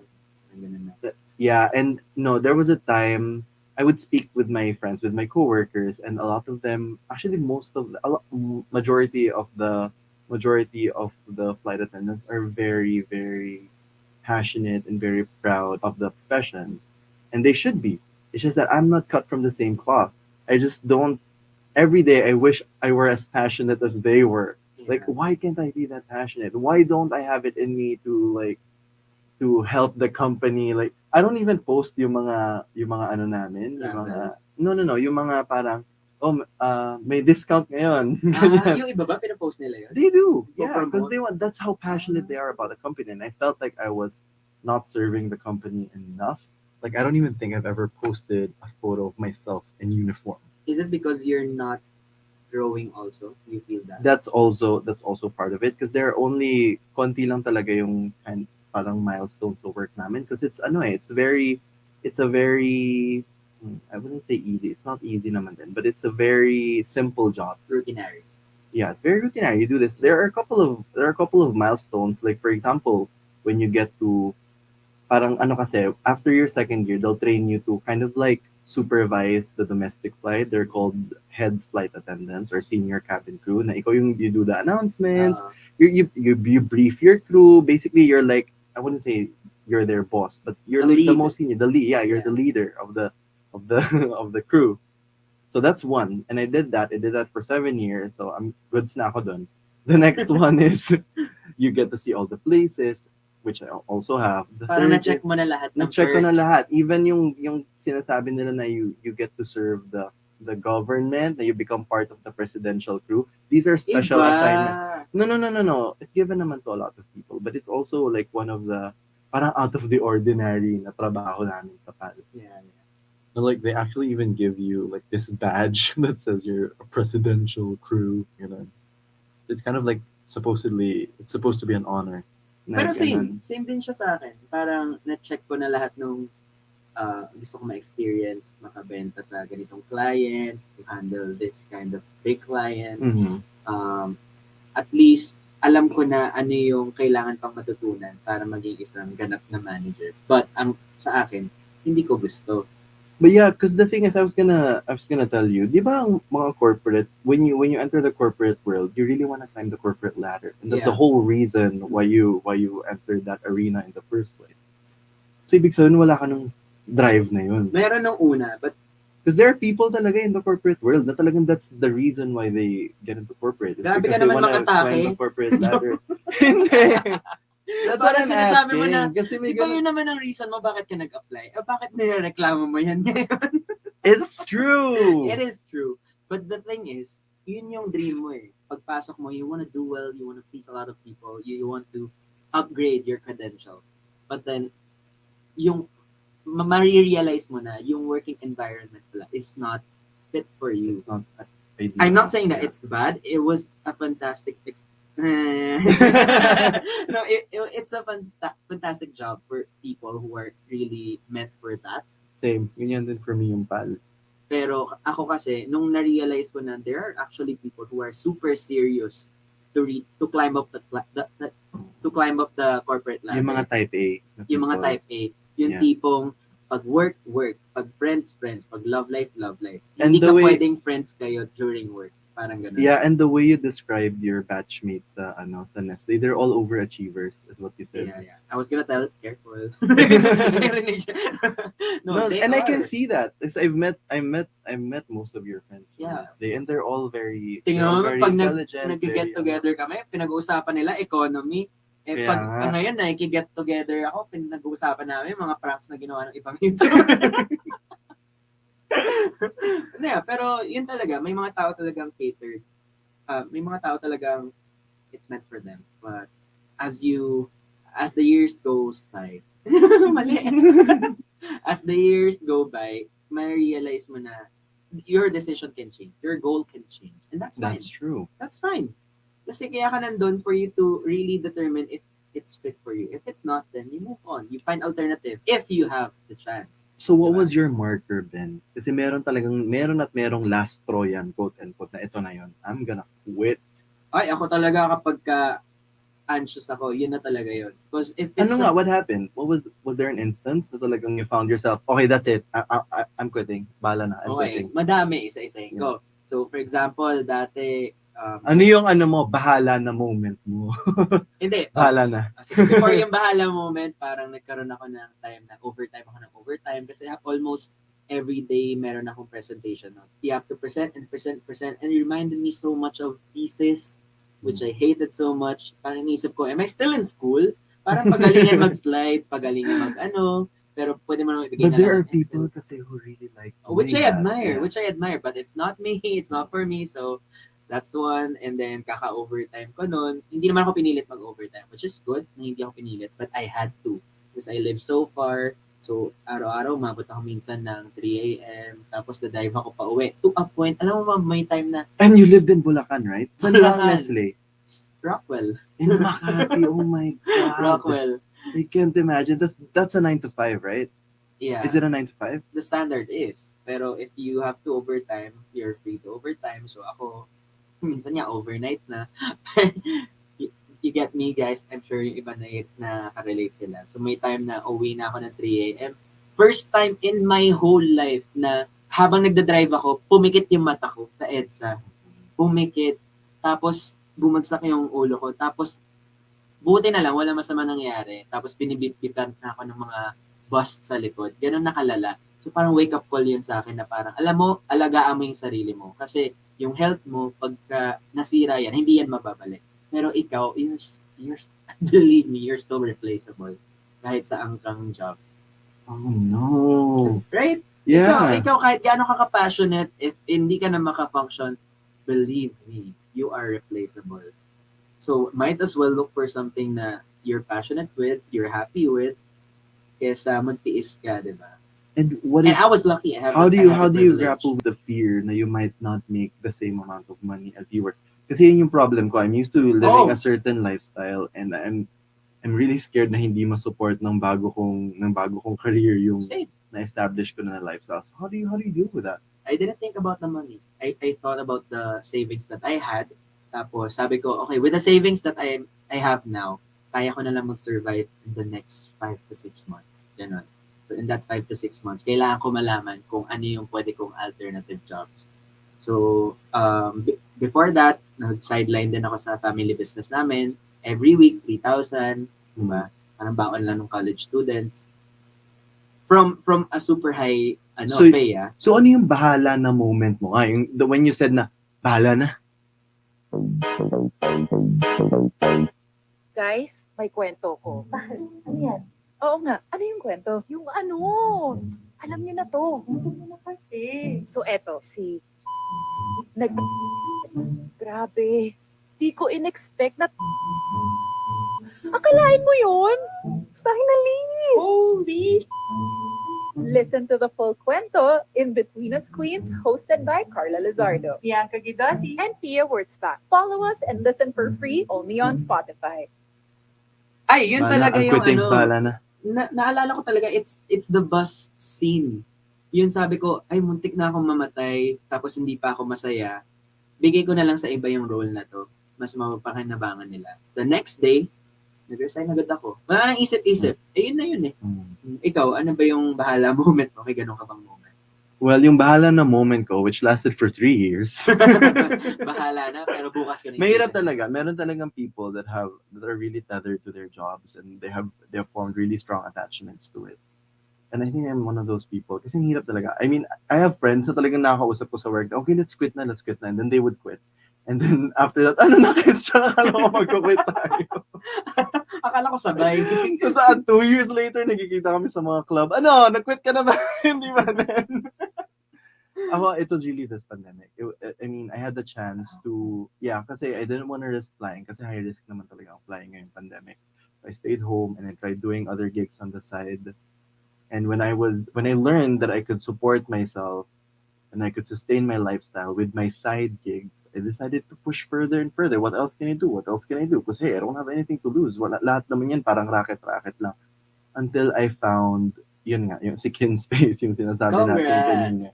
I started it in the middle of the pandemic, actually. It was just like a passion project, and then it got so much attention. My work, my first work, it was featured in these magazines. Tapos parang naisip ko, maybe I can make a career out of this. So then I tried it and I established it, and now I'm happy to say that I actually have multiple active projects that can very well support me as much as my previous job had. Appear tayo dyan. But I just want to set things straight. Hindi kami ungrateful. It's just that kapag alam mo na may alternative or hindi ka na happy, you start to look for other ways to support your mental health, to support your needs. Yeah. Kasi ako din mental health yung problem ko. I was really getting anxious every time I had to fly. Ibang klase nagagawa ng anxiety. Iba talaga. It forces decisions. I cannot function properly. Same. I cannot do my job well. Same. I would have these moments where I feel na, okay, this is not what I was born to do.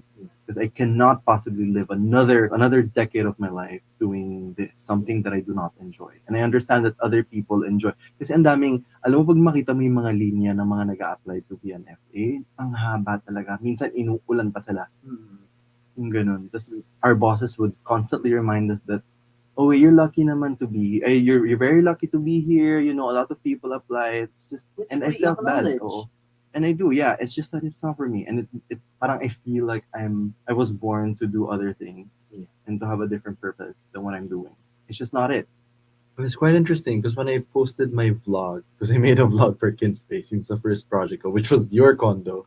When I posted it, a lot of my coworkers actually commented na you were born to do this. So obviously, feeling nga nila, hindi talaga yung flight steward job yung dapat na for me.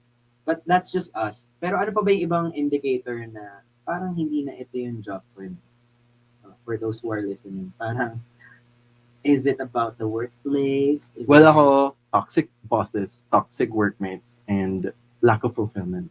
Those are the boxes that you need to check in order for you to finally decide that you've had enough and that you have to resign.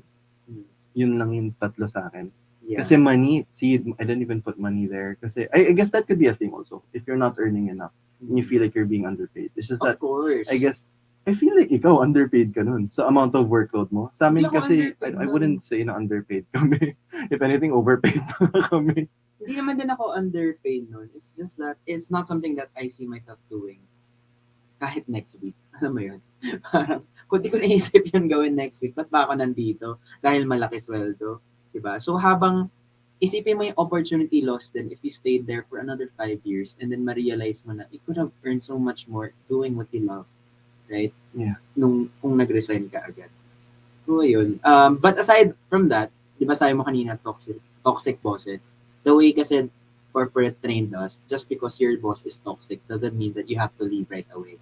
Sometimes you just have to do well. You just have to wait for them to retire. Oh, yeah. Pwede din.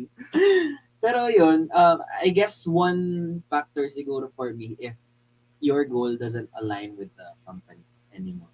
So, diba, iba yung view ng company, iba yung view mo. Then it's gonna be super hard for you to continue working for another sets of years. Diba? Yeah. I feel like if it doesn't give your life as much meaning as it once did. Kasi meron talagang moments na may isip mo na, what am I doing here? Kasi yung iba, they're happy. Meron talagang people who find fulfillment in the job that they used to have. And it's fulfilling naman talaga. It's just that I don't get any sense of fulfillment. That's why I decided to quit. Good. And alam mo naman na itong age natin, 20 plus, kahit 30 plus ka, 40 plus, life is actually just trying to find out what you love to do. So imagine if you Not get for stuck. everyone. Alam mo, they said that's super entitled daw. That's like an entitled... Exactly. That's why I said kanina pa lang in the earlier part of the podcast na not a lot of people have the privilege na meron tayo. Yeah. We're talking If to you those can, people who are lost, who don't know So, what okay. to do. Okay, for example, if you could give advice dun sa Benedict na reluctant pa mag-resign, what would it be? Okay. So ang problema ng Benedict dati, pag nag-resign siya, hindi na siya makaka-earn ng ganong amount of money. Hindi niya na mabibigyan yung mom niya ng parte ng sweldo niya. Yun yung conflict ko dati, kaya hindi ako makapag-resign. Pero ang tip Very ko lang, noble. right? Parang selfish ko na naman. Hindi, mabigay kasi ako sa family talaga. Kasi na-witness ko yung hard work nila. But anyway, ang advice ko lang sa kanya, imagine yung opportunity na pwede mong makuha kapag lumabas ka and in-explore mo kung saan ka mas passionate. Diba? I mean, look at me right now. Kaya ko na i-support yung family ko because I took the risk. The risk? You took the risk. No, the risk. Diba? If I didn't take the risk, I wouldn't be here. And they said nga na if you just keep working on what you're doing right now, then you will be 100% successful. If you just keep moving forward. It's not just opportunity. It's not just timing. It's actually perseverance that will get you to where you need to be. Wow. Sakto sa title natin. Totoo yun. Ikaw ba? Ako, Christian, buddy. Buddy. You'll never run out of excuses, but you will run out of time. Oh my God. Pinterest Nabasa ko yan, lang no? yan. Boyset ka. Ang ganda ng outro mo. Wala akong ganong quote. I just feel like I wanted to tell my younger self not to be too afraid because I gave myself a limit. Sabi ko talaga 27. Kung hindi ka masaya, leave. Inabot na ako ng 31 bago umalis. Kahit na But hindi it's na ako never too masaya. late. It's never too late. It's never too late. I just feel like a lot of people feel a sense of trepidation kasi a lot of people don't like to specify goals because when you specify goals, then you specify conditions for failure also. Like, for example, ikaw, pag pinasify mo na gusto kong maging singer sa American Idol or sa ASAP or wherever. Pag hindi mo yan nagawa, then that automatically makes you a failure. That's how people think. Yeah. And a lot of people don't like feeling that way. So instead of setting goals, they just shy away from the idea of reaching what they could potentially They reach. just settle. Yeah, they just settle. I agree. So yun, ako naman, what I did, so Christian, buddy, kung naririnig mo to, try to reframe what failure means. that's a good advice. Yeah. Kasi hindi yun yung hindi mo siya ma-reach. It's actually, for me, as long as that fire of pursuing something burns in you, then you are not in any way a failure.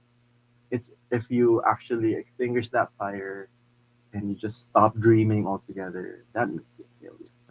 Just imagine mo kung narinig natin yung mga advice na yan Mhm. before, it would really change our lives. So I Yeah. really hope that people who are listening right now, Yung mga naiisipang mag-resign ba or Oo. hindi. sana nagkaroon kayo ng idea kung paano yung thought process namin. Sana maka-add value siya. Mm. in It would helping also you help. decide. Okay, realistically, a lot of people can really jump ship na ganun lang. So what you can do, I guess, is try looking for other jobs na rin Mhm. at the same time habang hindi ka pa ako, at least that's what I did in my hiatus sa flying. Nag-try na ako ng iba-iba while I had the chance. Kasi medyo natigil yung work ko because of the pandemic. So ang dami kong mga nagawa. And I realized, oh my God, I can actually do these things and earn the same, or not really earn the same amount, get the fulfillment that I want and still get a decent amount of compensation, if not better. So yeah, that's something you can at least try and look for alternatives and help you weigh out your options. Para hindi katulad ko na I took the risk. Hindi naman siya advisable. It was just a, Grabe yun sa'yo. Batman, bahala na si Batman moment talaga yun. oo, kahit magutom ako, pero gagapangin ko talaga. Ganun yung thought process ko noon. Okay lang magutom ako after 5 months. Racist ba pag tinanong kung, is that a Chinese thing? It probably is. Pero Why is it a Chinese thing? Can it be a hardworking person's thing? right? No, So kasi judgmental. no, that's not naman a bad thing. Kasi that's I know, actually I know. admirable. That's an admirable trait. And if you attribute that to your heritage, edi that's a good thing. Oh, masyadong defensive. Yeah. Kasi Yeah. I think a lot of my friends, a lot of my Filipino friends, we all like being safe. We all thrive in safety nets. Depende So, naman inisip ko, Alam mo naman may kung ano ano ba yung- yun? Dahil ba yun sa upbringing mo, living in a Chinese household, kaya ganun ka Hindi, mag-isip? feeling ko sa personality ko lang talaga na parang medyo rebellious din kasi ako. Rebellious? Rebellious? Ano ba? Rebellious. Baka. Medyo ano talaga ako, ganong person. So pag di ako happy, maghahanap talaga ako ng paraan kahit maghirap ako. I mean, mahirapan ako. Maghahanap talaga ako ng paraan. Kasi ang iniisip ko kasi, if I don't take action now, when? Yeah. Yun talaga. Yun na nga sabi rin ng friend ko who resigned before me. I had like 5 friends na kausap ko na magre-resign kami and all 5 of them resigned. One of them is my really close friend and she said, "You're never gonna be ready." Sabi niya, "You just have to do it." Sabi niya, True. I'm speaking the way she does. Yeah, Sabi true. niya sa Christian, if you get thrown into the water, you have no other option but to swim. True yun. Totoo yun. Talaga yun. So for those who are listening, pag-isipan nyo na mabuti if this is really something that you wanna do. But my advice is, kung wala kang alternative, ngayong pandemic, it's really not the right time to leave Yeah. your job. It is not the right time. But, Thanks, Ben. no. What I'm saying, no, Chris. What I'm saying is, you really have to be aggressive in finding alternatives if you're not happy anymore. Yeah. You have to find ways. And also, don't make rash decisions. I feel like True. sinabi ko na rin sa last time. Pero wag naman din yung dahil feel mo na yung I'm gonna be a singer and then quit na, bye. You have Let's to- be realistic also kasi baka may dependence din tayo. Kailangan secure ka Ako- in your family. Yeah, swerte lang talaga ako na I only have to look out for myself. Kaya I was able to do what I did. Grabe na, I really wish meron tayong kuya nung nandun tayo sa desperate stage kung ano yung gagawin Yeah. natin. Yeah. Ako panganay ako eh. Ikaw may kuya ka naman talaga, so Oh my God, baka ma-offend siya. ano ko anong pinagsasabi mo? Kuya, hindi. That's not what I meant, kuya. And that's it for this podcast. Thank you so much for listening. Again, please do not forget to follow our podcast. It would mean a lot to us. Please do, guys.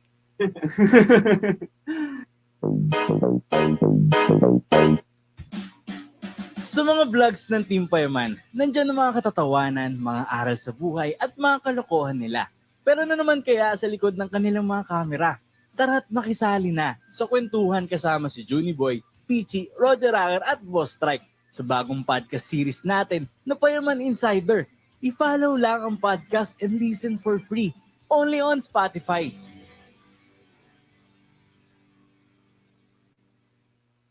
That's it for today. Tune in again next week to Growing Up with Ben and Chris. Mali, sandwich na naman. Sa'yo na lahat. Bye, Ben. Again, this has been Christian. And this has been Ben reminding you to never let the fire of your passions die out. Bye!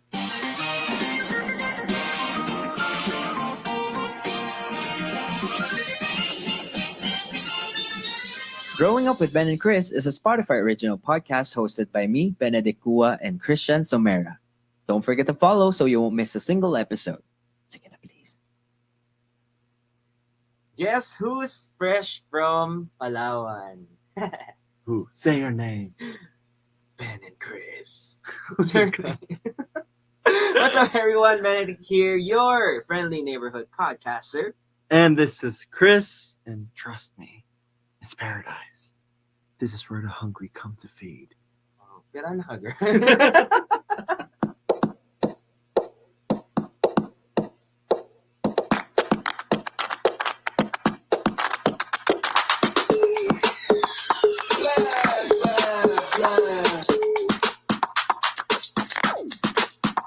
Add it up. Kamusta yung Palawan trip? Did you enjoy it? I really enjoyed it. It was a reset. Masyado ko nainggit sa reset mo sa, Siargao. sa Siargao. So, sumama ako sa Palawan for a business trip. Yeah, but that it was we were a planning. it wasn't like a full-blown trip na talagang Yeah. puro. It was a weekend business mixed with pleasure. Actually, I'm all talked out of business. That's basically but all that we talked about. I really Yeah. enjoyed it, actually. I would say it's also kind of a lazy It was. vacation. And I love that while I'm relaxing, I also get to learn a lot of these things with our companions. Kasi naman yung mga kasama natin, mga business people, Yeah, wala tayong all choice very- kundi maging all business very people. wise, all have so many insights about business. And it was great. It was a great time. I really enjoyed it. Super. Ikaw ba? Hindi pa ba ako mukhang nag-enjoy? Parang sa lahat ng mga pinuntahan nating tubig-tubig, ako lang nag-dive. Kayo nagtampisaw lang sa ibabaw ng dagat. O hindi, muntik kaya ako ma-sting ng jellyfish dyan dahil sa mga pinaggagawa mong sa... Ganun talaga pag adventurous. Alam mo, nung bata ako, kapag nagta-travel kami, puro mga swimming pool lang, puro mga hot springs, ganyan. Alam mo yung mga gusto Hot ng mga... springs? Saan ka ba nagbabakasyon noon? Batangas. Maraming hot springs sa Batangas, No Laguna. way. Laguna, yeah. Batangas din, hot springs? Siguro meron, hindi ko lang matandaan. Huwag mo na invalidate yung pag-reminisce ko. But we used to go to Laguna also. I remember yung dad ko, he would surprise us. Siguro madaling araw, parang habang tulog pa kami, he would carry us to the car. And when we woke up, we were already there. Yeah. Tamad nyo namang mga bata. Kailangan buhatin pa kayo sa kotse. That was a fond memory I have of my father. Yeah, for sure. Kasi ako, pagka kami, ginigising talaga kami ng maaga. Tapos, okay, pack your stuff. And then, pagdating mo doon, alam mo, minsan impromptu lang no? Kahit, alam mo yung mga dala ng parents mo, tasty bread. Tapos Ganun sa magbo-barbecue. amin, bread na may hotdog. Kasi Oo. staple, yun always yung namin. Na-try mo bang mag-ihaw ng tasty bread? Is that a thing? No, I don't think Totoo? that. Maybe it's a Chinese thing. Kumakain ka nga ng toast, ganun din yun. Toast? You Toast? said toast. A toast niya. Silent T. Grammar Nazi tayo dito. Hindi yun grammar. That's pronunciation. It's not. Hindi ako nagpapaka-grammar Nazi kasi nagkakamali din ako a lot of times. Ay, wow! Nag-iiba yung topic. Anong favorite travel mo, Ben, nung bata ka? Or actually, kahit nung matanda ka na, what's your most favorite? No, good question. Travel. Bata and matanda. Kasi nung bata ako, very limited lang yung mga favorite ko eh. It's always about having fun in the pool, kahit saan sa Laguna. yung So, mga Laguna ganyan. talaga kayo? Hindi ko alam. Siguro yun lang alam ng parents ko. Hindi sila nag-level up masyado. Pero nung nag-working guy na ako, I tried so many places. Thailand, saan pa ba? So many. Isa lang pala. Thailand pala. Hong Kong, tapos nung graduation. I love Hong Kong also. Diba? Super fun din nung graduation ay my parents, ang gift nila sa akin is 1 month sa Shanghai. Mag-isa. 30 days. Oh my God. I don't That's- think I can do it. We can talk about that later. Yeah. Pero ang pinaka-favorite ko talaga would always be Coron. Sobrang Growing up? Or of all time? of all time. Ikaw, anong favorite places mo? Ako, it wasn't really a favorite. It was a good childhood memory na before when we were younger, our parents or family would always take us to La Union. Like growing up, I was a La Union kid, even before it became cool. So surfer ka? Hindi ako surfer. Meron lang talaga kaming, dun yung, may bahay dun yung great-grandmother ko. And we would always go there as a family. As in yung extended family ko. Always kaming nasa La Union. I used to think that it was this really faraway place. Yeah. Na apparently, ang lapit lang pala. In my head talaga, parang faraway land siya. Kasi when you were younger, di ba, parang everything's farther. But yeah, La Union, growing up ngayon, syempre, ang sobrang dami na because I used to travel. Used to? Wow! Iba talaga yung mga bagong resign. I used to. I used to travel for a living. So I've actually seen quite a lot. Sana all, So, sana all. we can talk about that later. Kung anong mga favorite ko na napuntahan. Yeah, pero alam mo, iba talaga yung nadadala ng travel. Like ako, nagiging ibang tao ako. Hindi ko alam kung nawi-witness mo yun. Sobrang... Witness ko. Kasi ang cranky mo, nagtatransform. pag hindi ka... Grabe yun, cranky. Cranky ako sa lahat ng tao. Sobrang brat mo, pag hindi ka... Hoy, OA! Makakalain nila. Pero nag-iibang tao ka. Parang nagkakaroon ng reset, kumbaga. Siguro depende sa tao yan. Like, there are a lot of people who are really fueled by travel. So, After you feel so refreshed. Yeah. Ako naman, That's more me. than refreshed, medyo na-overpower na anxiety ko. You have to go back to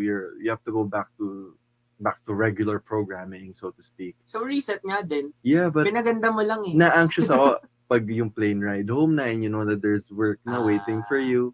Oh my God, same yan dun sa kapag ka Saturday night. Tapos biglang, Sunday night. Sunday night, yes. Kinabukasan, Monday na naman may work na. Ganun na feel ko when I So, travel. temporary release. Tas minsan nga pag short travels lang, like for example, my friends and I would spend a weekend somewhere, like say Thailand, Bangkok, ganyan. Na-anxious na ako. Lalapag pala ako doon, pagpatapos na yung Saturday, Sunday na bukas, last day.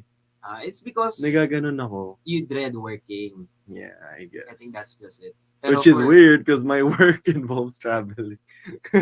So, anong pinaka-memorable travel experience mo, would you say? This podcast will help you improve your life, and it will do more for you and your overall health in the long run than any of my vlogs have ever done. Where I, Will Dasovich, embark on this journey to improve all aspects of my life and bring you, the listener, with me so that both of us together can perform to the best of our capabilities and maximize our existence. Will Dasovich Superhuman is out now. Tap now to listen for free on Spotify. It's always with friends. Kasi when you're with your family, parang lang siya, always chill, di ba? Parang hindi ko nagagawa yung pagiging adventurous. Siguro different sa ibang families, di ba? There are families who are really active in everything, di ba? Gusto nila. May mga ganun nga. May mga Yung ganun mom eh. ko, rin, napagod maglakad. So, hindi rin ako Ganyan din yung tatay ko. Sa mall pa nga lang, Feeling pagpasok ko- gusto na lumabas eh. Yung mom ko, feeling ko enjoy na siya sa hotel. Oo, may mga ganun parents talaga. Pero when you're with your friends, hindi lang travel eh. It's also parang, alam mo yun, na-excite ka din when you meet strangers. Ako sobrang excited ako when I meet strangers. I agree. I made a lot of friends also. I made quite a lot of friends. Yeah, when you get to talk to them and share a lot of things, marirealize mo na there are really different people going here. Tapos minsan na mo lang mamimit, pero magkakaroon ng mark sa life mo. Totoo. I also dated a stranger. Alam mo, yung travel mo pang fling eh. Yung sa akin, pang eh. May naka-date na rin ako nung nagbakasyon ako sa Cebu. Totoo? Yeah. Yun lang yung share mo? Yun lang. Sinabi ko lang. So you never know what might flourish in Totoo your travel. naman. In your, Well, I feel like ganun din naman yun. You never know what might flourish in your newfound connections or relationships when you travel. Yeah, true. Pero iba yung nagagawa kapag may nami-meet ka during travel. For example, ako, the people I meet sa travel are those who have the same interests. Most of them. That's good. Right? Kasi when you go diving, right? Oh, lahat sila mahilig sa free diving. Naka-experience ka ng ganun? Hindi, lahat sila nami-meet ko sa mga inuman. Totoo And lahat ba? sila mahilig uminom. So travel ba talaga gusto mo o drinking? Well, you can do both. You can do both It's naman. fun. It's like especially Bangkok, it's like a melting pot of different races and cultures. Same. Lalo na Khao-San. Yeah, Khao-San. I was talking about Khao-San Yeah, Khao-San actually. Road. Nababaliw din ako. But you know the hipsters would say, that's too touristy. Whatever. It's still fun. So what was your most memorable na travel specifically? Like what region or what country? Specifically, pinaka-memorable for me would always be Coron. Kasi yun yung first time ko nakita na, uy, in the Philippines, meron palang underwater world na ibang klase. Wow. Alam mo, pag So, hindi siya tinuro ng grade school ka na may marine life? Oo eh. Ma'am, hindi niyo po nalagay sa presentation yung ano.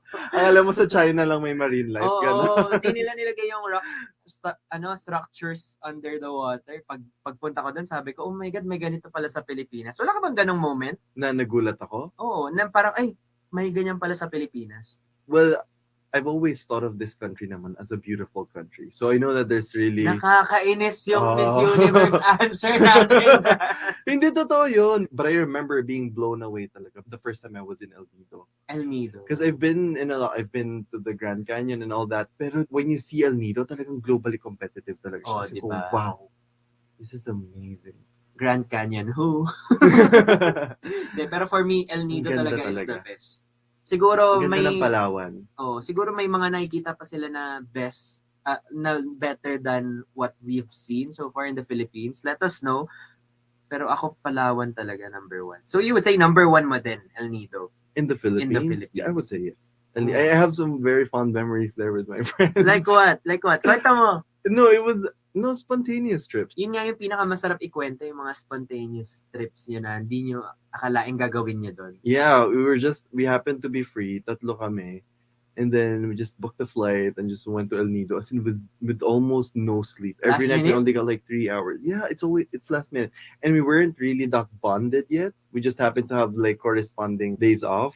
And we decided to fly to El Nido. And then our bond really solidified. Yeah. Wow. And then they became my best friends. Alam mo, feeling ko, sabay-sabay kasi tayong lumandi doon.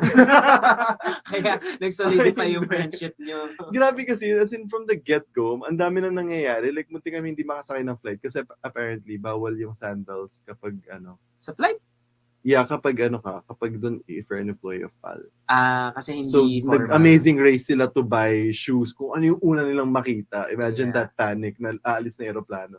And they just grab whatever pair of shoes they can ang weird, get their hands on. Yeah. Diba, ang weird kasi parang kahit dito sa city, yung mga last minute na pinaplano natin, yun pa yung nagta-turn out na sobrang masaya. Yeah. Spontaneous trips are the best. So, ikaw, anong klase kang traveler? Ikaw ba yung ma-plan, ma-organize ng trips? O ikaw yung, guys, kayo na bahala? Ganun ako. Nakakabuisit yung ganun. Kasi ako din. So, pag nagsama tayo, wala tayong magagawa. That's why kapag nagtutour kami sa work sa PAL, every time nasa outlying station kami, natutuwa talaga ako pag may bibo. Na hindi, ganito. Dito tayong train station. Ito yung sasakyan natin. Ay, gusto ganyan. ko rin yan. Ako, sige, go. Yung guys, bilhin ko na yung ticket nyo, dyan lang kayo. Siya mag-aasikaso lahat. So, alam mo yung mga ganyan, may special place in heaven yung mga ganyan. Oo, tas tayo mga freeloader, hello sa hell. joke lang yun. May times din naman na ma-organize ako, but there are really people na yun yung thing nila. And you just have to appreciate those friends, di ba? At saka ako kasi, mas ako, I like, when I go on vacations, more than the tours, I want to try living as a local. Yeah. Alam mo yun, like, there was a time I stayed in New York for 3 weeks. Talagang gusto ko, I wanted to feel like a New Yorker. I wanted to find my favorite bagel place. I wanted to find, my favorite cafe na hindi masyadong touristy. Nainggit ako doon. As in, ginawa ko yun. Nagpupunta ako sa Central Park just to jog. Tapos after, maghanap ako ng, kami ng sister ko, we really tried living as locals. And that's what I want. Yeah. Kaya, I remember, kami kasi ni Ben, nagbakasyon na kami sa Hawaii. That's what I wanted you to try. Sabi ko, hindi, maglakad tayo na parang aimless. Yeah. Sobrang saya. Kaya nga, alam mo, tinatawanan ako ni Christian kasi when people ask me, ano yung happy place mo? I would always say, my happy place is Hawaii. Tapos sasabihin niya sa akin, maka-happy place ka naman, ilang days na tayo doon, 8 days ka lang doon. Kala mo naman, every month ka nandun. Pero talaga, ganun yung gusto kong feeling din. Kasi pag tour, you have to wake up at 7 and then get up. Pag may itinerary, it kind of feels like homework. Yeah. Kind of feels like work. Ayoko yun. That's the reason why I went on vacation in the first place, because I want to unwind. So I don't want to pressure myself to go to these places. And I guess, medyo privilege ko na yun parang perk ko na yun sa work ko na alam ko makakabalik ako doon. So hindi ko pinipressure sarili ko to go around the city na in one day. Parang ganon. Alam mo, good point yan. Kasi naisip ko, ngayon na sobrang hyped up tayo because there are a lot of places that we can visit na we have yet to see. na-realize ko na, alam mo, traveling is actually expensive. It's It is actually a expensive. privilege. Everybody no? knows that. People plan their whole year around that 1 week And yeah, vacation. and I'm saying na it's sad na for you to see the world, you have to earn a lot. No, that's good. It gives you drive. It gives you drive. But I'm saying na hindi mo magagawa yung, okay, I'll just pack my bag and explore the world. Parang nung sinaunang panahon. That's one of the yung may that's- donkey ka na lang. That's one of the appeals of traveling, because you know that you can't always do that. One, it's either you don't have money, you don't have the energy, or you don't have the time. Yeah. Meron kang always parang hindrance dyan. So when you can do it, parang reward na yun sa sarili mo. True naman. Kaya ako, ang ginagawa ko, nagsiset aside talaga ako ng money for travel. Hindi lang ipon-ipon para sa future. Hindi lang kasi siya money eh. Time din. Sa mga Yeah. sobrang busy na tao, even if they have all the money in the world, if they can't leave their job, they can't. So ano talaga siya, privilege talaga siya in all aspects. Sa'yo ba, ano yung pinaka-memorable mo na travel? I have so many. Kasi nga, well, I like traveling with my friends because of work, and I have a lot of close friends at work. There's this one time, New Year's Eve, we spent it sa Hawaii, and we started the year going skinny dipping dun sa mahabang Waikiki Beach. Wait lang, lahat nagsiskinny dip talaga doon o trip nyo lang yun? Trip lang namin. Oh my God. Everybody ang else lakas ng nasa loob. mga hotel. It was midnight. It was past midnight. It was 1 or 2. Ano feeling? It was the most liberating thing. Na And you know, naguhubad? wala na kasing tao because everybody, syempre, may kanya-kanyang mga ano nila. So I remember, kami ng friend ko, like, woo, we're free, we're free. Walang humuli sa inyo pag ganun? Wala. It's a free country, I feel like. Oh. Hindi naman yan. May mga ano naman talaga. Tapos, gabi na talaga. Wala talagang tao. Wala mga nagpapatrol, ganun. Tapos maya-maya may mga drunk Australians na sumunod din sa amin na tumatakbo na sila. Nakihubad din. Nakihubad din. Siyempre, hindi naman namin na-expect na magkaka-strangers. Oo. So, nung umahon na kami, hindi sila nagdadamit. So, nag-uusap kami and their wankers are just hanging God. around in there. Makausap namin sila. Parang gusto ko yung gawin sa Siargao. Parang gusto ko sinidip doon mga 4 p.m. 4 p.m. I don't recommend it to a lot of people, but for those who are gutsy enough to do it, it's really liberating, especially if you do it na Feeling ko din, parang feeling lowered mo, yung inhibitions mo. parang feeling mo invulnerable ka. Yeah. And you know, yun yung nafe-feel mo na sobrang free mo in the water. Yeah. Pag na-feel mo yon na lowered palalo yung inhibitions mo, mas masarap siya sa feeling. And Oh it's my just God, my totoo most yan. favorite feeling in the world. I don't know. Totoo But I'm yan. not an exhibitionist, ha. I'm just saying, nangyari lang nung parang we were celebrating, I think, 2020 ba yun? 2019 years. Recent lang. Recent lang. Ang dami, every New Year's kasi, hindi talaga ako masyado nag-New Year sa Manila. Mostly mostly abroad kami ng friends ko. Tsaka ang sarap, parang medyo overnight yung mga, parang sinasabi nila sa akin one time, mag-New Year sila sa New York, mag-New Year sila sa kung saan-saan. Ang sarap naman. That's one thing I'm gonna miss the work ko actually. And yung skinny dipping experience na yun, that's when I realized that it's really your craziest moments that you will remember forever with fondness. Ako pinaka-favorite na feeling ko, nasabi ko ba sa podcast to before, yung underwater? Na mahilig ka underwater? Na my most favorite feeling is when I'm underwater or when I'm close to the sea. Why is that? Hindi ko alam eh. Parang feeling ko talaga air ako ni Poseidon. Baka shokoy ka in your past life. Hindi, grabe Masyado tayong ambitious sa Poseidon. Medyo shokoy yata. Mali pala. Hindi. So lahat ng mga travel destinations mo are mostly involve mga mga water. Oo. Or rain. Mga bodies of water. Bodies of water, or I like trekking kapag umuulan. Yung nadudulas-dulas ka. Gusto ko yung nadudumihan ako. Ang pangit pakinggan. You're very outdoorsy, I feel like. Yeah, very. Super. As in, kung may malaking puno dyan, tapos may G, umakit dun sa punong yun. Aakit talaga ako sa puno. Oh my God, hindi ako. So mas ka, if you were to choose between like a nature trip or a city trip in a foreign country? Di talaga ako magsi-city trip. Alam mo, sising-sisi ako dun that's sa Tokyo trip ko na parang feeling ko tinignan ko na lahat ng buildings dun. I love city trips. So, don't judge me, guys. I like it. I really like putting on my coat, getting coffee, and just going around the city, getting lost. So, hindi ka, people watching. Ano tawag doon? Extreme, hindi naman extreme sports, no? Hindi ka Outdoorsy. outdoorsy, you would say? Not really. Sayang no. naman yung travel. Which is weird because I get all these opportunities because my dad is a big outdoors junkie. Yeah. Talagang hilig niya. Dinala niya akong canyon hopping. I remember one time sa States. Oh my God, nag-camping kami din. Yeah. And Saya I cannot. Or you not. Sobrang I cannot. Kasi kung saan man ako nagsistay, dapat may easy access talaga ako sa CR because I poop a lot. Oh my God. Actually, fun fact, nakapoop na ako all over the city. Fun fact also, sumakay na siya sa kotse ko tapos di niya mapigilan yung pupo niya. Oy, Kailangan grabe. namin tumigil sa nearest na gas station. Grabe! ASAP. Sir,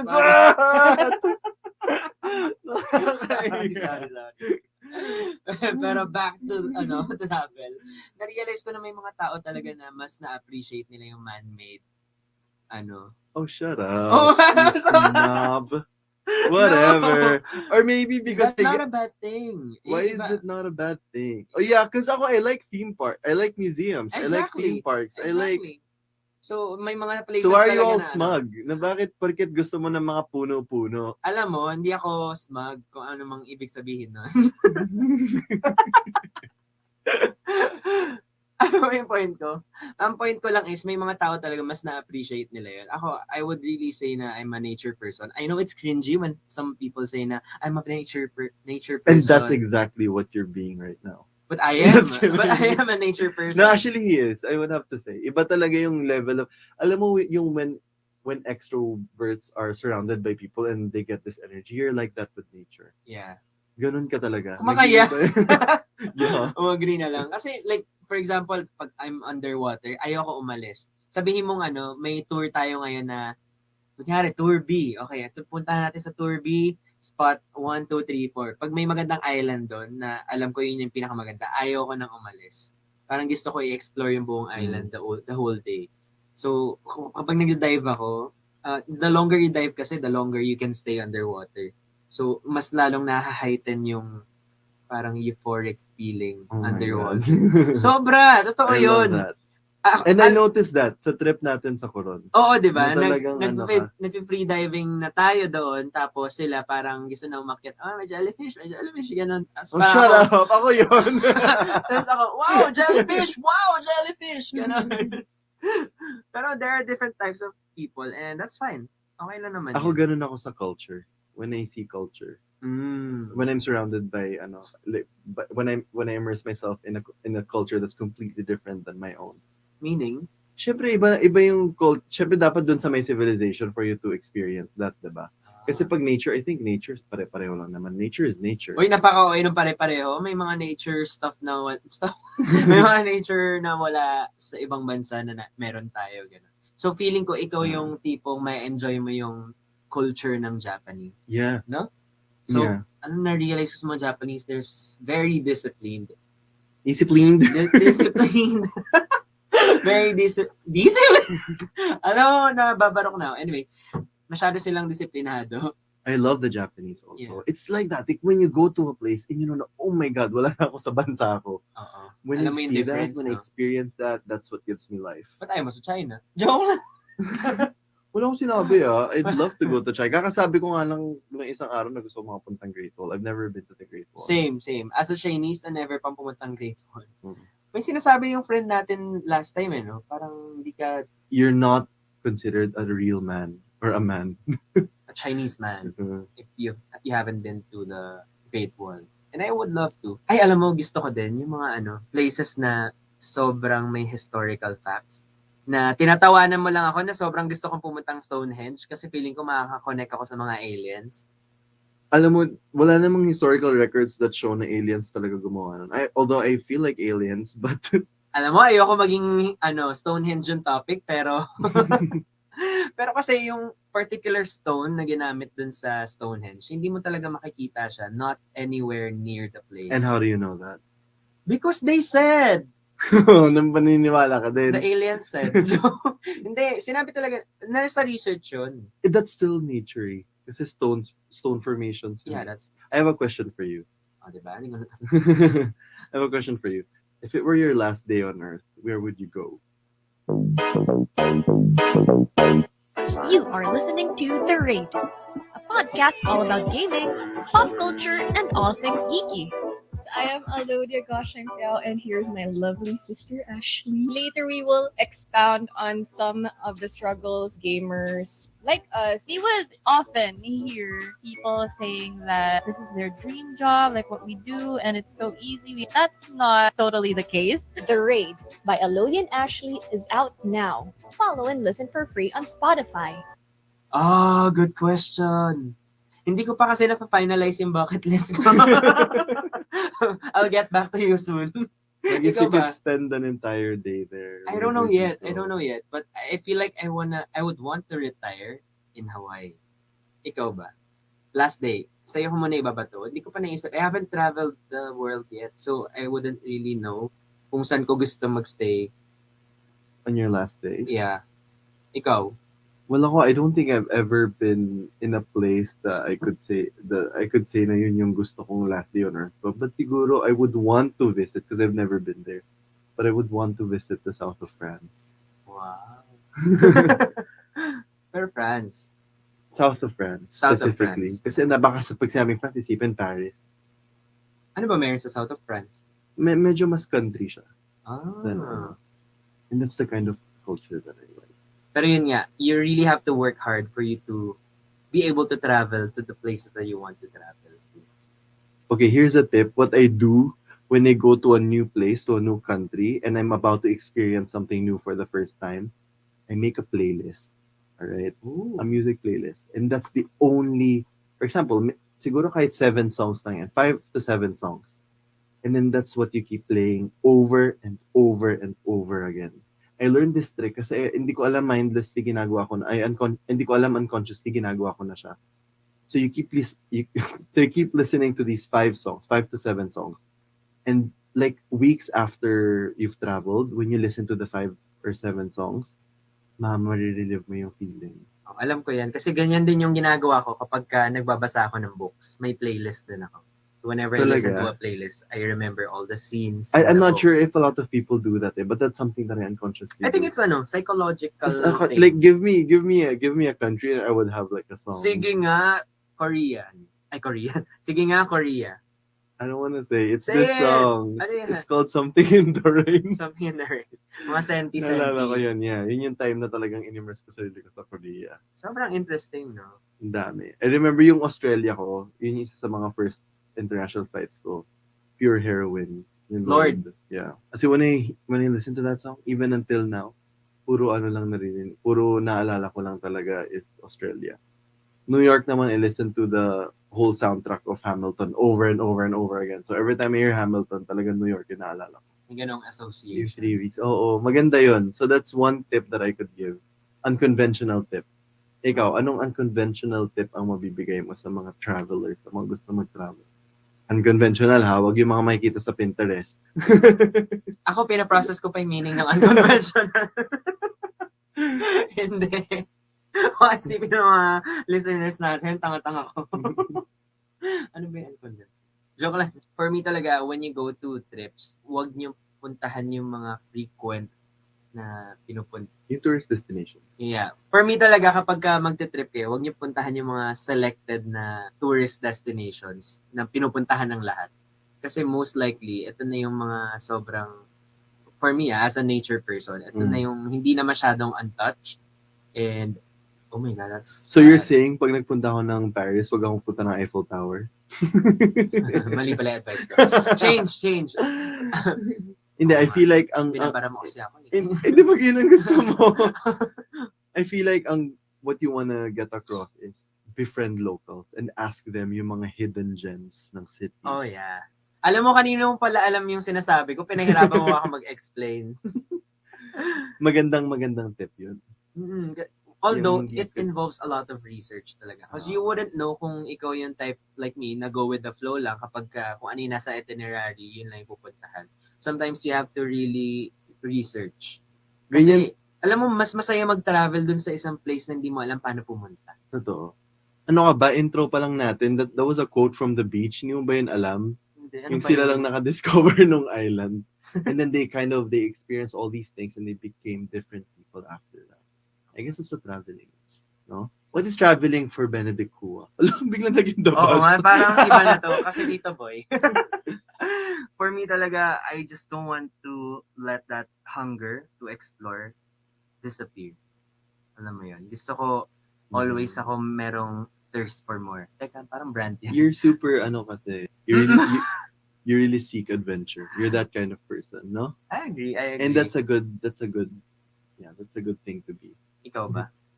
What's adventure for you? Ako kasi, ang bucket list ko is not yung dapat ito magawa ko, dapat ito mapuntahan ko, dapat ito. I like to be able to feel all the feelings that I could feel. Yun yung gusto ko mangyari. And I feel like every time you go in a different place, meron kang bagong na-feel na hindi mo pa na-feel before. Ang ganda nun. I like collecting feelings. Parang player yon. Ano? Pang player, mga fuckboys yun. Collecting feelings. Hindi. Yun talaga yun. I feel like we are the sum of our experiences. I agree And also. Our travels greatly contribute to that. Kasi nga, routine Kung saan ka nakatira, kung stationary ka lang, ganun at ganun yung mangyayari. But if you go to different places. Tsaka ayoko lang na, alam mo yun, dumating yung point na I won't be in this world anymore and there are so much more places na hindi ko pa napuntahan. Right? Parang you don't wanna miss a lot of things. So, growing up tip!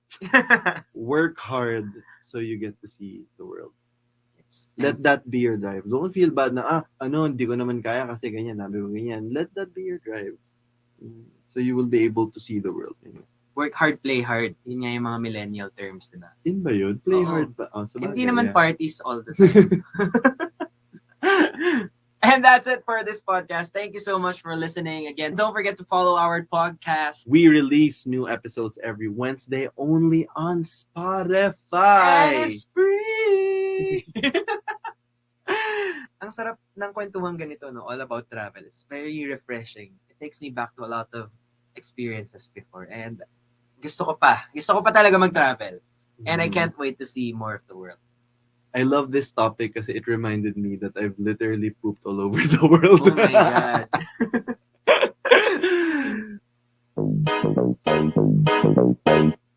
Ang sakit-sakit na. Sayang yung 5 years. Mahal ko pa eh. Sana maging masaya ka. Gosh, naiiyak ako!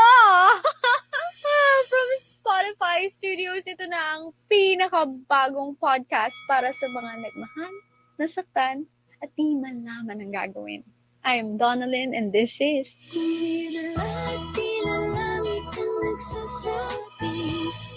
Ito tama pa ba?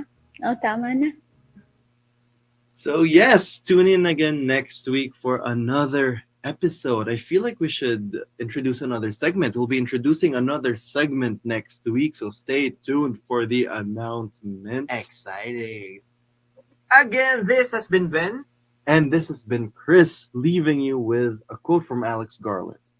Paradise is not some place you can look for. It's not where you go. It's how you feel for a moment in your life, where you're a part of something.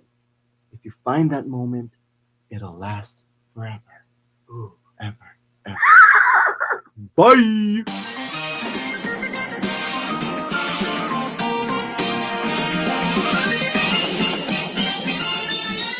Growing Up with Ben and Chris is a Spotify original podcast hosted by me, Benedict Kua, and Christian Somera. Don't forget to follow so you won't miss a single episode. Sige na, please. Why, hello there. This is Benedict Kua, your friendly neighborhood podcaster. And, namoy ko yun. Kapal mo. And this is Chris at tanggap ko na, Jane, Wanda, na wala na akong lalaking makikita.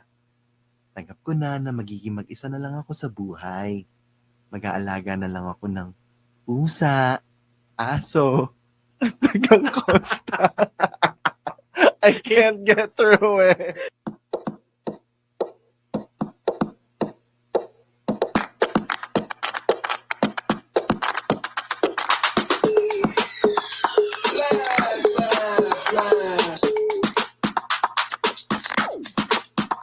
Add it up. Woohoo! I'm excited for this episode, Ako Ben. din. Matagal na natin itong pinlano and sabi mo nga, eventually we're gonna land on this segment and finally it's here. So, It's called, sabi mo, total idea mo naman yung title. Sabayan mo na lang Pangalan ako. segment. Sabayan mo ako. 3, 2, 1. This is called Ring Ring! Oh my my God! Sobrang... Hello, Kuya Ben and Chris. So, basically, ano ba? We will read. Okay, so we created an email where you can send us letters containing dilemmas. Yeah, Yeah. tama? Growing up problems. Kaya if you have anything na kailangan nyo ng advice, whether be it for love, friendship, ang galing natin. Parang twins. Family. We're Oh, here yeah. for you. Alright? So, Gumawa kami ng email. It's called it's growingupwithbenandchris@gmail.com. and surprisingly, ang daming nag-submit ng entries. Meron mga entries, should I call it entries? May mga letters, Yeah. actually na sobrang tawan-tawa ako. Kahit seryoso yung mga ino-open up nila. The way they put it. But, malalaman ninyo. I guess we're just gonna start, alright? Okay, so itong letter na to is from ang babaeng nakalimot ng magmahal. Oh my God. Take it away, Ben. Pero alam mo kung ano yung title niya doon sa email. Ang title niya sa email ay On My Own by Lea Salonga. So may konting drama siyang ganun. Alright? Oh, so ito yung letter niya. Hello, Ben and Chris. Thank you for sharing a piece of yourselves to us. Wow. Pork chop.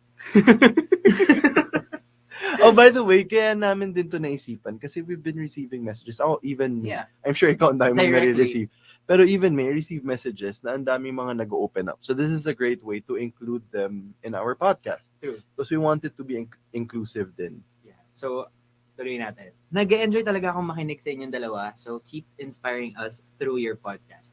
So, I wrote this letter about me being used on my own. I'm 25 now. I felt like I should start dating. 25 pa lang. I mean, ganun na ba yung pressure? Eh, bakit judgmental tayo? Wala namang standard timeline kung kailan magde-date, Ben. Oh, sige, sorry. I felt like I should start dating. Di naman din kasi ako ma-date na tao, pero kasi my last relationship was 9 years ago. Imagine that, college pa ako. May mga nakakausap ako na tao, nakaka-fling. Wait, so she feels like she should start dating again. Kasi nagde-date Matagal na na siya before. nag-stop. Oo, That's the thing. May mga nakakausap ako at nakaka-fling before, pero hindi ako makasettle ng ganoon. And years ago na rin yung huli. Since I started working, wala na akong ibang nagawa. But enjoy the things around me. The people around me na lang yung nagpapaalala sa akin, like relatives, friends, and they keep asking me, may boyfriend ka ba? Ay nako, yung mga tanong talaga na Oo, ganyan. yan mga tito, tita anyway, natin. Sige, go on. May boyfriend ka na ba, anak? Sige, ganun lagi eh. Alam kong marami ng pinagdadaanan ng mundo at ang bansa, pero ako ito parang tanga. Hindi ako makakontinue. Sige, go. Isa pa. Alam kong maraming pinagdadaanan ng mundo at ang bansa, pero ako itong parang tanga na nag-iisip, why am I still single? Ouch. May ganung moments ka ba dati? Hindi, meron sometimes. Pero hindi yung ganun ka torturous na bakit ba ako single pa? Ay, parang sabagay, kino-question meron. yung I think sarili at niya. everybody naman at some point. O sige, go on, tapusin mo na. One of my cousins even asked me before, paano mo kinayang maging single? I actually started questioning myself too. Then I answered, masaya naman ako. So I kept doing my artsy craft, reading books, mostly nood ng K-drama, series, movies. I mean, di ko na lang din kasi namalayan, hinahanap na kita nang hindi sinasadya. Oh my God!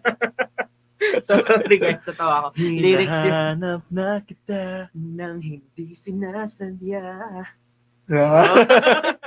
Grabe, hindi edited yung boses. Perfect! This is your proof.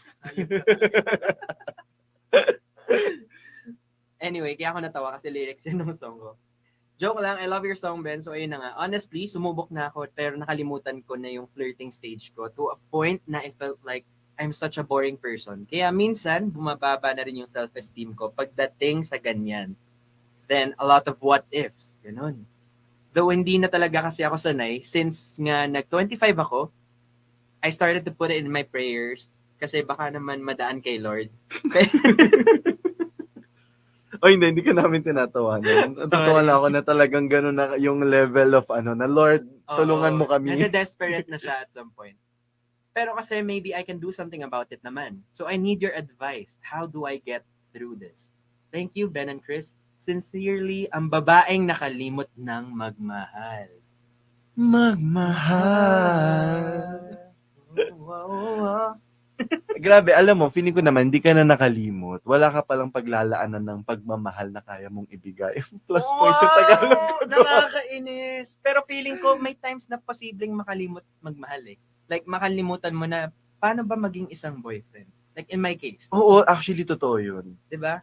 May ganun talaga. Pero siya kasi dating yung ano niya, 'di ba? Yung problem niya. Hindi na siya marunong makipag-date ulit. Alam mo, I learned this. There's this thing called being para siyang bad pancake. Alam mo yun? Ano yun? Pag matagal ka nang hindi nakipag-date, I know this kasi napagdaanan ko siya. Pag matagal ka nang hindi nakapag-date, you have to date someone na parang hindi pa yun yung talagang dawan mo. Kung hindi mo seryosohin, mag-date ka lang kasi just like when you're cooking pancakes, the first pancake that you cook, always talagang palpak. Always burn. Pansinin mo yun, di ba? Talaga? And then, ganun pag pancakes. Hindi ko mo pa nagagawa yun. Anyway, it's a thing. It's what they call it. Bad pancake. Meron ka talagang bad pancake na pag-experimentohan mo dun. Siyempre, hindi ka na sanay makapag-date. Wala ka ng game. So, yung bad pancake mo, dun mo, yun yung pagpapractice. Ano? Ang mean, no? When you think Medyo, about kasi it. parang sinasabi naman magte-training muna ako kung paano makipag-date para... But it's a thing! It's a thing! Para pag nakipag-date ako, meron na akong conversation skills. Impressive na ako makipagsalita. Oy, pero that's a thing. Tingnan mo sa Totoo Urban ba? Dictionary. Alam ko, it's called the bad pancake. Oh, I learned something today at feeling ko lagi mong ginagawa yun. Lahat pala bad pancake. Hindi po kasi ako marunong magluto talaga. But I don't think she should be feeling bad about herself na Of matagal na siyang course single. Okay, ang unang na-alarm ako dito, yung sinabi ng mga cousins mo na, yung na tinatanong ka na, paano mo kinakaya maging single, huwag mong pagpapansinin yung mga yan. Kasi unang-una sa lahat, dito ako nabubuisit. Kasi ang dami ko ring times, marami akong mga friends, na kapag tinatanong sila, oh, may may girlfriend nga, may boyfriend ka na, sabihin nila, wala. Tapos ang parating kasunod, bakit? Oo nga. As if naman, hindi po gold standard ang pagiging in a relationship, FYI. So I won't stand for it na Oh, ako, gets ko naman yan. Alam mo, naging trending yan once sa Twitter. It's called #ToxicFilipinoCulture na kapag may gathering, first thing na tinatanong sa'yo, oh, may anak na ba kayo? O may boyfriend ka na ba? Yung ganon. Pero kasi dito sa letter ni Ate Girl, ano bang nickname niya? Oh, basta ni Ate Girl. Dito sa letter ni Ate Girl, masaya naman siya eh. Parang kumbaga, yun nga sinabi niya na yung mga nagpapaalala sa kanya yung relatives, yung friends. And yun yung nagbibigay ng pressure sa kanya when sa sarili niya, okay naman siya. This goes to show na talagang you really get affected by the people who are surrounding you. Yeah, kaya that's why always be careful what you ask people. Especially yung reaction mo. Ba't ganun? Ba't ganyan? Ano pake mo kung ganun niya gustong i-live yung life niya. Kung gusto niya lang na nagkiki-drama, pati nagsisiris, yun yung nagpapasaya sa kanya. Grabe, sorry. I really get worked up when I hear people ask those Oo, questions. nagagalit ka na nga eh. Pati parang sa akin na rin eh. Alam mo, tawan-tawa ako dun sinabi niya na I started to put it in my prayers kasi baka naman dumaan kay Lord. Baka naman mapunta doon yung GM ko. Pero ako, for me Walang naman, sakay-sakay sa jokes. ang ano niya kasi, kasi hindi nakakatawa. Joke lang. Hindi ko actually super maintindihan kung ano yung gusto niya. Kasi maybe I can do something about it naman para magka-jowa. Yun ba yung ibig niya sabihin? Tingin mo? So gusto niya magka-jowa? I feel like okay siya sa sarili niya, pero dumating na yung time na ready na siya to be in a relationship. But she kind of forgot how to be in a relationship and how to have a relationship, how to start dating. Nakalimutan niya talaga, which is yung sinabi natin kanina, it really does happen unless you go out and try to explore again. This podcast will help you improve your life, and it will do more for you and your overall health in the long run than any of my vlogs have ever done. Where I, Will Dasovich, embark on this journey to improve all aspects of my life and bring you, the listener, with me so that both of us together can perform to the best of our capabilities and maximize our existence. Will Dasovich Superhuman is out now. Tap now to listen for free on Spotify. Yeah, if you feel like you're ready. Kasi ako, una sa lahat, I feel like there's no immediate need for romantic love. It just kind of happens. Yeah, it just happens organically. It just comes into your life organically. So I'm not saying ano ka, you don't do anything about it. There are things you can do about it. But if you're happy, then there's really no need to feel any pressure right now. Yeah. Uy, grabe, seryoso to. Baka sabihin, tinatawanan natin. Hindi. Alam naman niya yun. Ang akin lang, you're perfectly fine. Huwag kang magpapadala sa sinasabi ng mga tao. And if you feel like, masaya ka naman ngayon, just go with it. Just go with it. And if you want to explore, there are things to do that. Syempre, medyo complicated ngayon dahil nga may pandemic. But there are things to do that. There are online dating sites. Ang daming ways, ang daming communities na pwede mong salihan to meet new people. But again, kasi I'm not a believer of going parang hunting for love eh. Ikaw ba? Ako, it's pretty much the same as going in a club and meeting people. So, ganun din yun. So may patama ka doon. Kasi hindi ako nag-online. Pero mahilig ako No, that's a good point. Kasi sabi mo dati, yung hindi mo thing yung online dating. Because for you, parang online dating is just hookups. Oh, hindi, that was never don't put words in my mouth. I said ang online dating kasi medyo anticipated love siya. So, I feel like it's harder. It puts pressure on both of you actually. Na, for example, pareho kayong nag-like or nag-swipe right ba swipe left? Kunyari, di alam. Hindi ko talaga alam. Swipe right? Yeah. Yeah, for example, anyway, pag pareho kayong ganun, syempre doon na agad yung pressure na dapat pag nag-meet kayo, like nyo yung isa't isa. Hindi ko kaya yun. As an anxious, yun na nga eh. As an anxious, so personal opinion ko ganun yun. din naman yung pag sinet up ka ng friend mo na sa blind Same date. it's the same. Yun na, exactly. Ganun nga rin yung feeling ko pag blind dates. Kaya ayoko na ganun. Mas gusto ko na organic. Kasi hindi ako courageous enough to brazenly put myself out there. Na may kakalabit na lang sa'yo bigla tapos, can I get your number? I think we love the same books. Hindi, like nag-usap kayo randomly, ganyan, na without na, meron kang always cop out na, I'm not doing this because I want to be in a relationship. Kasi when you go on dating apps, which is perfectly okay. Alam mo na talagang you're looking for love. Yes. Diba? But I think what you're saying is you talk to people, you engage with people without the intention of falling in love. Yun. Right? Nakuha mo yun. Nakuha.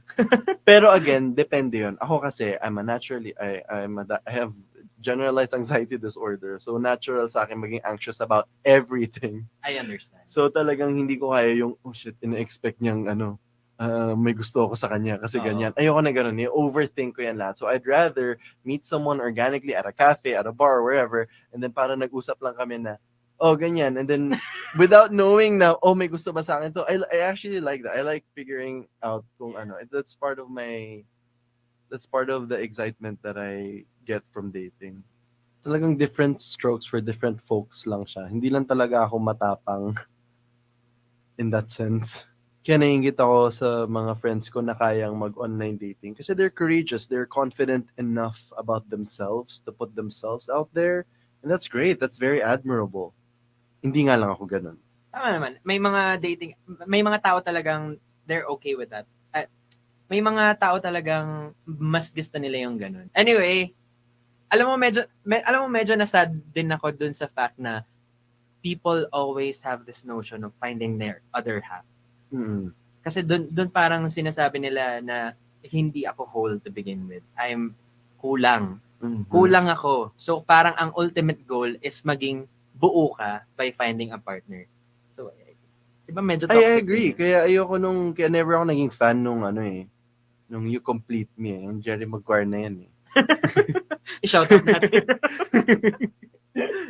Kaya hindi yun yung in-intro natin eh. Mas pa si Rufa May eh. Mas powerful. Iba ang impact ni Rufa May. Na okay lang. Kung magiging mag-isa ka, okay lang yun. That's a choice. That's a choice that you can make for yourself. Whatever makes you happy. Hindi end all be all ang pagiging in a relationship for me. But for me, kung gusto talaga niyang to go out and explore, siguro start with making yourself feel better about yourself. Yeah. Does it make sense? It all boils down to self-love, Ben. Yes. Kailangan talaga mahal mo enough yung sarili mo and you feel na nakompleto mo yung sarili mo without another half. Yeah. Kumbaga. Ako nung single ako, ang nilalagay ko lang sa mind ko is, I just wanna continue to achieve a lot of things para maging desirable ako. Parang gano'n. So pinapataas mo yung market value mo. Ganun din. Ang end goal mo din is No, maging that's tumaas self-love. yung...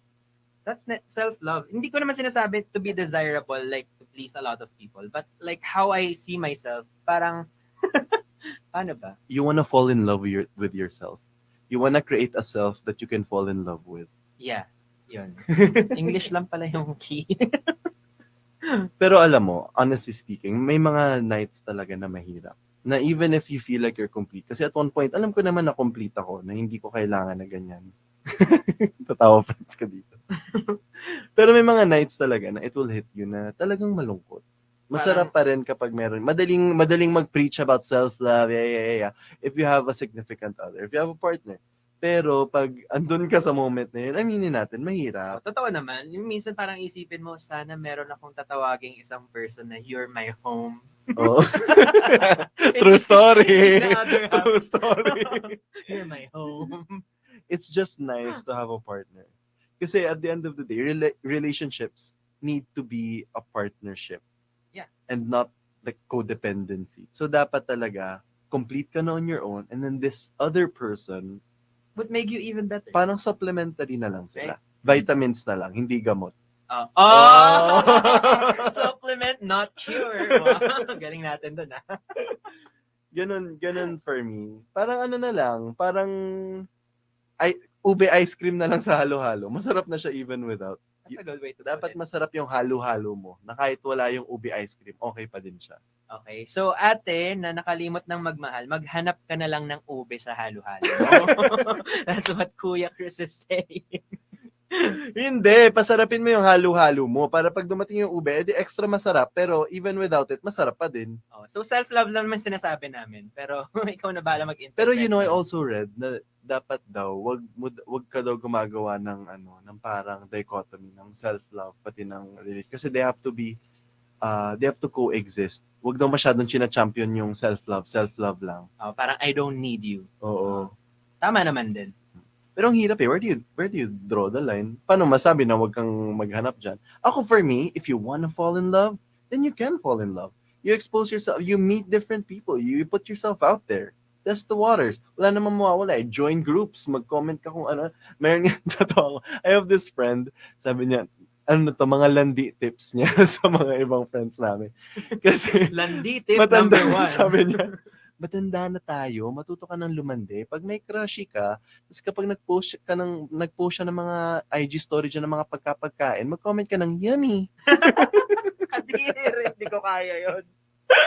Pero some people do that, di ba? Yeah, be brave. Oh, ngayon, it makes it easier for you to flirt on Instagram. Just i-heart mo lang yung story ng isang friend mo, di ba? Yung mga crush mo. This is fun. This is a fun question. Ano yung mga pasikreto mong landi? Galawan. You are listening to The Raid, a podcast all about gaming, pop culture, and all things geeky. I am Alodia Goshenkiao, and here's my lovely sister Ashley. Later, we will expound on some of the struggles gamers like us. We would often hear people saying that this is their dream job, like what we do, and it's so easy. That's not totally the case. The Raid by Alodia and Ashley is out now. Follow and listen for free on Spotify. Ano Be honest. Huwag mo sabihin hindi ka malandi, sasapukin kita. Bakit? Kasi malandi ako. Hindi, lahat ng tao may ganun. Imposibleng may taong walang kalandilan sa katawan. Meron naman. Hindi ko alam. Ikaw muna mag-umpisa. Ikaw na lang mag-umpisa. I'm not even sure. Kasi baka may makarinig nito tapos mag-assume sila na nilalandi ko sila. Mukhang maraming nasenda ng kung ano man yan, ha? Ako hindi. Kung gusto kong ako mauna, mahilig talaga ako ang technique ko talaga, nagbigay na ng landi tips. Oo nga. Hindi, baka kailangan naman niya. Okay lang yun. Nakalimutan na nga niya magmahal. Di mo pa bibigyan ng tip. Sayang naman yung ring-ring segment. Well, ako, ang ginagawa ko, gusto ko magkaroon kami ng inside joke agad. Ay, maganda yun. Ganun talaga yung technique ko. And I didn't really know na ito talaga yung way to do it. Kasi even my best friend Kasi yung yung best friend ko before, meron siyang boyfriend. Tapos yung boyfriend niya, merong classmate. Tapos yung classmate, parang may tukso sa kanya. Parang may inside joke na tukso. Tapos nagka-hunch talaga siya na nag-cheat yung boyfriend niya with that girl. God. Yeah. Alam niya, yung mga paano-ano yan, pa-nickname na yan, alam ko na yung mga galawan na ganyan. Ganon din ako. Nagalit na. So, sa mga nakikinig, pag binigyan ko kayo ng nickname, alam niyo na yan. Pero magandang technique yun. Ako, ano ba? Parang gumagawa ka ng mundo na kayo lang yung nakakagets. Yeah, inside jokes. But that's a great way to build connection. Yeah. Even with friends. Even with friends, yeah. Kahit Actually, I was gonna say, even with ako friends. ng bagong mga barkada, kunyari, na-meet ko sa trip, Siargao, ganyan, lagi namin i-bring up yung mga inside jokes from the trip. And it makes it a lot of fun. Ayun. And it makes it a lot fun, right? Yeah. Ako ba? Ano ba ako? Hindi ka kasi talaga, hindi ka nga malandi.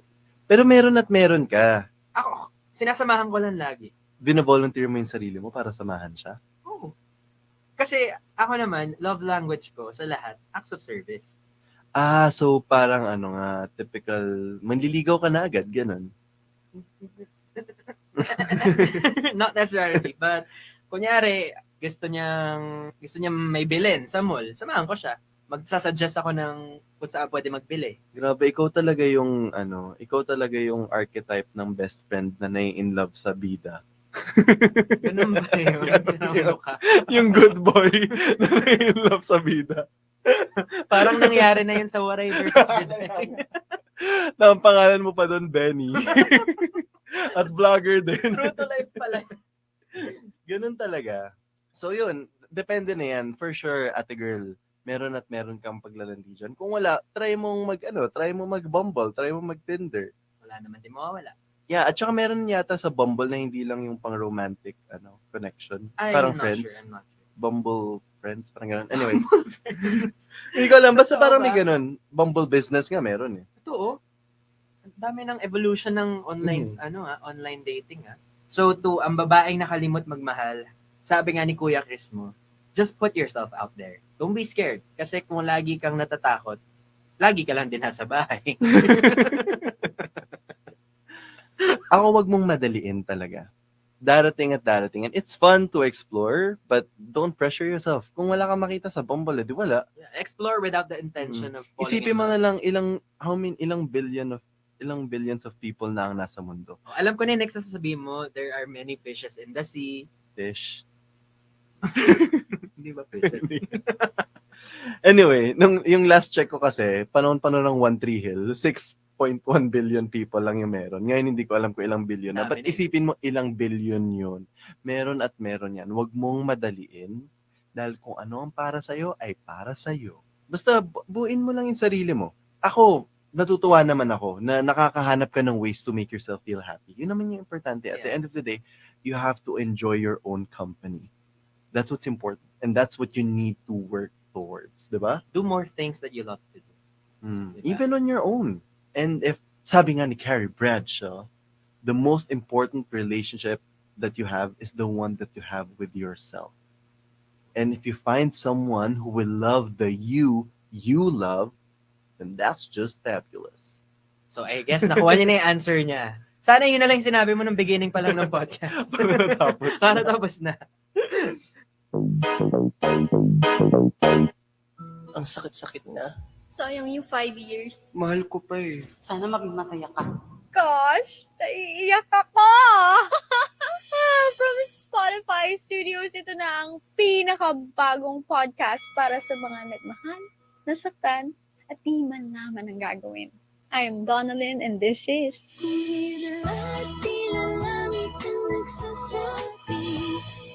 Ito tama pa ba? O, tama na. So ayan, ate girl, balitaan mo kami. We wish you well. Yeah. Excited ako. Pagka tinry mong to put yourself out there and you have stories, you'll be surprised. Tell us. Yeah. We'd love to have that. Send us on our another podcast. letter. Yeah. Ang babaeng sumubok magmahal. Oh, yun! Again, thank you very much for listening to our podcast. Don't forget to follow our podcast. And we have new episodes every week. Every Wednesday, Wednesday, 6 p.m. This has been your host. This has been your This has been Ben. And this has been Chris reminding you to let the force of your self-love be so potent that it will radiate from your body and ward off the toxic need to seek happiness from others. Amen. What say you? Tweet ko yan before. Bye!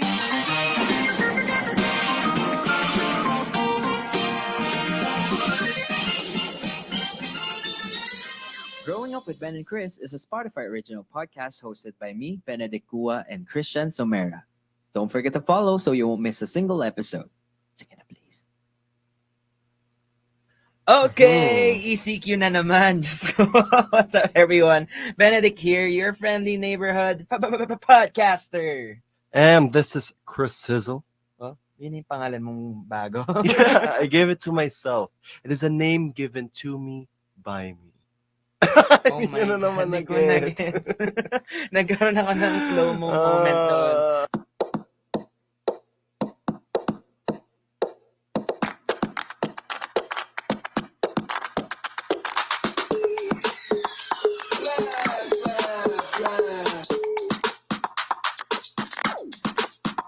I don't know. Kamusta ECQ experience mo? Well, been there, done that. Right? For a year, 12 months. I'm back. Sobrang naninibago ako ngayon kasi dati kasama ko buong family lang kapag ECQ. Ngayon, totally mag-isa na ako dito sa condo, which is times 10 scarier. Why is that?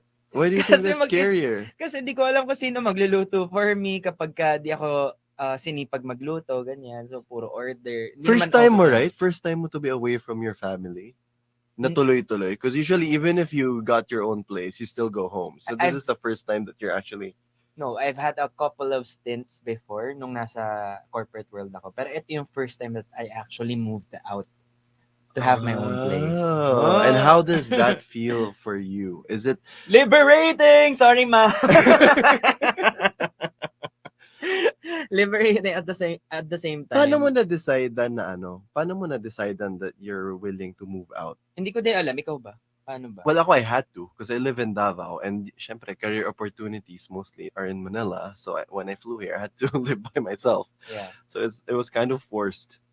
So ikaw yung ano, I'm sure a lot of people are going through the same thing and they don't know whether or not they should move out of their parents' house.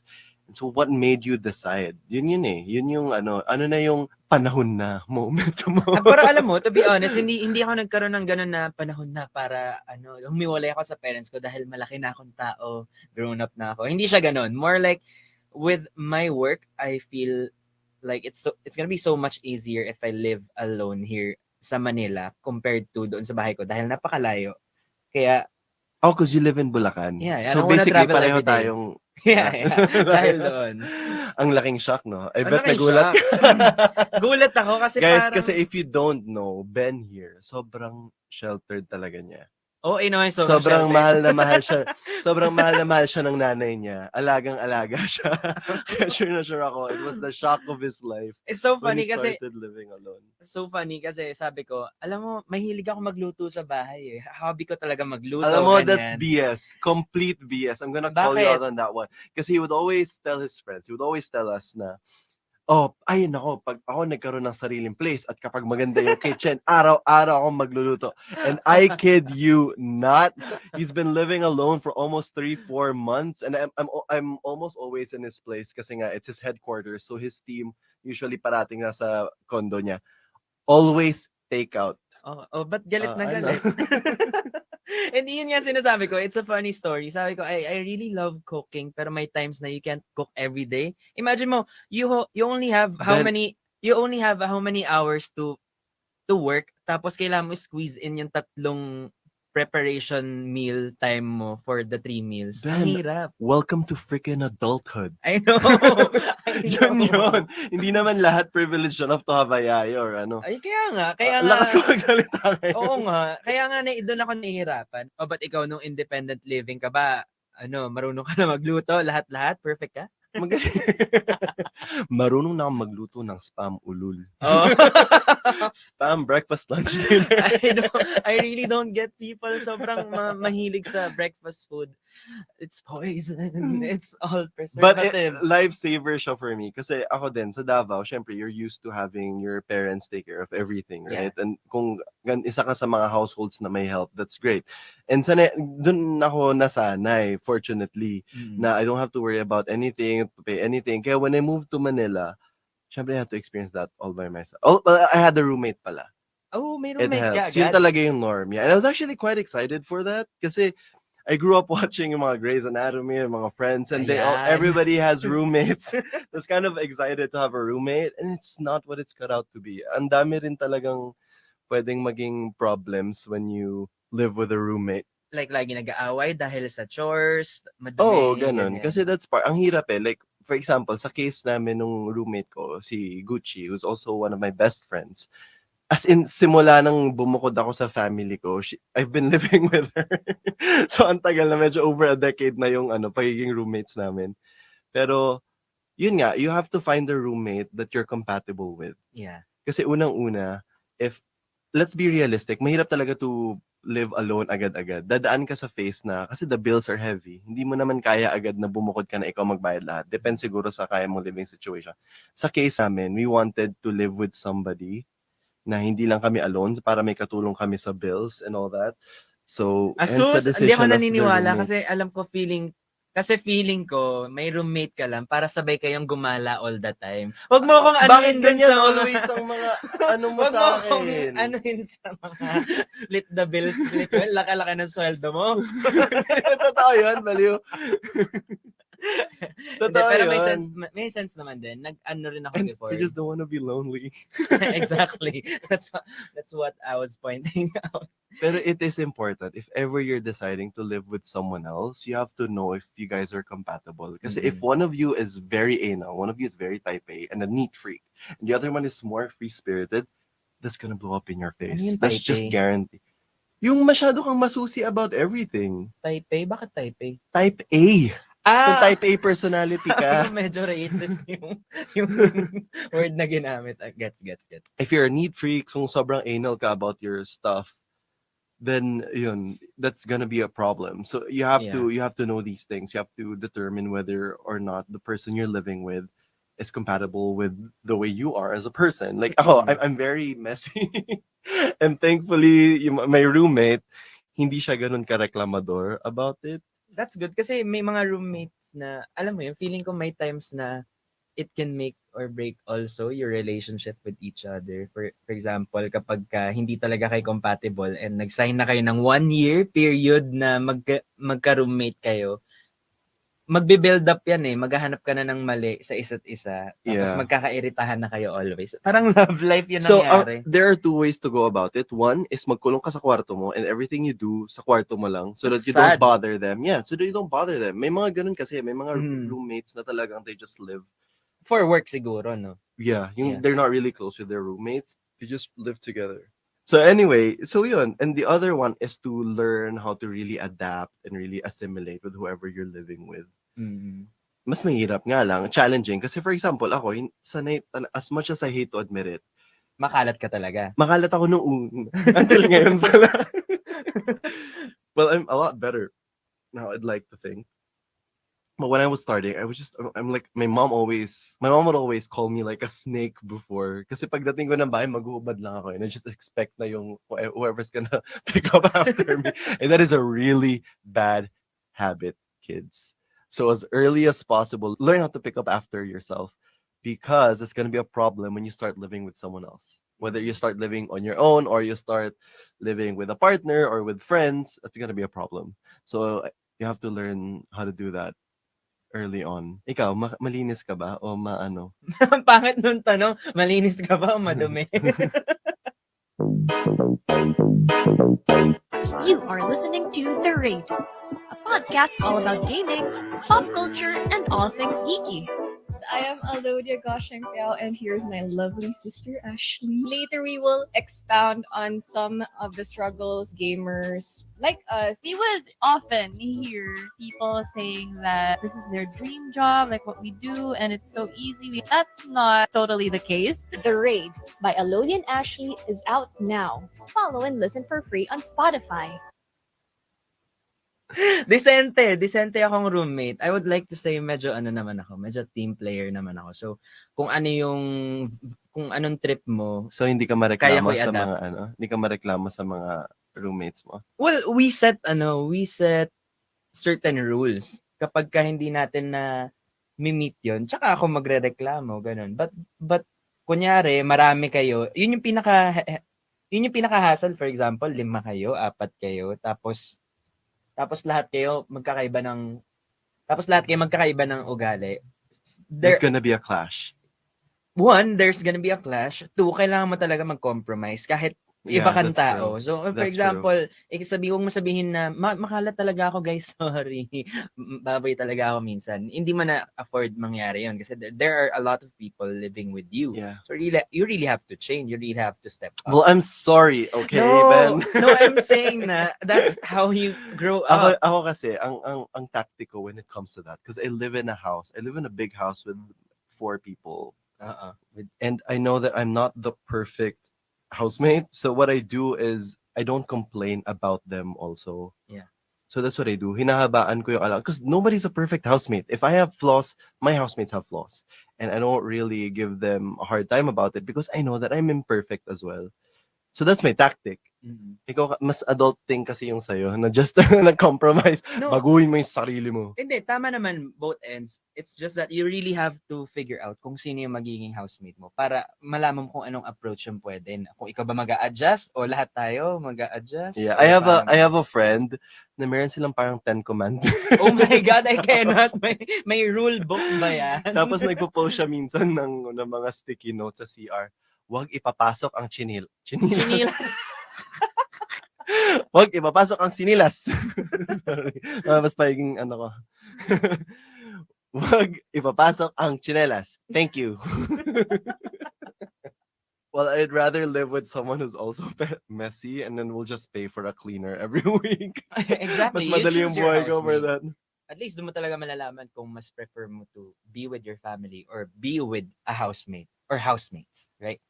Yeah. Ikaw, you decided talaga na you just wanted to live alone, no? Now I decided to live alone because I've had experiences na I lived with other people and sakto lang. It's not something I want. Kasi you complain a lot also, right? I do complain a lot. I have to be honest. I'm not gonna lie. Salamat sa pag-booking. Hindi, because you have standards of living. Yeah. So I guess that's really important. That's a really important thing to consider when you're thinking about moving out and living with someone else. Because let's be realistic. Not a lot of people can afford to live on their own na sila lang. So most times, magkakaroon ka talaga ng housemate. Tama. And I feel like this is something that you should examine before getting yourself a roommate. Like, will this person be able to live up to your standards of living, right? Kasi kung hindi, talagang magkaka-conflict lang kayo every day.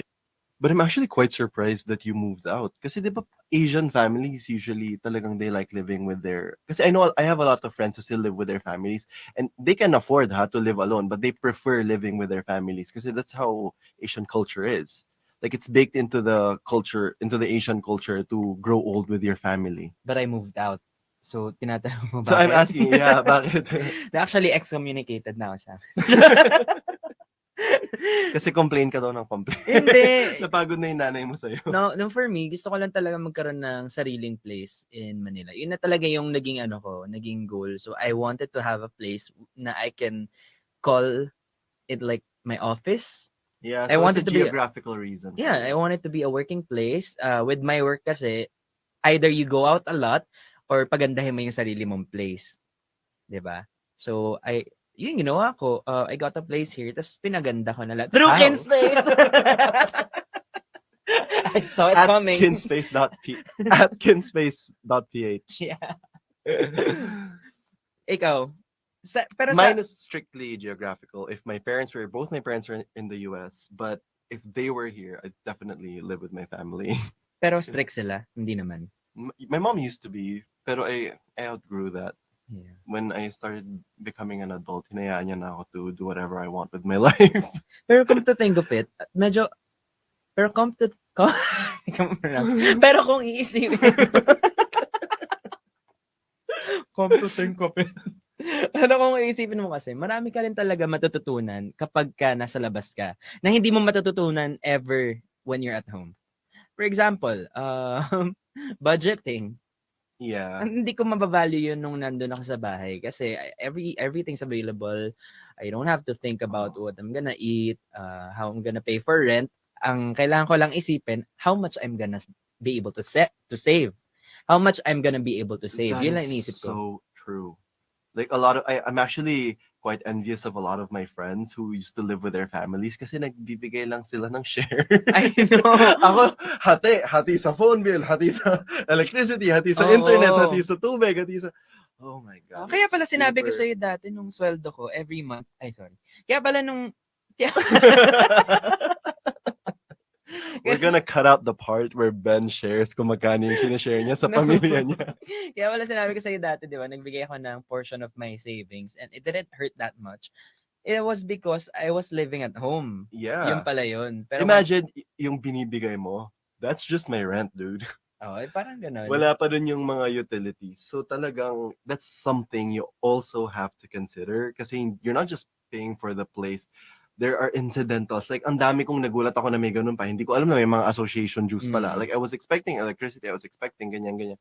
Pero grabe yung mga association dues. Tapos yung mga, ano pa ba? Yung mga repairs, yung mga quarterly repairs.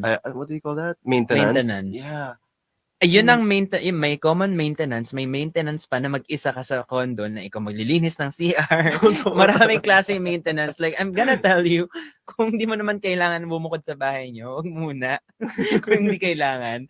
Pero kung kaya mo talaga maging independent or you just wanna learn how to be. Kasi? That's why I'm asking you, what made you, ikaw ngayon sinasabi mo, wag mag-move out. So, aside from having a home away from home, what are the pros of actually living alone? Freedom! Hello! Sige, magpaka-realistic na tayo dito kasi may mga may uuwi tayo. Oo.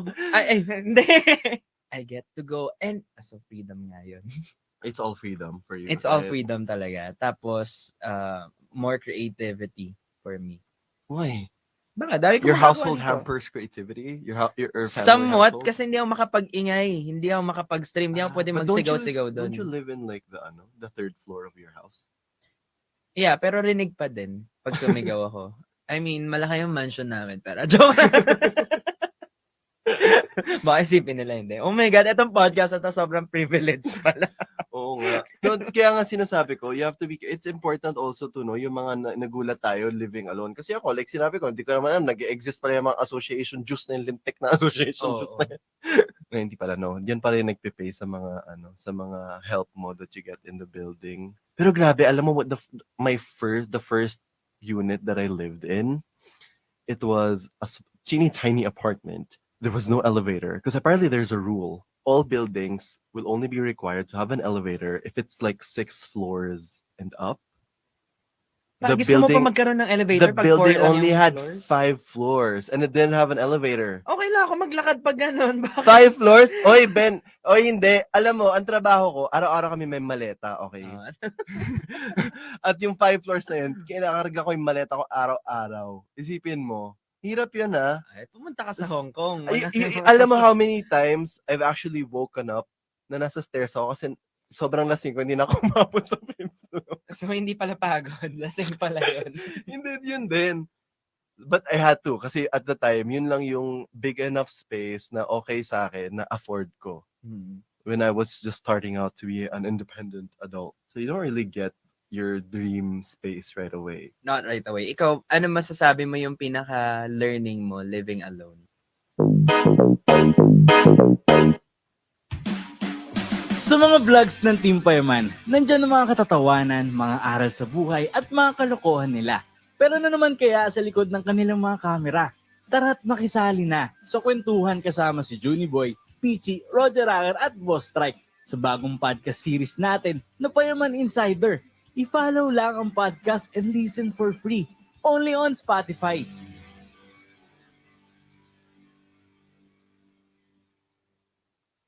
Living alone is sort of inescapable.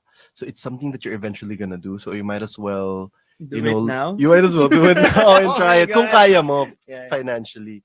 Kasi yung mga kinakatakutan mo, oh shit, I have to take care of laundry by myself. I have to cook by myself. That's something, that's like a rite of passage to adulthood. Oh my God, sobrang totoo yung sinasabi mo na, naisip ko, dati parang sinasabi ko, asus, kaya ko naman magluto, magplansya, maglaba, lahat-lahat, ganyan. But if you have to do it every day, it changes your Right? perspective. It Yeah, really changes dead you on. as a person na parang ngayon, pagka may certain, kapag ka malapit na kunyari mag-dinner, prepare na ako an hour before dinner para magluto. Naka-condition na yung sarili ko na I will allot time for the chores that I'm gonna do. It really disciplines you, no? Yeah. Some better than others. Kasi admittedly, I'm not really a star housemate. I have a lot of flaws. But I will never complain about you. Ano to? PBB ba to? Sobrang pet peeve ko kasi yung magrereklamo sa iba. Like when your housemates complain to other people who are not involved, and that's just very backstabby. So Yeah. don't do that. If you have a housemate and you have issues at home, make sure that it stays within the group. I feel like ikaw kasi when you're living together with somebody, you want to establish family. Hindi Yeah. lang parang Yeah, in the formality same sense na hindi friends. mo naman sasabihin sa friends mo na ay yung kapatid ko hindi na may flight, hindi naghugas ng plato, iniwan lang diyan. Eh hello, malamang nagmamadali. Where's the understanding in that? Yeah. Hindi mo naman ito talk shit yung mga kapatid mo sa friends mo eh. Ano to? To life na ba to? Parang may anger tayo doon underneath eh. Labas pa natin! No, ang dami kasing, syempre marami na akong experiences living with people. Yeah. But at the end of the day, if you decide that they are your siblings, then you have to have allowances for them. Yun lang yun. So if you're getting a roommate, have allowances and be kind always. And be considerate. Alam mo, swerte tayo, we've never had that experience of living alone somewhere na hindi familiar sa atin. Oh my God, hindi ko alam kung kakayanin ko yon. What do you mean? Oh, when you're, like, say, for example, pinadala ka sa ibang Yeah, kung country. expat ka, for example, tapos hindi mo alam yung language doon, one, plema ka, two. Oh my God. Don't say that. Diba? Sobrang hirap nun. Because a lot of people don't have the privilege. Like ako, na bumukod sa bahay just because I wanted to bukod. But other people are forced into it. Yeah. Yeah. Or they just have to. So forced into nga. Tama. Ako, like me. Oh, kasi because of work. Mhm. Because they had to survive. And that's gonna be so much difficult, no? It is. We are very, very tortured. Nakakahiya naman sa'yo. You had to ka Hindi, dyan. wherever you get thrown into, there are always things to learn wherever that is. Tama it's naman good. din. It's still growth. No Whether matter- yeah. it's privilege or not, there is growth. Tama. That's Yeah. good. That's good. Wow, that's good. But my personal unsolicited advice is if you can, you should try it. Because eventually you're gonna start your own family anyway. It's gonna happen. Tama. I'm gonna say the same. If not now, when? Wow. Totoo. Oh, so mag-alsabaluta na kayo at mag-move out na kayo ngayong pandemya. Yun yung advice ni Kuya Ben. Hindi naman. Ma-experience lang, di ba? No, but seriously, for me, ang pinaka helpful na advice that my mom gave me is to live within your means. And admittedly, hindi ko pa siya na ma-master 100%. Alam mo, ninakaw mo lang sa vlog ko yan. Nasabi ko yan sa vlog Live eh. within your means. Oo. My mom would always tell me that. No joke. Hmm. Always talaga, you're not living within your means. Sino nagpupunta Thailand para mag-party? It makes sense naman. Why ka magbubukod sa pamilya mo kung hirap na hirap ka mag-survive, di ba? For yourself. Oo. Eh, kasalanan ko ba na gustong-gusto ko yung sapatos na yun? Hindi naman. Well, Actually, it'll make you also better at budgeting, no? Yeah. Maybe you have tips to share because ako wala akong mabibigay no, diba, about being good at budgeting because I still struggle. Yeah, well, when it comes to budgeting, nasa sa'yo talaga yan. If you're a huge spender or a huge saver, ikaw makaka-determine ng percentage. But I'm gonna give you an idea. For example, ako, mahilig ako mag-save. Addict ako mag-save. Kahit magutom ako, magsasave ako. Sana. Ganun ako eh, which is bad. Kasi tinitipid ko yung pagkain ko para makasave ako. Pero ito yung formula ko. When I was working before, 50% of my savings, when I was working before, 50% of my earnings goes to my savings. No way. That's a lot. That's a lot. That's why I saved a lot. I only use 10%. Oh my God, that's the worst. Paano yung mga insurance? That's the standard. It's not the standard. Well, 10% and then I have insurance Sorry, also. sino akong para magsabing it's not the standard after ko sabihin na, kayo bahala sa percentage niyo. So, yung formula ko, half is savings, 10% leisure, because leisure, pagka ginamit mo, wala na, zero na yan. So, 10% lang ako ang willing ko itapon. Okay? Ang expenses natin or for living natin would be 20%. The other 20% is for... Ano ba natira? Get your math straight. Pa percent ka, mali-mali. Hindi alam nila na. Nakalimutan ko na ba? Basta the other 20%. Sabi mo, 50% savings, 10% leisure. 20% necessity. Yeah. And another 20% investment. Hindi ba yun na yung savings? Hindi. Yung Napakarami savings, naman pwede ka naman savings. mag-save para sa ibang pera eh. Grabe. Iba-iba talaga. Oo, pero yung iba kasi, yung expenses pa lang nila, half na ng salary. Kaya hindi sobrang fair na gamitin mo yung formula na ginamit ko. Kasi depende talaga yon sa goal mo, how much you're earning, how much you wanna save, how much you're willing to spend. So, you really have to determine ano mo na yung goals mo para malaman mo kung ano yung right equation for you. Naging about saving na yung podcast. Oo nga eh, sorry. So, ikaw kasi tinanong I would mo want ako to know, kasi personally, if I'm listening to this podcast, I would want to know if I can afford to live alone already. And I guess, wala. Kailangan mo talagang mag-compute magkano yung nagagamit mo. And you'll have a trial 1 month. Tapos, that's how you gauge. Bawasan mo aircon mo. Bawasan mo yung ano mo, tubig mo. Mm-hmm. Yeah, but definitely, mawawalan ng ano mo. Mababawasan yung sa lifestyle mo, if that's the case. Basta ako, whatever makes you happy, you do it as long as you do it properly. Hindi yung biglang aalis ka na lang kasi lumayas ka pala kaya ka bumukod. Sorry, family person ako so that I wouldn't advise. But like, depende sa inyo, whatever makes you happy. If it gives you so many, if it's gonna make you grow as a person, you do it. You It try definitely will. It I have to definitely say. will. Promise. You have to determine if you're financially ready before making the big leap of actually moving out of your parents' house, right? And kung sakali naman na naka-move out ka na, tapos ngayon, hirap na hirap ka, tapos iniisip mo kung tama ba yung decision mo. Kumusta? Ito po si Juan Miguel Severo. Iniimbitahan ko kayong lahat na makinig sa aking bagong podcast na pinagbatang Wag Tong Makakalabas, premiering this February. And please follow and listen for free on Spotify.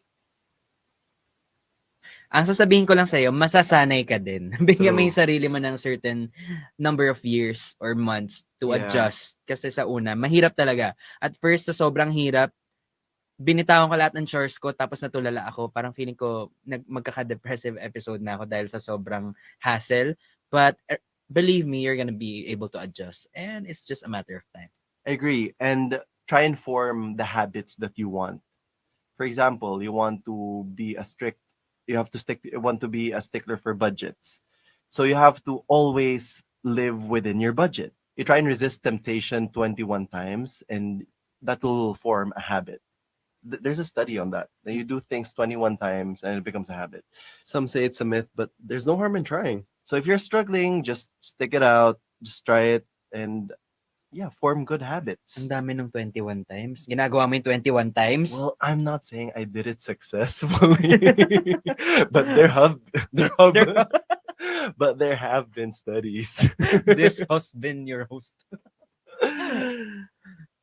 So That's a good advice. Everybody goes through it, the Yeah. struggle, like the adjustment period. So You're gonna be fine. Yeah. So I hope this was able to help you in the smallest way possible. decide mag-move out na ba ako? Oh, hindi. And please tune out for our new episodes. Tune out. Tune out. Tune in. Hilo na kasi ako, natutune out na ako. Ben, we need Ikaw na listeners. mag-promote. Tune in every week, Wednesdays at 6 p.m. We have new episodes. And if you have growing up problems, we have Ring ring! Send us your personal stories at growingupwithbenandchris@gmail.com. Yeah. Excited na ako for that. MMK, you better watch out. You'll be shocked. Again, thank you for joining us this week. This has been Chris. And this has been Ben reminding you that adulting will never be too easy for you, but you're gonna get used to it. Bye.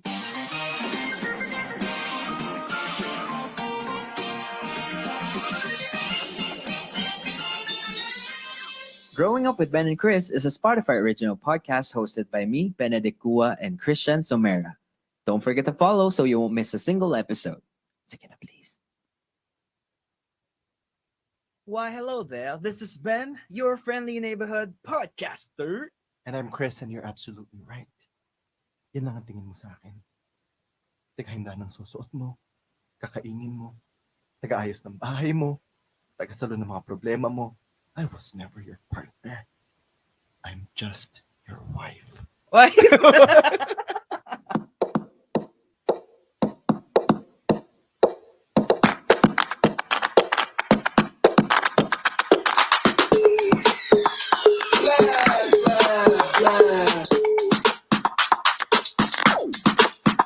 Add it up. Yun yung sa lines. Saang movie na naman yan? It's a Sharon Cuneta movie. Nakalimutan ko na. Parang Pero relate na relate Parang ka sobrang dyan, sobrang abusive ng relationship na. Bakit? Kasi mapagbigay siya. Bigay lang siya ng bigay. Hindi niya inisip sarili niya. Ganon? Hindi, kasi tagahanda, puro... Taga-serve lang. Oo, taga-serve. Has that ever happened to you? Na nag-serve ako? No, O naging wife? Na in a relationship, you felt like you kept giving, tapos Ah, yeah, of hindi course. na ma-match ng partner mo. Of course. Pero ayoko nang pag-usapan kasi yung ex ko eh. Hindi, pag-usapan natin yan, Ben. Mga ganyan pinag-uusapan niya. Si ano kasi, hindi, I'm sure may ganong times ako sa life ko na parang feeling ko, ako, parang nagiging one way na siya. Ako yung bigay ng bigay, tapos hindi siya nagbigay pabalik. Alam mo, feeling ko, ano mo yan, kasi hindi mo na-communicate na maayos yung love language mo. Ano So, ba love language mo? Acts of service, I would say. Ano ba, yung gusto So, ko ma-receive? ikaw yung kausap ni Sharon. Gusto lang ng acts of service. Hindi, Actually, mali. that's yung tanong mo na yung ma-receive. That's always what I ask people when they ask me, what's your love language? And I never know what to tell them. Hindi ko alam if they meant kung ano yung hinahanap ko o kung ano yung kaya kong ibigay. Pero pwede rin na maging parehas yun, di ba? At some point, yeah. Right? Kung ano yung kaya mo. No, but they can be two different things. Like ako, I would say na ang kaya kong ibigay is words of affirmation. I feel like that's one of my stronger suits. Bolero, ganun. Pero yung needs ko, iba. Ah. So, Ikaw. pwedeng ma-words ka, pero need mo touch, ganun. Oo, pwedeng ganun. Pwedeng ganun. O, sige, I would say ang napro-provide ko, acts of service. Pero ang gusto ko rin makuha, acts of service din eh. Ay, so yun yung main mo. Actually, Oo. hindi ko nga alam kung dapat isa lang yun. So, paano magigets ng listeners natin kung di mo sabihin sa kanila yung ano mo, love language? Yun nga, paulit-ulit tayo dito, Ben, ha? Sabi ko nga, yung kaya ko ibigay, words of affirmation, and then you made that unfunny joke. Oh my God. And then, yun, that's what I can give, but what I want, acts of service din.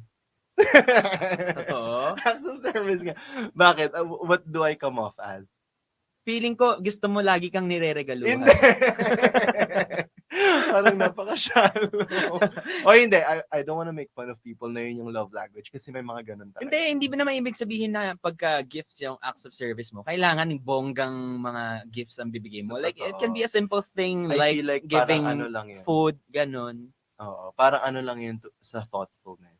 Oo, Right? parang ganun. Pero ano ba yung mga di ba 5 yan? Acts of service, words of affirmation, touch, gifts, and Quality time. Quality time.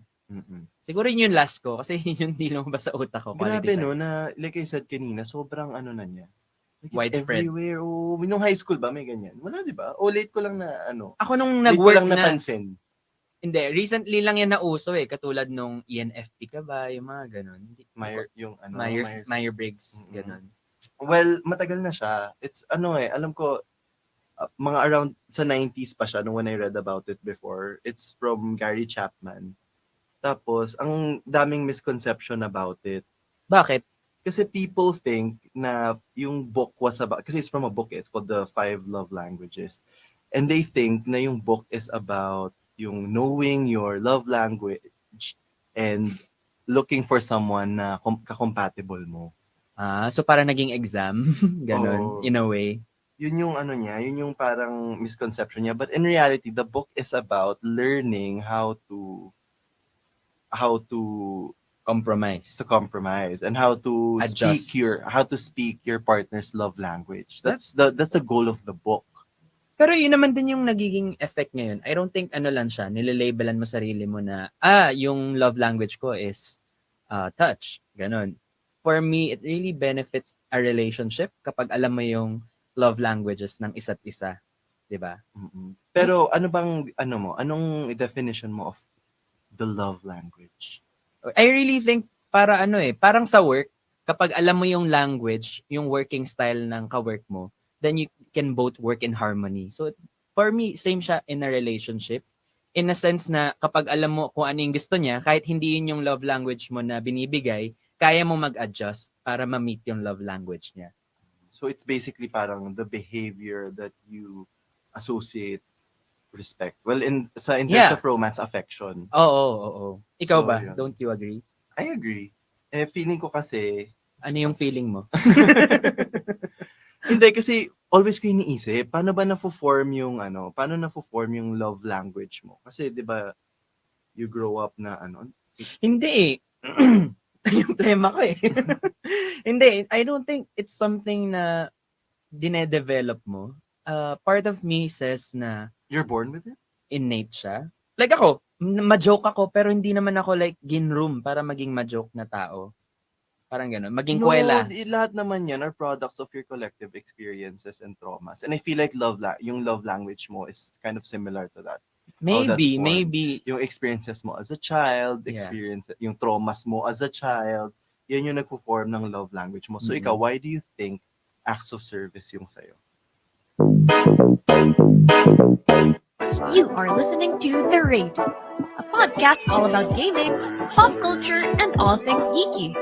I am Alodia Goshenpel, and here's my lovely sister Ashley. Later, we will expound on some of the struggles gamers like us. We would often hear people saying that this is their dream job, like what we do, and it's so easy. That's not totally the case. The Raid by Alodia and Ashley is out now. Follow and listen for free on Spotify. Hindi na makasagot. Thank you for that wonderful question. Ako, effort-driven kasi ako as a person. So, nag-e-effort ako. Kahit friends ko yan, kailangan nila ako. Pupuntahan ko talaga. Tapos, support ko sila kahit hindi nila kailangan. Kahit hindi nila sabihin, alam ko na may event sila. May milestone, ganyan, I would support. And at some point in my life, Hindi naman yun, act of service yun. You go all the way? Sa bagay. Medyo merge siya, no? Acts of service and time. Pero, come to think of it, medyo na-realize ko nga na over time, nagbabago rin pala to, no? Like ako, I used to say na ang love language ko is words of affirmation. And then I got tired of pleasing other people, of assuring them na it's gonna be okay because I got so lonely at some point in my life. So parang ngayon, kailangan ko naman support naman from other people. In terms of action. Okay. Kaya naging acts of service ka. But do you agree that if you come from a family where love was expressed physically, then there's a good chance that that's your love language with your partner? Kasi they said na it starts at home daw. Yeah. Na kung But it makes sense. Parang ikaw kasi ang pagkakilala ko sa'yo, sobrang mas-service yung mom mo sa'yo eh. Hindi mo napansin. Kasi nagkukwento ka pag nagkakasakit ka. Not necessarily just nagkakasakit. Anything na sabihin mo, sineserve. And do you think that helped form your love language? Yeah, siguro, kung ano yung nakasanayan mo, yun yung hahanap-hanapin mo. Uy, baka nga dahil dun yun, no? Ang galing ko! I just asked you if you agree and then you took credit na ikaw yung magaling. The F. Ikaw, paano ba yung sa inyo? Ako, my mom, hindi talaga siya maservisyo. God bless her soul. Pero hindi talaga siya, hindi siya ma-physical touch, hindi siya ganyan. But every time we fight, the way she would reach out to me is through a long message. Ay, that's cute. That Ganon one naman talaga I never siya. got from my mom. Ganon So, iba't siya. ibang pagmamahal. Kaya ako, feeling ko, kaya yung kaya kong ibigay is words of affirmation. Kasi in a way, parang she served as like a role model. That's how she expressed her love to me. Yeah. So, sa utak ko, that's how you express love to others. Na parang you craft a message that will empower your loved one, that will make them feel better and give them wisdom that will provide hope. Yun yung pagkakaintindi ko kung bakit yun yung kaya kong i-provide na ano. So, kapag nakikinig yung moms namin ngayon, no? So, ma, dito ka nagkulang sa words. Tapos sa mami ni Chris. Ano sinabi mo? Sa mami ni Chris. Acts of service.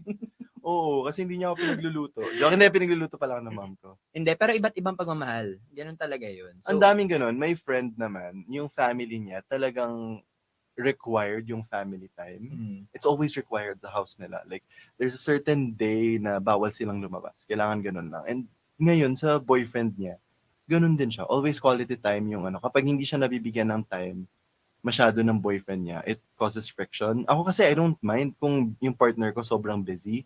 Hindi ako masyadong ma-hurt or anything. Yeah. That makes sense, no? Makes Nasa a lot of family sense. talaga. Paano kung sobrang magkaiba kayo ng love language? Anong gagawin mo? Oh, kasi alam mo nga, like I said kanina, the whole theory of love language is so ubiquitous na sometimes even sa dating apps, nilalagay na nila doon. Oo. Like, you are my Yun love. na yung ano nila. This is my love language. Bago mo ako kausapin, love bago language ko, gifts. May pag-a-apply na magaganap. Ito yung qualifications. Since di ka naman mag-gifts, iswipe left mo na. Huwag tayo magsayang ng panahon dito. But do you think that's how it should be? Na kapag hindi ganun yung love language na kayang ibigay, It's a basic formula. Ng, ano? It's a standard formula for me, pero once you love a person, kahit magkaiba kayo ng love language, kayang-kaya mo pa rin siyang mahalin pabalik in your own ways. That's so true, and I believe that there are a lot of components to a relationship, and it goes beyond just love language. Love language is just one of them. Ano pa ba iba? Marami, like, for example, values, ganyan. Tama. O, naitawid. Yung ambition, yung gano'n. Tama, Part tama. ba yun? Kasama na ito sa values. Hindi, but tama, 'di ba? Hindi lang naman yun yung factor, pero But definitely, it goes beyond that. Ano yan, porket hindi capable yung mo magbigay ng gifts? Ayaw mo na? Of course not. There are but you know other what? ways to make, for your partner to make you feel happy other than the love language that you require. It's just that I feel na mas malaki yung chance na being successful yung relationship nyo and tataas yung satisfaction nyo. Yeah. Kung ma-meet yung love language that you need. Though I'm not 100% sure if I agree kasi kapag totally different yung love languages nyo and you do not want to compromise, it's draining, it's tiring. 'Di ba? Hinihintay ko na magbigay siya sa akin ng words of encouragement every time na down ako, pero all na ginagawa niya is binibigyan niya lang ako ng regalo, but I don't want gifts. It keeps on That's happening. true. That's right? why communication is important. So once you've identified what your love language is, you try your best. No, you communicate to your partner Oo nga. what you need. Kasi sometimes hindi naman mind readers. Always yung issue sa mga naging ex ko na hindi naman mind reader yung partner mo. Sometimes kailangan mo talagang sabihin yan. Baka akala niya X-Men ka. Ano ba? Ito pala. This is a good question. How do you identify your love language? Sa mga vlogs ng Team Fireman, nandyan ang mga katatawanan, mga aral sa buhay at mga kalokohan nila. Pero ano naman kaya sa likod ng kanilang mga kamera? Tara't makisali na sa kwentuhan kasama si Juni Boy, Peachy, Roger Anger at Boss Strike sa bagong podcast series natin na Fireman Insider. I-follow lang ang podcast and listen for free. Only on Spotify. Like, how do you know? Paano ka magiging self-aware na ito yung love language? You know, it's funny kasi ako never ko in-identify yung love language ko. I always ask my best friends. That's smart. And you think they know you more than you know yourself? Sometimes. Sometimes talaga. Like ikaw, sasabihin mo ba, ako, funny talaga ako as a person. I wouldn't say that. Sabagay. But in terms of your internal needs, yung mga things na, syempre vulnerable ka sa information na yun, sa information na yun about yourself. Like for example, kunwari lang, sige sabihin natin gifts yung yung love language ko. Syempre, hindi ko sabihin sa friends ko yun dahil sasabihin nila, ang shallow ko. So paano mo madedetermine? I'll throw the question back to you. Ako personally, how I determined it was what made me happy. Kasi nagkakaroon ako ng moments na thank God I have you moments. Yun. Thank God I found. yun yung sa akin. So nalaman mo na ano yung thank God I found you moments mo sa partner mo. So ibig sabihin yung thank God I found you moment mo was nung binigyan ka ng gifts ng mga ex mo. Kaya nga acts of service sa akin eh. Yung for example, nagkaroon ako ng I find myself in a pickle that's really hard to surmount. Yeah. Kapag natulungan ako ng partner ko in that way and I felt so much gratitude and so much love, then doon ko na determine na maybe Oh my God, that makes a lot of sense. acts of service yung ano ko. So feeling ko, for me, if my partner makes my life easier, parang ganun. Oh, yun na yun. Kaya acts of service din sa'yo. Kasi nga, sanay ka na ganun. Parang kumbaga, secretary ata gusto ko. or nanay mo, huwag ka na mag-move out. Kalimutan na natin yung last podcast. Mali ata. Ben, you're not ready to move out. Mali yung love language. Ibayin natin. Edit natin. So going back to yung kanina na anong gagawin mo kapag hindi aligned yung love language na kayang i-provide ng partner mo sa kailangan mo? Doon papasok yung qualities mo, yung attributes mo as a person. Are you a person who's willing to compromise in order to... Hindi naman kasi madaling mag-compromise lang. Exactly. Kasi for example, the willingness is what I'm talking about. No, wait lang. For example, ito. Ang kailangan ko quality time. Sobrang busy nung partner ko sa career, ganyan. For the partner, baka isipin niya na, ba't ba hindi mo naiintindihan na I'm working, kailangan to, bakit ka nagde-demand ng quality time? So for me, in order to, before you go to the compromise part, you need to empathize first. Sobrang champion talaga ako ng empathy. Dapat naman. Intindihin mo muna. Kasi baka pala, that's how your partner feels nurtured. That's how your partner feels loved and supported. So yun, kailangan mong intindihin yung root kung saan nanggagaling yung need ng partner mo for quality time or whatever love language they speak. Yeah, so technically empathy and compromise. Oh, compromise comes after, definitely. Yeah. That I agree. Yun. Kaya nga yung sa book ni Gary Chapman before, yun yung pinaka misconception na akala it's all about identifying your love language and looking for someone na kayang ibigay yun sa'yo. It's not that way at all. Do you agree? Na kaya namang mag-survive kahit na yung partner mo, yung kaya niyang ibigay na love language, hindi naman yun yung feeling ko, hinahanap it's always gonna be possible if there is willingness. Kasi pag wala yung willingness, kahit gaano ka kalakas mag-empathize daan, kahit nagigets ko yung gusto mo, pero ayaw kong ibigay, hindi talaga mag-work, di ba? Walang willingness eh. I empathize, I do, but I'm not willing. So dapat, kailangan mong sa sarili mo din, kailangan mo itanong sa sarili mo din, kung willing ka to, I wouldn't say sacrifice. Bigyan niya, sacrifice, yeah. Pwedeng sacrifice, di ba? Kung willing ka mag-sacrifice to make your partner happy. That's true. Kasi yung na yan, parang it encourages attentiveness to what your partner needs, right? So, kailangan mo ng parang some sort of behavioral self-regulation to tailor your own expressions of love to what makes your partner feel love. Ooh, well put. Kaya, yun yung for me, yung mas kailangan. Kasi technically, you don't have to speak the same love language. You just need to be willing to put in the work if you want to see your partner happy. Kasi lahat naman talaga kailangan ng relational maintenance. Pero ang biggest question is, yes, magkaiba kayo ng love language, pero ako, willing ako. But is something possible to be learned? What do you mean? Kung kaya mong maging habit yung Like, can a specific love language be learned for your partner? Kasi you don't have to learn it. You don't have to learn how to love it. Your partner's happiness should be enough of a reward for you. At least ako personally ganun. Kaya nga, so you have to learn it For para example, maging happy yung partner for example, ang kaya kong ibigay words of affirmation. Pero ang gusto ng partner ko, physical touch. Hindi ako affectionate na ganun. So what are you gonna do? Ano ba naman yung yakap-yakapin mo every now and then? Hindi naman yun Kasi So ang it end can goal, be learned nga. Ang sinasabi ko lang, it's not just learning, it's doing. Yeah. Just do it. You don't have to learn to love it. You don't have to learn to like it. just do it kasi ano bang end goal mo? End goal mo? is Mapasaya to yung partner isa't mo. isa. Ayun naman pala. Kaya naman pala. So, huwag kayong mag-worry kapag ganyan yung problema natin. Magkaiba kami. Siguro, mas maging worried ka kapag wala talaga siyang balak ibigay sa'yo yung love language mo. 'Di ba? Doon ka maging worried. At saka pagka sobrang magkaiba kayo ng values, personality, lahat, that's where you draw the line, I think. Kapag kasi I'm sure maraming Kapag tao unwilling eh. ka na to kapag unwilling ka na to budge, right? I remember there's this Mandy Moore movie with John Krasinski. Kalimutan ko, License to Wed ba 'yun? Basta ako pa tinanong mo, anime lang.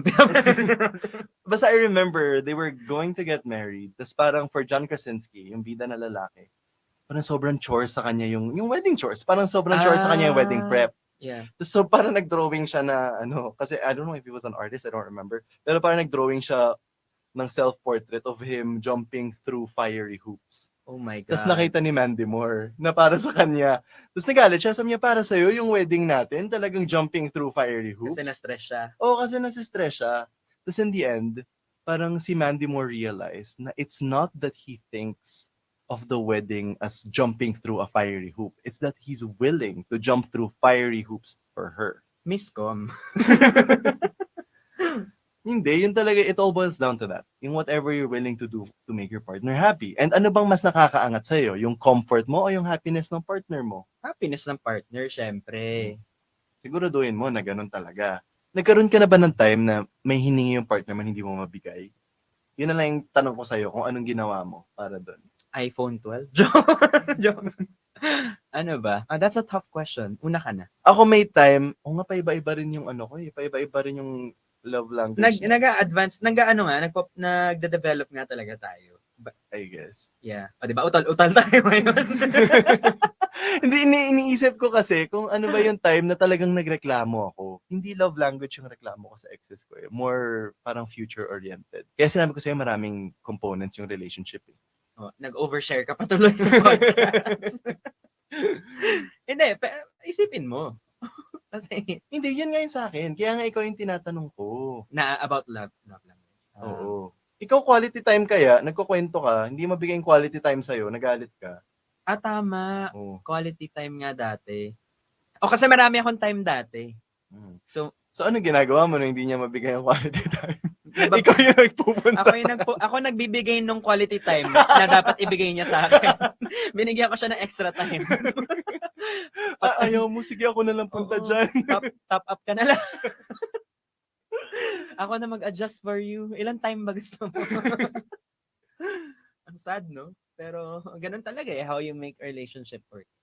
So, do we agree na hindi importante na yung tao, na hindi importanteng maghanap ka ng ka-compatible mo ng love language? Importante.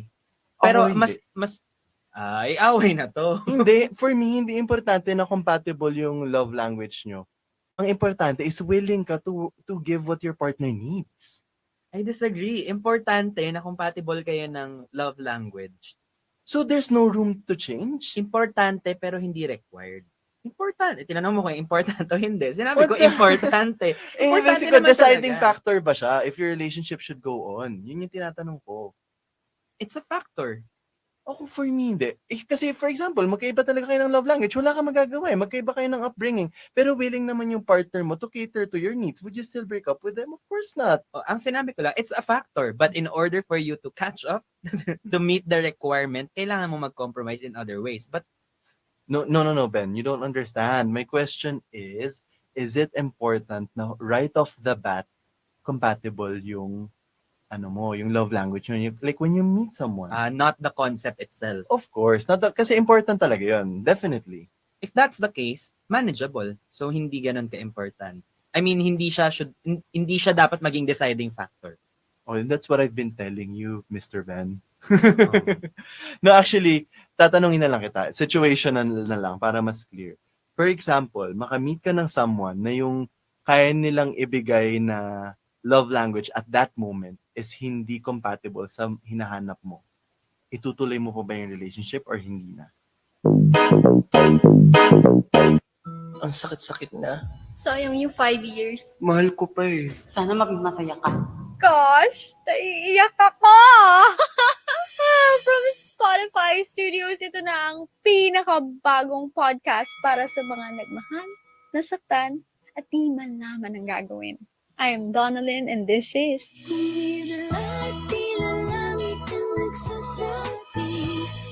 Ito tama pa ba? O, tama na. Depende sa effort. O yun na Yun nga. talaga. And yun yung sinasabi ko kanina pa. And that's what's important. Your willingness to bend to your partner's needs. Ikaw kasi, Basically, alam mo, same point naman tayo eh. Ang sinasabi ko, yung importance, ang sinasabi ko, yung total concept of love language, it's very important. Pero 100% agree. not the deciding factor talaga. I agree. Depende sa effort na kaya na ibigay ng partner. I agree. Oh my God, naalala ko yung time na yung best friend ko, Nigel pangalan niya, tinanong ko siya, ano ba love language mo? Sabi niya, love language ko, feeling ko, words of affirmation, time, pero minsan kasi acts of service, tsaka touch. Nilahat na niya, besh! Divergent ka ba? Nasa iyo lahat ng love language. Divergent! Yeah, but overall, that's our answer. Yeah. Let's boil it down. Sige, Boil sige. it down ba? Boil it down. Boil it down.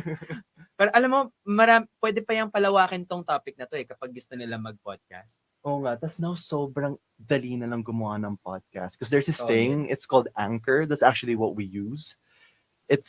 Yun yung pinaka-ideal if you want to start a podcast like this podcast. Kasi number one, it's free. Pag Libre free, lang siya. kunin yun na. Maganda talaga. Tapos number two, it has all the creation tools that you'll need. May pang-edit na, lahat basically to make a podcast.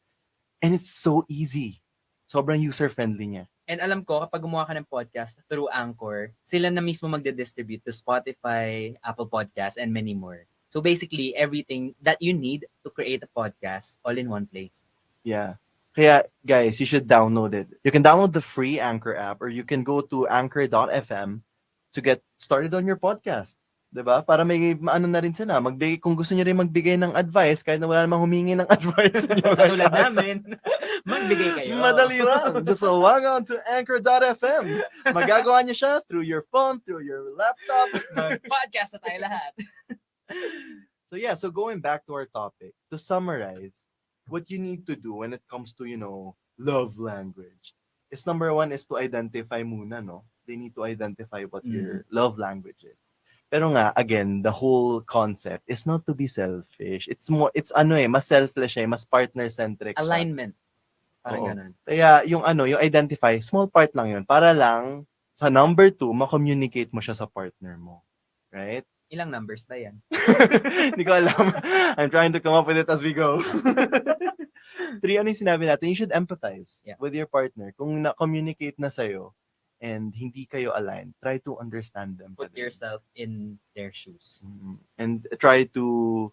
Siyempre, depende naman yan sa'yo if you value your partner's happiness. If you don't, then break up with them. Diba? Hindi mo siya love. Oo, yun lang yun. Hindi mo mahal. So, break na. Oh, tapos yung last one, yung isa pa sa favorite word mo? Alignment. Tama ba? Compromise. In a way, pwede na rin yung alignment. But compromise. Kung merong disconnect. Again, thank you so much, guys, for listening to our podcast. Please don't forget to follow our podcast, Growing Up with Ben and Chris. And of course, we're releasing a new episode every Wednesday. 6. Kasi, inagaw mo kasi yung line ko. Sorry. Selfish ka na naman. Yeah, we have new episodes Wednesdays at 6. You can follow us through our socials. Mine is at Christian Somera. That's at KRISTIAN Somera. My name is Benedict Kua.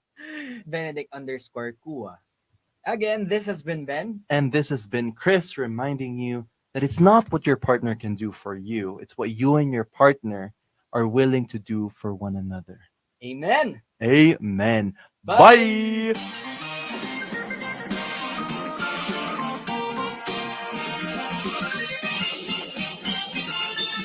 Growing Up with Ben and Chris is a Spotify original podcast hosted by me, Benedict Kua, and Christian Somera. Don't forget to follow so you won't miss a single episode. Sige na, please. Uy, diyan ka pa din. Hello, hello, hello. Welcome back. And this is Benedict, your friendly neighborhood podcaster. And this is Christian, and I want to be 30. I want to be 30 and flirty and thriving. 30 and flirty and thriving. Okay, wish granted. Nakamit mo na yung flirty na part.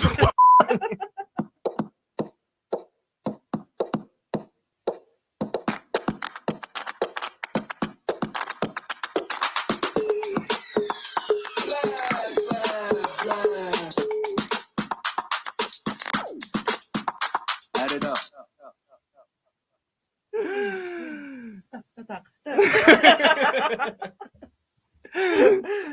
Kamusta naman ang Kuya Christian natin? May pa-beats tayo ngayon, no? I don't laugh at it. This is called the piyaw. It's supposed to give you luck and good energy and prosperity. Familiar naman ako dyan. Alam ko, kailangan... Buddha beats. Hindi Buddha beats tao dyan, piyaw nga. Oo nga. Oh, so pagka hinimas-himas mo yan, more luck will come. And more good juju. Yes. It kind of ruins my outfit. Bakit ba natripa mo magsuot ng ganyang bigla? Kailangan mo ba ng maraming luck lately? I've been really into beads lately. And it's funny kasi simula, kahit noon pa, na talaga, nagsusuot na ako ng, oh my God, God forbid, nakaya. Nagsusuot ako ng mga Buddha beads that go on your neck. Yung Buddha bead necklace. Cool? Yeah. Oh no, mas Chinese ka pa sa akin. I did it more for the aesthetics, which is a lot more pathetic. So, ibig sabihin, mahilig ka na sa mga ganun nung college ka. So, ma-fashion ka. Hindi ako ma-fashion. It's just a form of self-expression, Ben. Hindi naman siya fashionable Buddha at that beads, time. self-expression. Yeah, it's something that I don't know. Feeling ko lang. Why do you wear what you wear? Why is your style your style? It's because you get to express yourself better. Okay, And I was very, very expressive nung college. Isa lang yun sa mga regrets ko nung college. Wow. Ano pa ba yung iba mga regrets mo? Yon, pati emo hair. Emo hair! Oh my God, nagawa ko rin yan. Again, my friends, I wanted to go for like something emo, but something, very fashionable. But my friends keep saying, no, it's Rihanna hair, Christian. Hindi yan emo hair, Rihanna hair yan. Iba ata. yung mga, yun nga, yung circa umbrella. Paano ba ako nung college? Ako more on lang, spiky hair. Normal naman eh. You're a normie. I know. Kala mo hindi normie yung emo hair. Ang sad. Ang Pero dami. ang gastos sa gel nun Totoo. Magamit ka pa ng gel dati. Yung mga tricks na sachet. Oh my God, yun yung clear or orange, or yellow or green na gel. Oo, ganun din. Ang dami kong regrets. Mukha ko rambutan nun mga panahon na yun. May mga ganyang moments tayo nung college or nung high school na pag nilolook back mo, why did I do that? How did your peers receive it? Yung ganun. Was it considered odd at the time? Kasi at the time, medyo sikat. No, trendy siya dati. Cool ka. So you were assimilating to the trend. Oo, syempre. Lahat naman tayo eh. Ako naman, yung ginawa ko yung emo hair, hindi pa siya ganun kasikat. Ikaw ang nagpa-trend. Hindi ako Emo nagpa-trend. hair. Kaya that's why it was funny what I was doing. And that's why I keep getting flack from my friends. Kasi mukha nga daw Rihanna eh. Hindi nila get. Baka naman Rihanna talaga yung peg mo.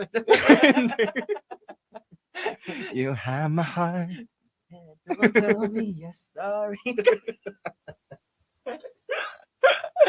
I got so much. Yun nga, I think I was considered, hindi naman weirdo, but I was a little bit eccentric. There was a time I would wear. Pinaganda mo pa, weirdo din yun. There was a time that I would wear a really thin scarf. Grabe, ganun ako yung ganung weirdo. Baka malamig sa inyo. Hindi malamig sa amin, Ben. Gusto mo lang mag-scarf talaga. Gusto mo lang, may time lang na nagkaroon ako ng scarf face. Grabe, imagine, since we don't have scarves here, obviously, hindi pa naman uso dito yung mga H&M no mga time na yun. Wala pang H&M Wala na at actually. wala. Wala pa yung mga Forever 21, yung mga mumurahing afford na mga college. Wala pang Uniqlo. So nagpapabili ako ng scarves sa best friend ko sa States. Social nung States. Sabi Hindi, kasi pag best friend social- ko, syempre hindi niya na ako pinapabayad. Nagpapabili ako sa kanya.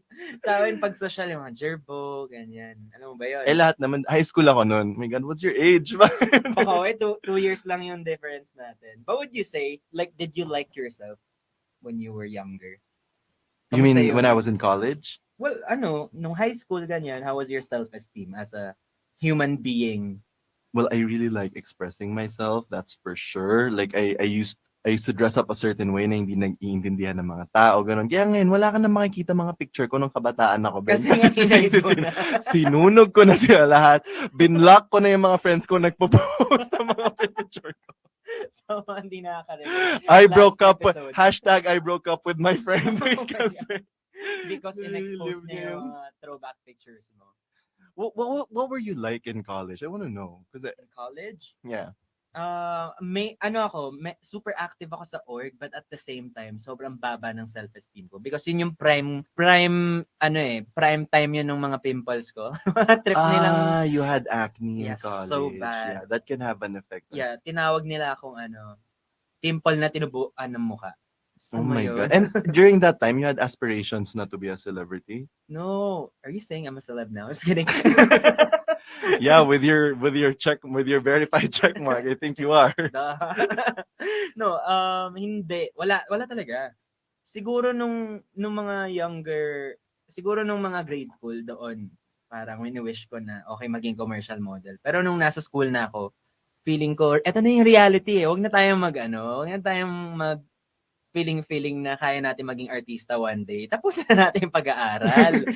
Ganun yung nasa isip ko nun. But did I like myself? Siguro mga 80%. I've always had this spirit na kaya ko to. But at the same time, insecure ako sa mga ibang tao na mas kaya nila yung kaya ko. You mentioned that you were in different orgs, right? What were these orgs? Were they all directed towards, My what you course. wanted to do after college? Yeah. As Or in, puro business? very straightforward ako. Related siya dun sa course ko. So, Business Management Society. I did. What did you do? I did a lot of things. Like, yung mga sa economics, yung mga ganong. Pero nothing that involved like performing arts or Wala. music? Mangangatog lang ako. Mag-present nga lang sa harap. Nangangatog na ako. Alam mo ba, the first day na nandun ako sa Lasal, yung backstory, yung high school kasi namin, hindi kami ma-religion. So, nung nasa college na ako, pinag-pray ako sa harap. Hindi ko alam paano simulan. Let us Glory put din lang yan. ourselves in the holy presence of God. Maraming salamat po sa araw na ito. Before class yan? Before class. Oh May my God. template pa Before na. class. Buti nga medyo, imagine kung ikaw yung type na pag nagdasal ka before classes, hindi mo alam sasabihin mo, bless us, oh Lord. You don't laugh at the prayer. That's so bad. Ikaw kasi. No, natawa ako sa fact na wala akong alam doon. And ang sinasabi ko lang naman, yung stage fright ko. Yun yung main reason kung bakit hindi ko kaya mag-perform. Kasi nga, takot talaga ako sa tao. Ikaw Oh ba? my God, that's so hard to believe seeing you now. Right? And yung dalas mong mag-live na minsan nagtutune in ako, ay naghihiwa na naman siya ng watermelon.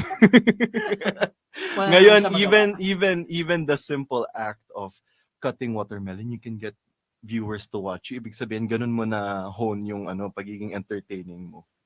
I would say para lang may kausap ako, gano'n. Nasanay lang ako na naging friend ko yung camera.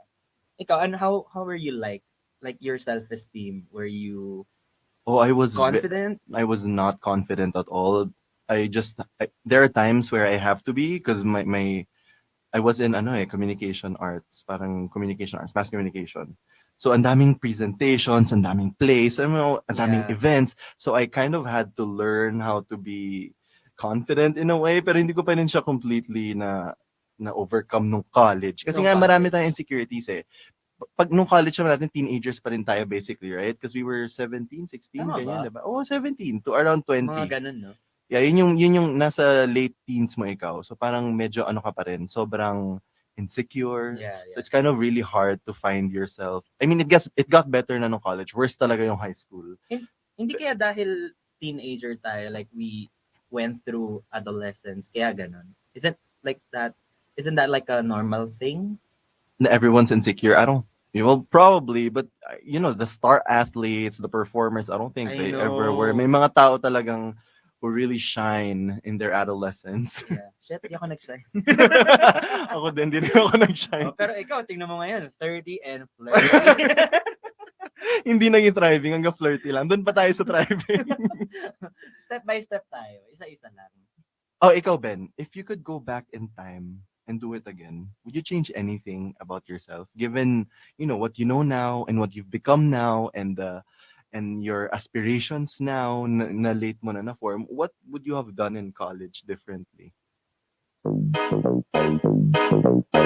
You are listening to The Raid, a podcast all about gaming, pop culture, and all things geeky. I am Alodia Goshenpel, and here's my lovely sister Ashley. Later, we will expound on some of the struggles gamers like us. We would often hear people saying that this is their dream job, like what we do, and it's so easy. That's not totally the case. The Raid by Alodia and Ashley is out now. Follow and listen for free on Spotify. That's a good question. Now maybe you can start with. Ako na, I feel like everything that I experienced in college, naggamit ko naman eventually because my first job was with ABS? was with Philippine Airlines na. First job ko yung Yeah. yung pagiging flight steward. And I was able to use my skills in communication because obviously we had to present a lot. So, you have to be comfortable speaking with people. Yeah, but like there will be And I one was- thing or a couple na gusto mo ring ma-change looking back. For sure. Huh? May gusto ka rin pa, for sure, like meron ka pa rin gustong baguhin sa younger self mo.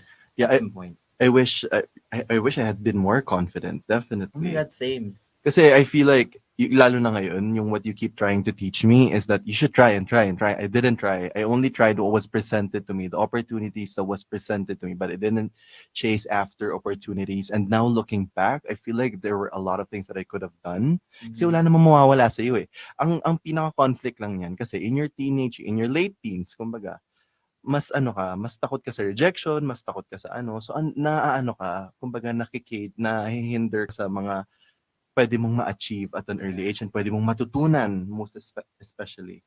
Same. Ikaw din? Parang sabi mo kung ano-ano namang tinry mo, ano pa bang mga gusto mong Hindi, itry? nung college, hindi ako masyado nag-try and try. As in, well, same sa akin, hindi ako masyadong confident dati. I mean, ginawa ko lang kung ano yung kailangan kong gawin, same course, same org, pero hindi ako Same. nag-try ng kung ano-ano because hindi ko naman din feel na ganun ako ka-competent. I just thought I was okay or above average with what I was doing back then, pero I didn't think of doing, like I haven't thought about doing, parang hindi ko naisip na mag-try ng bago. Normal lang din naman yun. No? Oo, pero kasi nga, a lot of people would also think na, college lang naman to, gagawin ko na yan pag graduate ko. Parang ganun. Yeah. But the important thing about that is, yung trying as early as college, na you try different things, it's kind of personality forming eh. So kapag nagawa mo na yun ng college, even if mapahiya ka, even if you fail, you'll have that kind of, you will fortify your spirit to try new things when you do graduate, when you do enter the real world. Pero kasi most of the younger people don't really realize that eh. Like, lagi Yun na yan nga. nare-realize kapag ka medyo may edad na, ganun. So, I was kind of happy with how my life turned out. Like, kapag hindi ko na ranasan yung mga masasakit na naranasan ko, then I wouldn't be able to persevere and discover this path, diba? Kasi parang feeling ko if I had it so easy when I was younger, then parang hindi ko matututunan yung mga natutunan ko ngayon. Same. Kaya ako, for example, kung sakali mang may advice kang mabibigay sa mga nasa college ngayon na parang, I'm not doing enough. Siguro it would be to try everything, no? Yeah. Try everything. Try talaga. And yun na nga, even if you fail at this thing, even if you discover that you suck at it, you will come to you will form this spirit. You will fortify the spirit of just being a go-getter, of just trying new things, of being intrepid and being adventurous. You will carry that well into your adulthood. Yeah. Tsaka natutunan ko nung after ako mag-resign, kung kailan ako nag-try na maraming bagay, okay lang if I don't become good at it as long as I learn how to do it. True.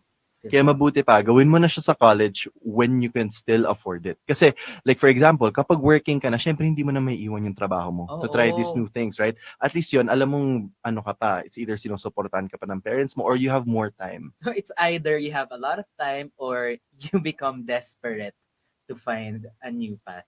Tsaka mo gagawin yun. Totoo. Ang sad. So you won't change anything, in short, if you... But the confidence. So would you become your friend? Kung kilala mo yung college Benny, Oo. magiging friend mo ba sarili mo? Oo, kasi baliw eh. Jologs, ganun. Yung mga kaklase ko dun, pare.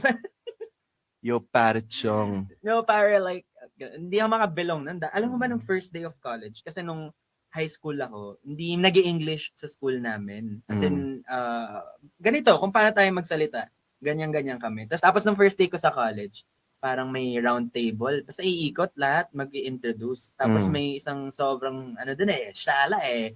Sabi, hey man, what's up? Hindi ko alam i-reply ko sa WhatsApp. Ano ba i-reply sa WhatsApp dapat? I'm okay, how about you? Hindi ko alam. Ano, WhatsApp din. Hanggang ngayon, nalito tuloy ako. WhatsApp din ba dapat sagot? Hindi, you tell me. Gog. Hey man, what's up? You tell me. Feeling smart ka, no? Pero natangahan pa rin siya. May mga ganung moments ako nung college na culture shock. Like, nung high school, so parang feeling ko, star ako nung school. Pero pero the moment na pumasok ko sa college, hala, ang daming magagaling. Ganun talaga. It's because of diversity. And lalo na nung nasa work na ako. Totoo. Ako naman, in fairness, mas natuwa ako nung college kasi the high school that I went to, medyo sobrang single-minded sila lahat. Like, alam mo yung mga town college, basta this is a provincial high school. Tapos isa lang yung way of thinking nila. So if iba yung ideas mo, iba yung way of thinking mo, automatically you'll get bullied. Outcast ka. Outcast ka. Ang uso doon yung mga, parang I was like in the hood. Na susugurin ko si ang ganyan today. Puro sugod na if you're the slightest bit, I was such a nerd. Alam mo ba ito hindi to exaggeration. I actually experienced the scene na hawak-hawak ko yung books ko and I had my glasses on because I used to wear glasses. Tinamaan ako ng bola sa ulo tapos tumalsik yung glasses ko and I had to pick up my glasses. Parang sakto sa scene nga. Totoo, I'm not kidding. All my friends could attest to it. That's sadya yun. Sadya. So it was really nerdy. Why are you laughing? Hindi, wala lang. Whatever. Some of those people nasa friend request list ko pa until now. Oh! Totoo talaga. Yung mga bullies. So kung, oh my God. No, don't be. I mean, we shouldn't say that, pero may mga ganung moments din tayo, yung mga sinabi sa akin Sweet na hindi kasi victories. sikat. But no, it's better if you're very forgiving. Ano sabihin mo? Ako dun sa sinabi mo. Sige, very sabihin forgiving. mo. Yung mga nagsabi sa'yo na hindi kasi sikat. Matanda ka, hindi ka naman marunong magkanta, pero ngayon, baka pwedeng paano naman ang ano namin. Pa-vlog naman. Pa-vlog naman. Ayaw na magsabi. Pinapatawad ko na kayo. Ako lahat ng mga peculiarities ko, talagang I was bullied for. Yung, being creative, that's one. Kasi lahat naman yan, for example, if you feel like you're a creative, magme-manifest yan in whatever you do, di ba? So lahat ng manifestations ng pagiging creative ko, it's always being made fun of. Like for example, before, nung high school, nagdadala ako ng stick because I wanted to pretend like I was at Hogwarts. Yeah. Nagdala ako ng twig and all my friends know that. I was really a weirdo. But tinatawanan nila ako for having a creative mind and Tingnan mo naman ngayon. Shut up. Hindi pa rin. But still, we're still trying to break out of that shell. But it's sad kasi alam mo, kasi yung mga ganitong instances na nabubully ka, kaya hindi mo nalalabas, kaya nawawala yung confidence mo. Diba? I mean, yung sa akin, mga experiences ko na sinasabihan ako na matanda ka, hindi ka naman marunong kumanta talaga, it's too late. Hindi ko alam kung it's a form of bullying or basta nakaka-affect siya ng confidence na ayoko na rin mag-try at all. It's because of those comments. Totoo. Ang dami nga, the people who will bring you down. Ataka, yung uniqueness mo, it's a liability, but as you get older, as you go into the real world, it becomes an asset. Yeah, lahat ng mga normies, they will stay normies. Yeah. So whatever you're being bullied for, it's probably something that, you can use as a strength. Yeah. When you grow up. Proud moment. Another thing na gusto ko i-change siguro in the past, na hindi sa sarili ko, is sa mga vlogs ng Team Payaman, nandyan ang mga katatawanan, mga aral sa buhay at mga kalokohan nila. Pero naman kaya sa likod ng kanilang mga kamera? Tara't makisali na sa kwentuhan kasama si Juni Boy, Peachy, Roger Anger at Boss Strike sa bagong podcast series natin na Payaman Insider. I-follow lang ang podcast and listen for free. Only on Spotify.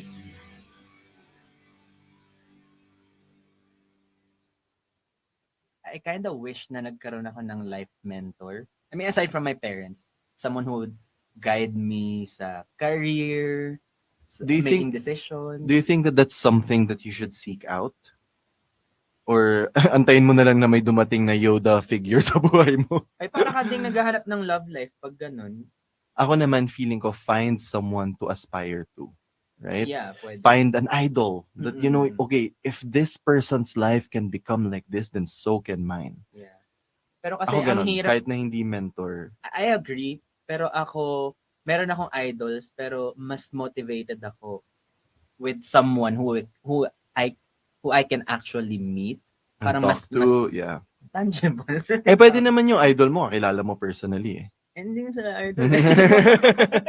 Wala akong kakilalang idol eh. Yung idol ko si David Archuleta eh.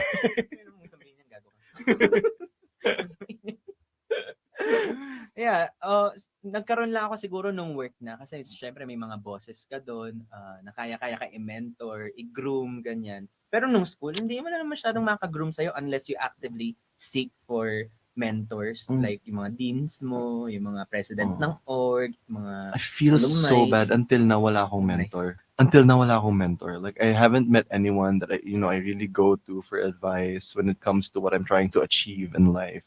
Tayo. Friends? Oo. Yung friends may mentor mo?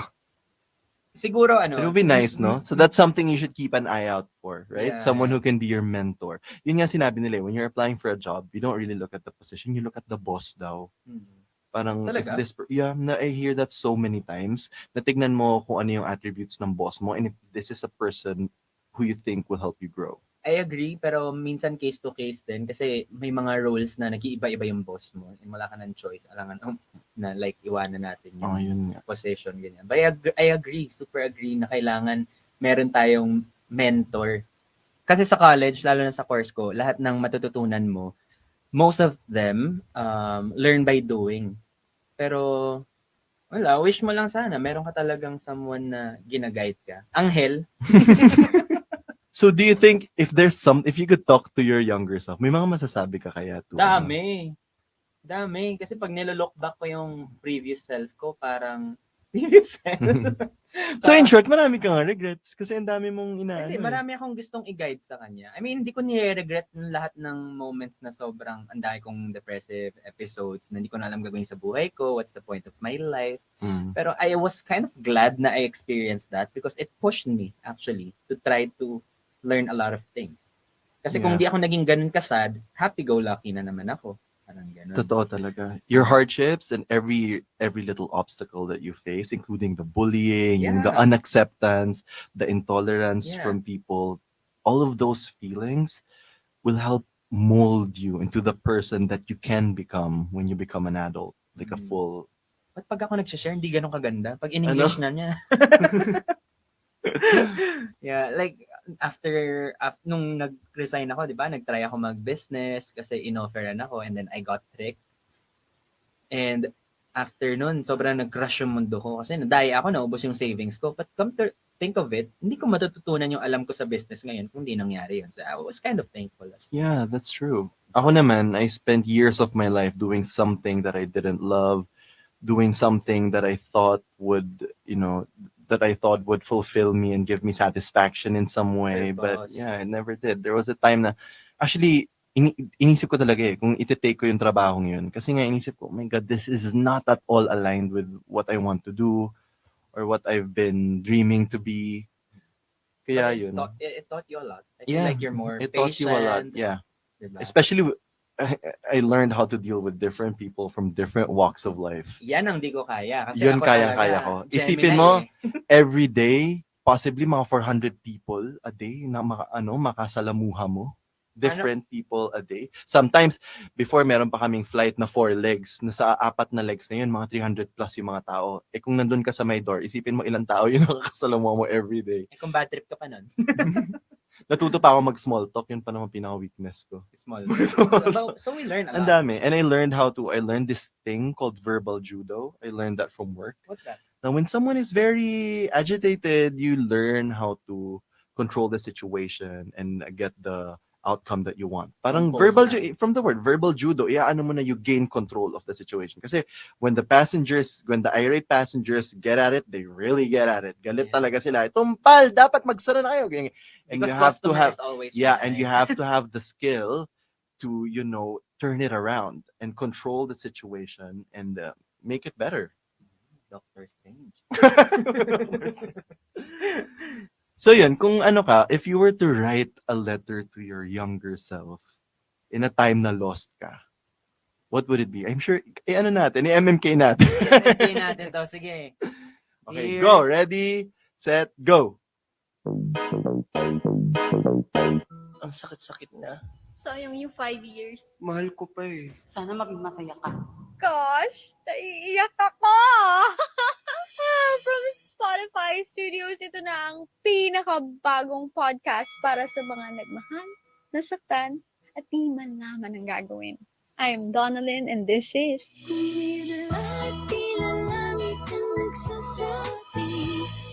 Ito tama pa ba?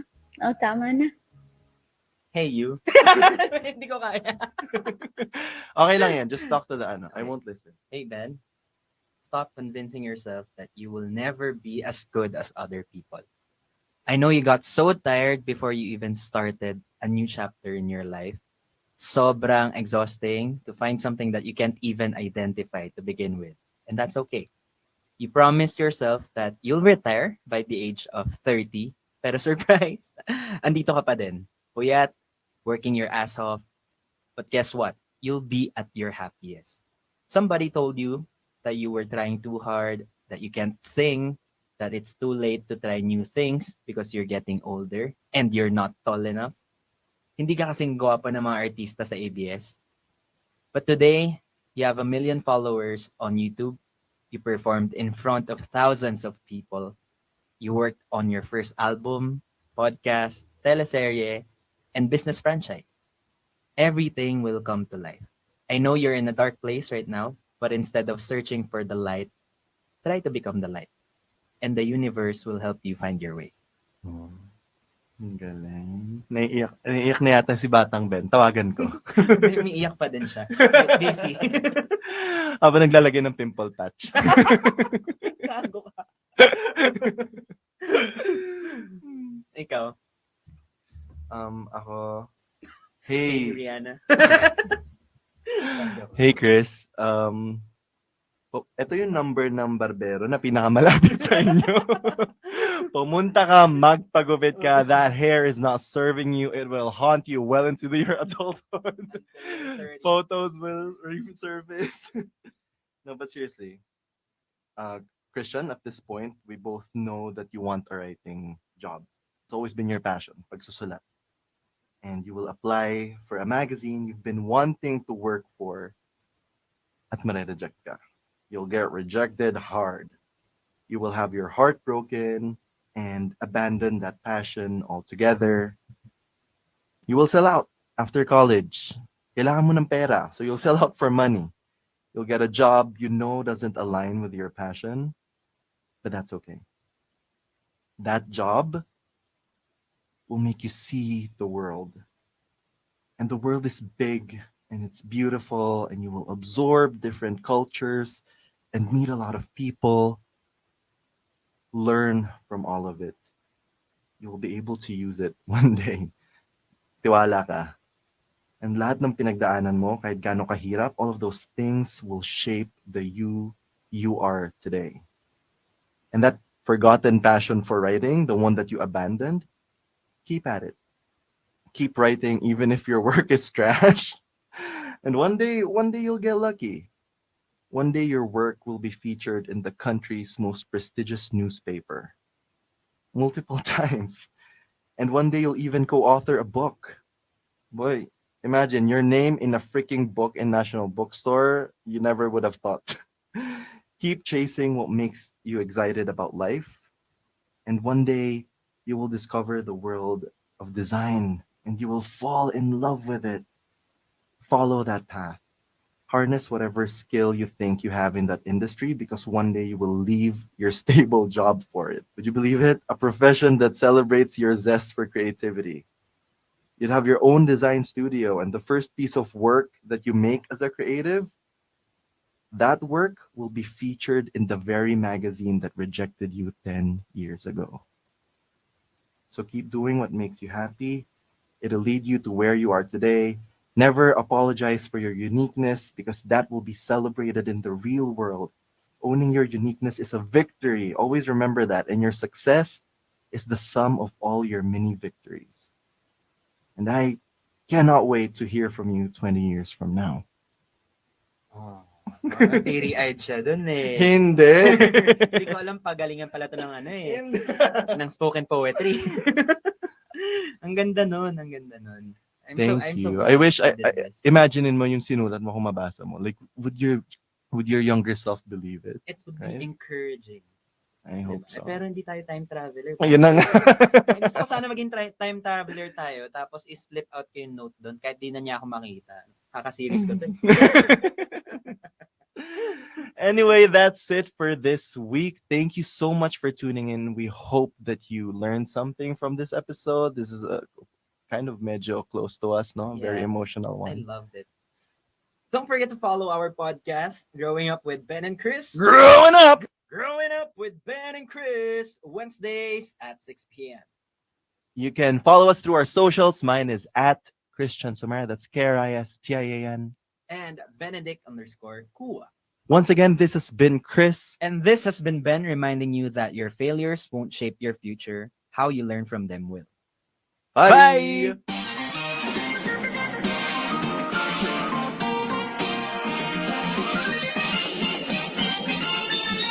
Growing Up with Ben and Chris is a Spotify original podcast hosted by me, Benedict Kua, and Christian Somera. Don't forget to follow so you won't miss a single episode. Sige na, please. Hello everybody, welcome back to our podcast. Ako nga pala si Benedict, your friendly neighborhood podcaster. At ako naman si Christian, and am I not enough? May kulang ba sa akin? May mali ba sa akin? Pangit ba ako? Medj.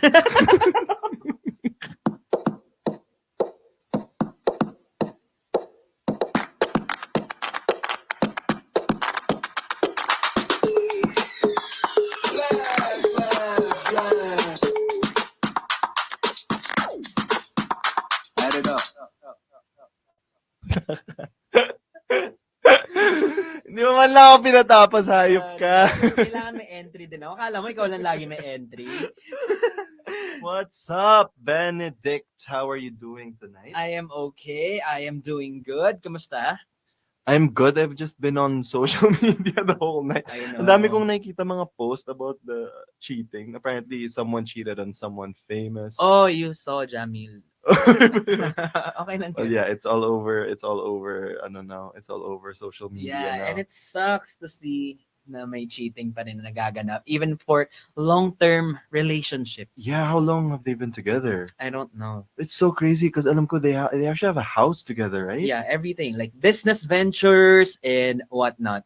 Lahat yun. Damay-damay. I don't know what their plan is, but cheating sucks. That's what I'm gonna say. Cheating sucks. Right? Nabasa mo ba yung news? Like, do they have actual, do they have evidence? There were several screenshots, and I think the guy acknowledged it naman at some point. Okay. Well, anyway, we're not here to make chismes. I just wanted to know if it was confirmed. Kasi ang hirap nga naman kung if you accuse someone of cheating, tapos hindi naman pala sure. Nagkaroon lang ng malaking fuss about it, but really. True. But I think na-confirm naman na kasi na-post naman siya sa official account ni girl. Grabe, ang hirap. No. Akala mo ba wala ng chismis? Have you ever been cheated on? Well, you mentioned before that you have, right? Yeah. Well, kapag sinabing mutually exclusive or exclusively dating, when you date other people, kahit ano na kayo, exclusive, that's considered cheating, right? Yeah, ano na yun? Ang tawag dyan, may ano na yun, meron ng betrayal yun, Yeah. kapag ganon. So yes, and the relationship was a year long. Although hindi official for a year, it happened so many times. Paano ka nakasure na kayo pala? Mamaya lang kayo. Assuming ka lang. Ako, hindi pala nag-cheat. Hindi pa ba halata ang hilig ko mag-align? Totoo. Ikaw, nakapag ano ka na? Cheat?